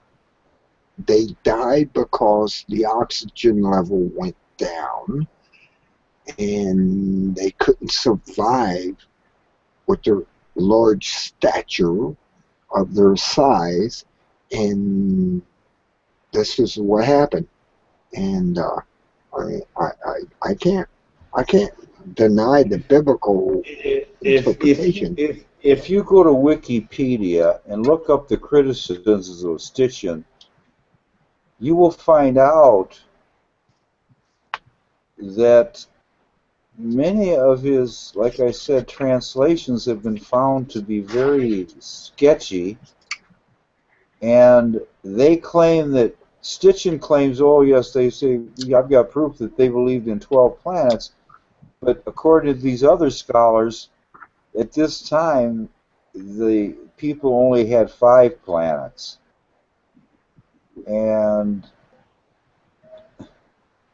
I don't they know if have I can other disagree with scholars him. that went beyond his scholarly knowledge at a later time in the educational history of the world. And another 20 years down the road, they're coming back at him and they're going, buddy, you had a good idea, but we're the authorities and we've got the proof, and our There science is you a little go. better than We are yours, the Mr. Stitch. authorities. That's the key words. We are Yeah. the authorities.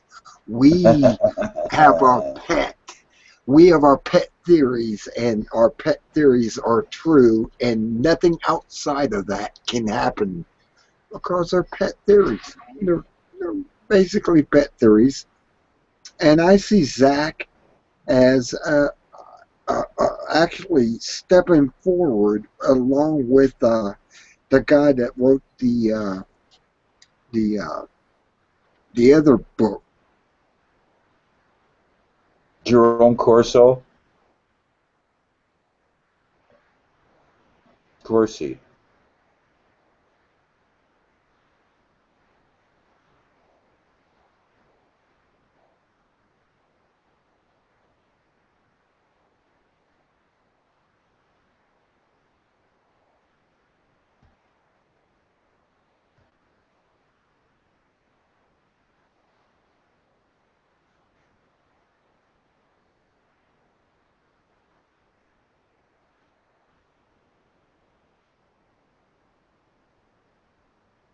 You got to see these people, alien, you know.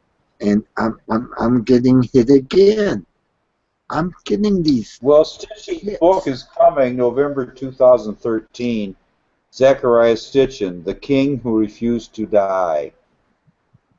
Okay, it was written in secret so as not to incite criticism about his controversial discoveries.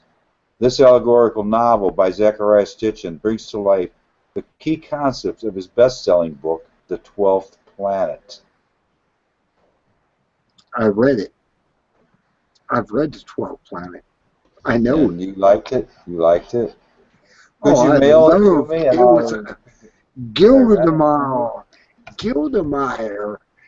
Gilgamesh? The Epic of Gilgamesh. Gilgamesh? Karmat. Yeah, Gilgamesh. And I actually see him. He went to these Anunnaki in his time and faced them. He ran into one of the robotic creatures, whatever it may be, and they slayed it and they put it down. And afterwards, I mean, he went on in and said, I want to know what you know. And apparently they took him up in a spaceship and said, here you go. And here it is. This is the universe. This is what's out there. Like I said, the 82 aliens that came to this planet, some of them were not bad. A lot of them were bad. And he took us on a journey. Gilgamesh did. And he took us on a journey. He's like, you know, the others in the Bible and stuff that took us on a journey and said, look, I went there. I've been in the sky. I know what these creatures are. And they experienced it. I just can't imagine not having these spirits. Call them spirits if you want to. That took me on this journey. Angels, if you want to call them angels. And we did not get to understand them. They're out there right now. They're looking in the window right now. I mean, I played their game. Like I said, if they're out there, gather me up, take me away. I'll go with them. and it would be the Pleiadians. It would be some of these other human races out there. Even the Achaemenids. The Achaemenids were 4 foot high, big eyes, blue, and I'd go with them. I would. They'd let me up on their ship. I would go on that ship in an instant because I understand them. Do you understand them? Do you see where they are? They're out there. They're in space. They're flying around. They're going to planet. I just want to be a trader. I want to have my own ship and go out and trade with them. I'll trade with them. I wouldn't have a... Hey, Spellbinder. This woman at the secondhand store goes, or no, at the hardware store, she goes, I said something to her and she goes, yeah, you know, there's just so many people in the world. There's just no, she was going like, there's just no room for the 7 billion people in the world. And I'm thinking, are you crazy? Are you nuts? I said, you could put everybody in the entire world in one state, like West Virginia, and everybody have like Texas. Texas, actually. Yeah, and they're telling me there's no room for everybody. And have 17,000 square feet. You can all live in Texas. I see that. And I sit back and I go, everyone can live in Texas with 17,000 square feet. That's a lot of feet. But they want us, these, I don't know what these aliens' agenda is offhand. I kind of stand back and go, okay, you want to play games. You want to play this game. And you want us to go along with it. Okay. That's fair.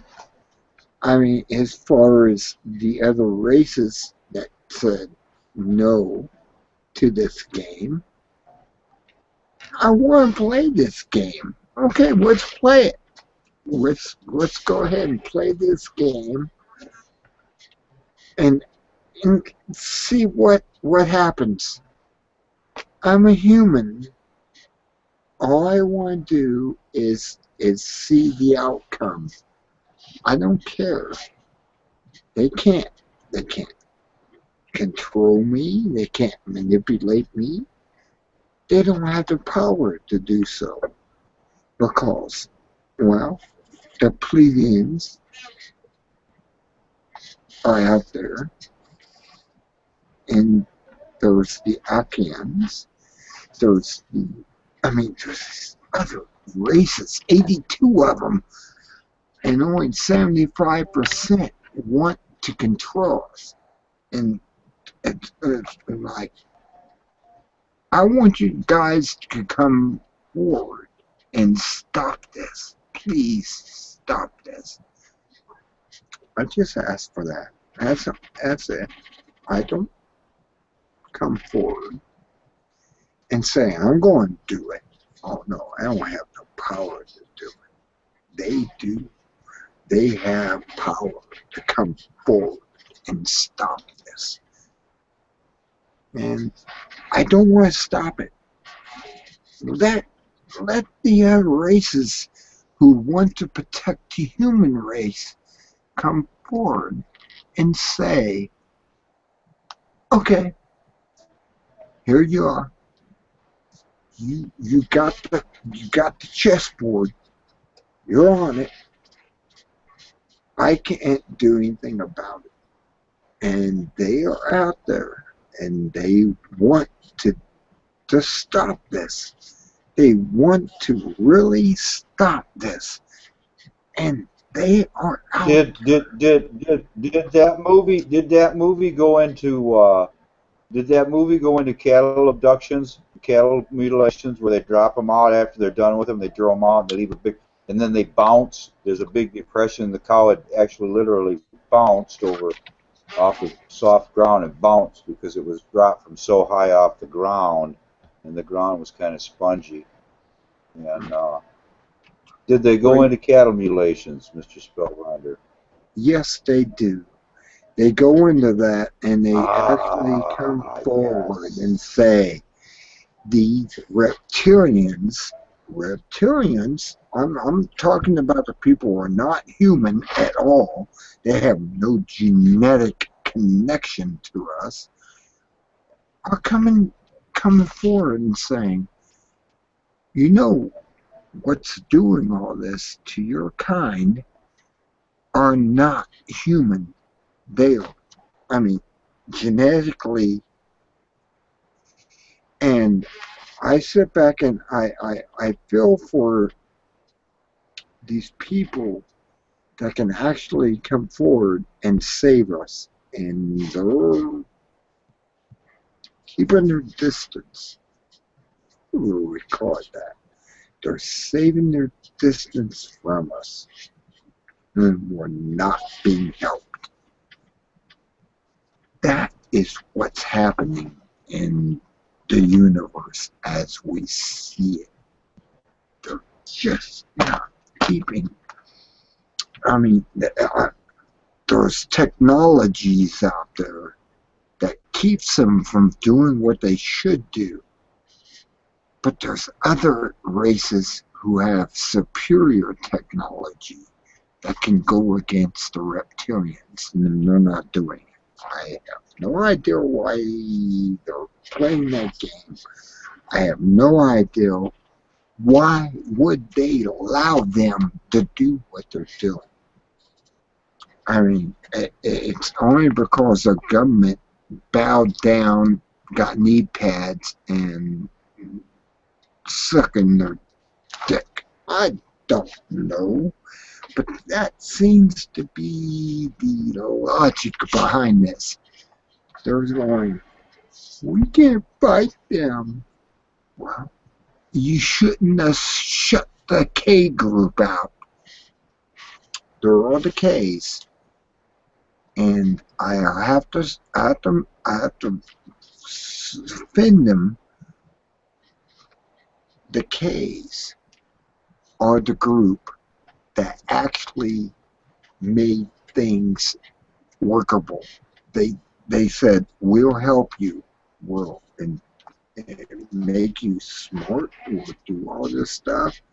And you just threw the Ks away. Okay.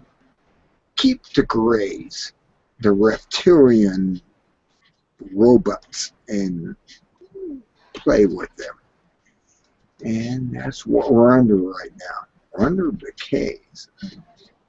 Walking away from the table, and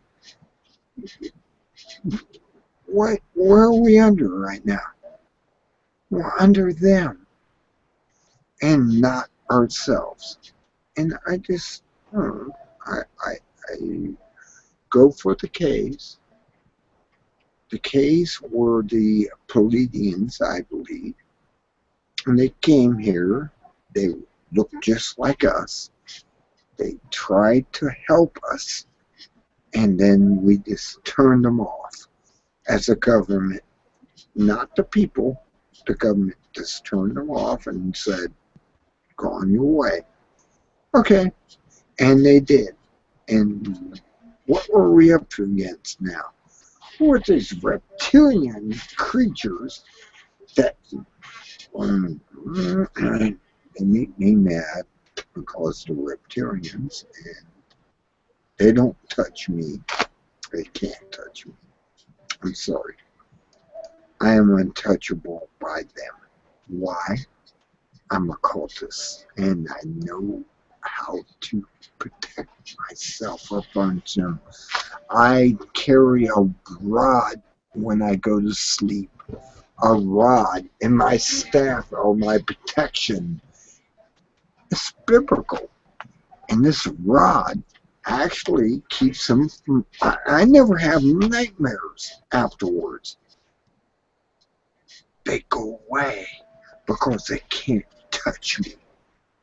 It's a rod that I have. And you have to understand all this stuff. It takes 30 years studying stuff to understand. How do you keep these creatures away from you? And they try to come at me, and I actually hold the rod as if I'm holding a woman, and they can't touch me. They can't touch me because they know the rod will kill them if I use it correctly, and I know how to use that. And they don't understand how I have this technology. It's a technology, yes it is. It's a technology. They're afraid of it, and they run away from it. When I hold the rod and my staff, I don't have a staff, but I do have a rod, and I know how to use it. And they run away. They never give me nightmares. They never tried to infiltrate me. They can't, because they're stupid that way. And it's one of their stupidity moments. And I'm telling you, you make a rod, you fill up copper pipe for crystal, natural crystals, and you fill it, and you wind the rod one way larger than the other way. You put the crystal on the tip. They cannot touch you once you've done that. That's technology that we're not allowed to understand, because they're not going to tell you that. They're going to tell you how to protect yourself. You're not able to see what they're doing. And I'm sitting back here going, every night I take my rod to bed with me, and my my staff protects me while I have the rod. It's a 2-foot copper tube with these crystals inside of it, with a crystal on the front wrapped up with electrical tape. That's the only way to hold it in there anyways. And they cannot touch you. They don't, people don't realize how this works. I'm so knowledgeable on this magic. I studied magic for 30 years. I know what they call demons are not demons. They're nothing but these creatures from another world. But yet this rod will protect you because it feeds off your energy and makes a protective dome around you. And they sit there and they are mad. And I say goodbye to them every night. And I grab this rod. It's the truth. And they don't bother me anymore. They have these psychic abilities, these stupid things that they create in their minds and try to possess you, manipulate you. But yet this rod they were never able to penetrate, because it feeds off your own energy and it makes these crystals energized, and they just don't come after you. I am giving you the answer. And the answer is you take the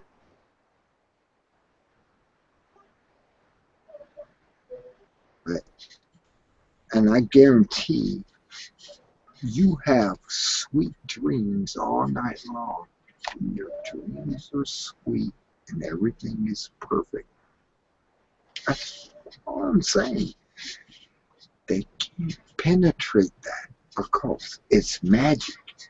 It's something that was brought down from the past that tells you you can do these things and fight against them. And they can't penetrate that. I don't care to try to abduct you or whatever. They can't never abduct you. There is no such thing as abduction if you have the rod. The rod is with you. The rod is free.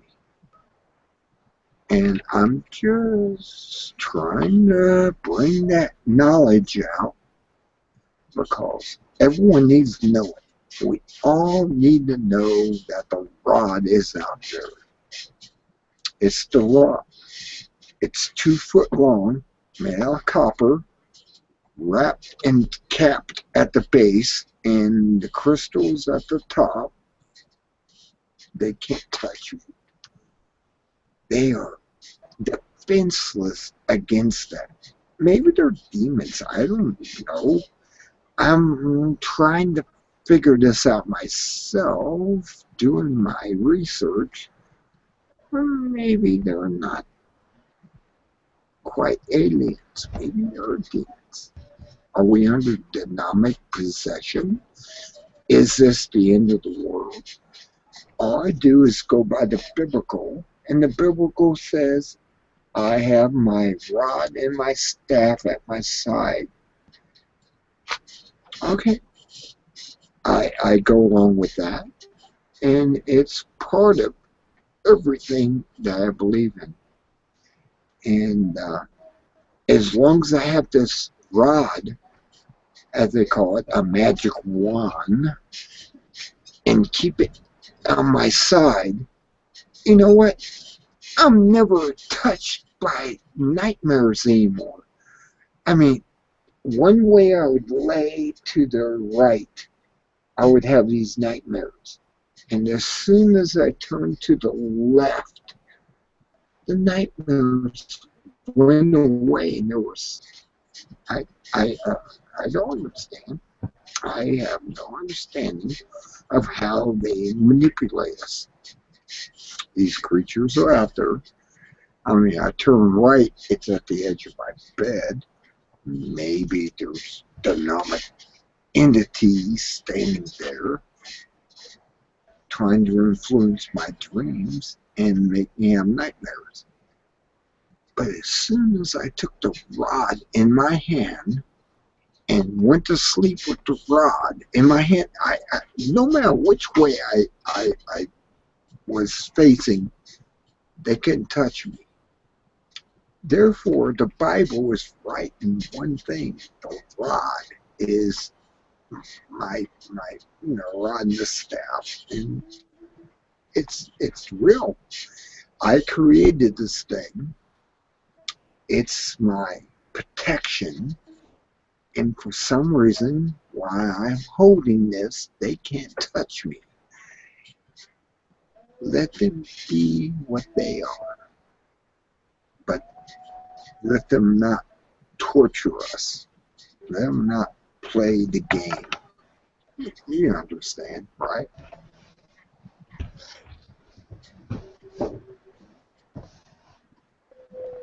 Yeah.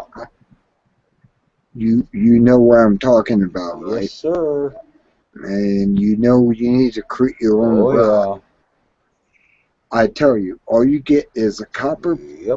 Yep. rod about 2 feet long, filled full of crystals. Put a crystal on the top, put the what they call a stopper on the bottom, which is the same size as crystal rod. You wrap it up in electrical tape to hold the coil in place. One coil goes one way, one coil goes the other way. The greater coil goes one way, and the inner coil goes the other. And it's hard copper wire. It's not, stranded wire. It's got to be hard copper. You put this together. It's called an Atlantean coil. And I have the book on the guy who devised this. And I looked at it and I went, you know, he's right. It's a coppering around copper, causing a coil, causing a condense. What's the name? How you pronounce that? It's a one field against another that creates this field within the crystal wand, and it's awesome. I've actually blessed this thing and made it powerful. When I go to sleep tonight, I'm going to grab that coil because I know it's going to keep me from having bad dreams. And it works. It really does. Just got hold it in your hands, and the field it gives off, they can't penetrate that. I love it. I love all these dynamic spirits, if you want to call them that. You know, reptilians can't penetrate that. It's something. It's. Oh my God, I can't explain to you how powerful that coil is. And they just stay away from you. And it's always gone from you. And they can't touch you. I mean, I use it maybe once, 2 nights, and they don't bother to come back. I mean, they expect me to have it, I guess. I don't know. But I can do it every other night or something like that. And they never come back. And I have lovely dreams. I have lovely experiences. But they never bother me when I'm facing to the right. They never, I mean, I've had these, you have to realize that sometimes the position of your body actually influences this experience. And you can actually have a bad time on the right or a good time on the left, depending if you're facing towards the window, which my bed's up against, or facing to the room. And I have very bizarre dreams of existence, and they're like nightmares, and I'm like going, when I hold this wand in my sleep, that never happens. Even if I turn the other way, it never happens. Therefore, there must be something about this, kind of like the I guess the guy created a Reichian experience of his cloudbusters. The same type of thing happens with this wand. And it's the rod I hold in my hand. I have the rod.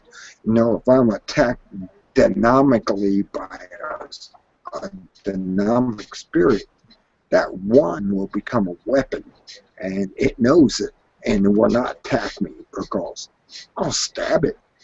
I'll take it.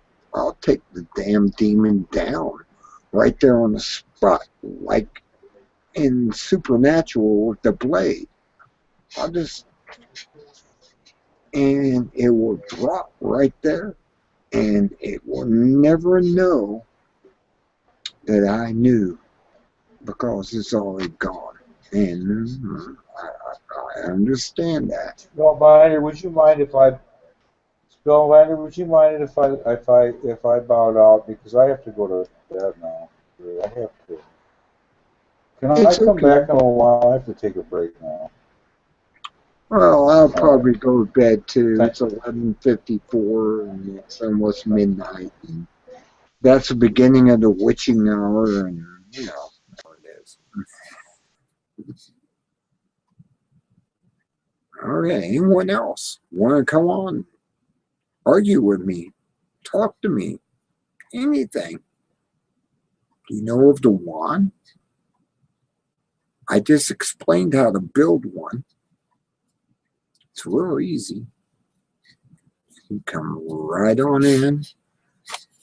I'll explain it over again, how you create a magical wand. And the magical wand becomes the weapon. It's the rod.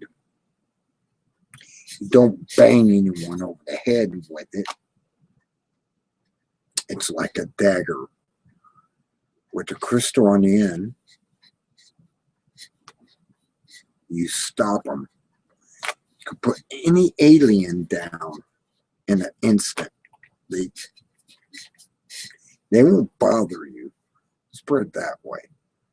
I hate aliens bothering me while I'm sleeping. And you should too. These aliens should just stay away, do their own little stupid shit they're doing out there, and leave you totally alone. It really is that simple. I mean, I'm telling you how to create a wand of protection.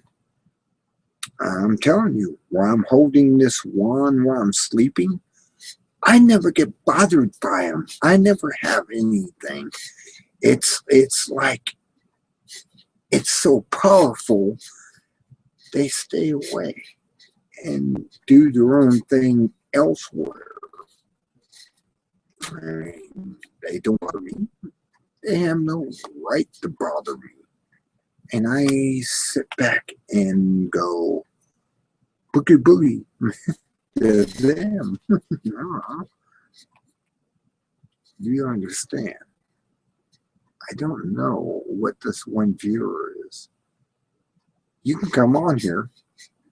You can actually join the conversation. Be part of it. Give me your mind say, are you atheist? Or you don't believe in this, but still have nightmares? Maybe you're pestered by these creatures and you need help. All I want to do is enlighten people and make these creatures stay away from you. There's 25% of the 82 aliens that are visiting our planet. There's 25% that are out there to hurt you and take your life, if not eat you literally and take you away.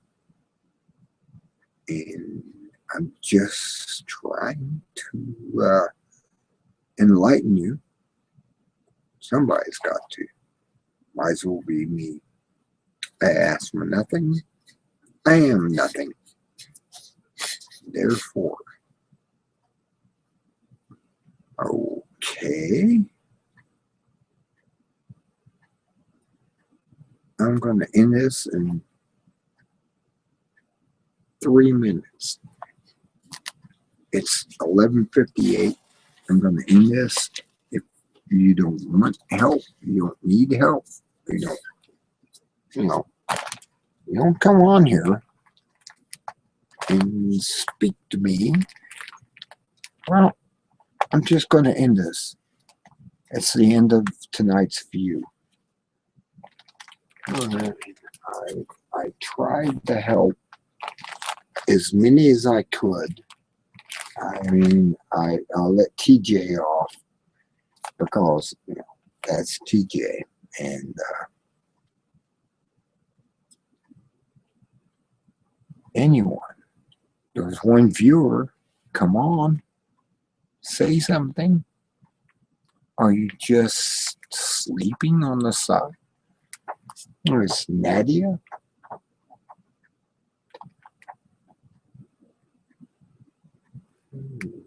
Maybe not. Don't know.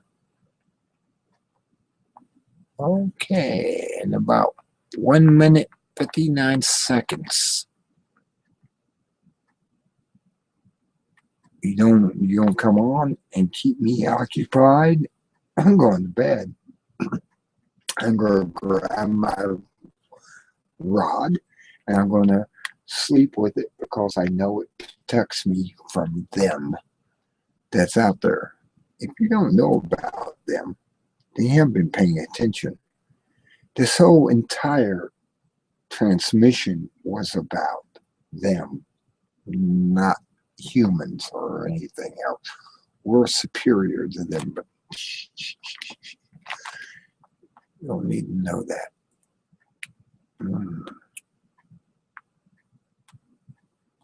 I got one viewer. You want to keep me on here, you better speak up right now. You got less than a minute. Okay. It must be time to go to bed.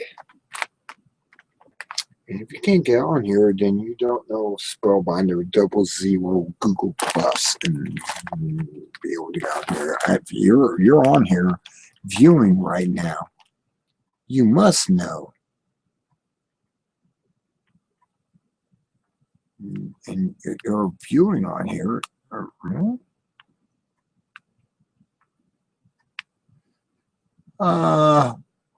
Okay. 12:02. Maybe it's me I'm looking at. I don't know.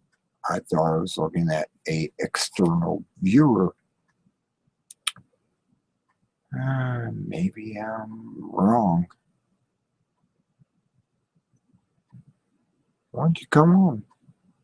Just pop in.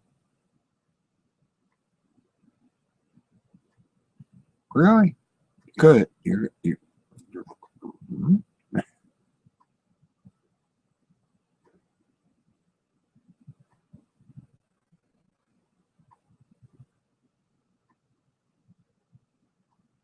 maybe it's me. I don't know. I don't know how this works.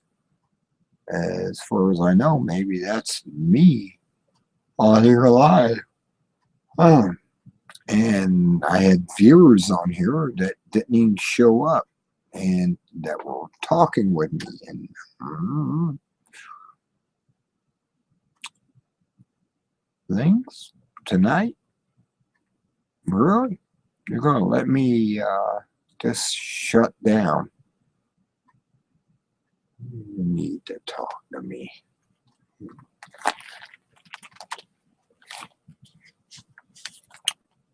Okay.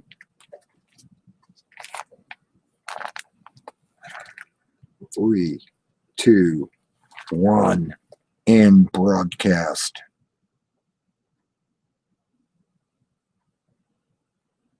Ready for this?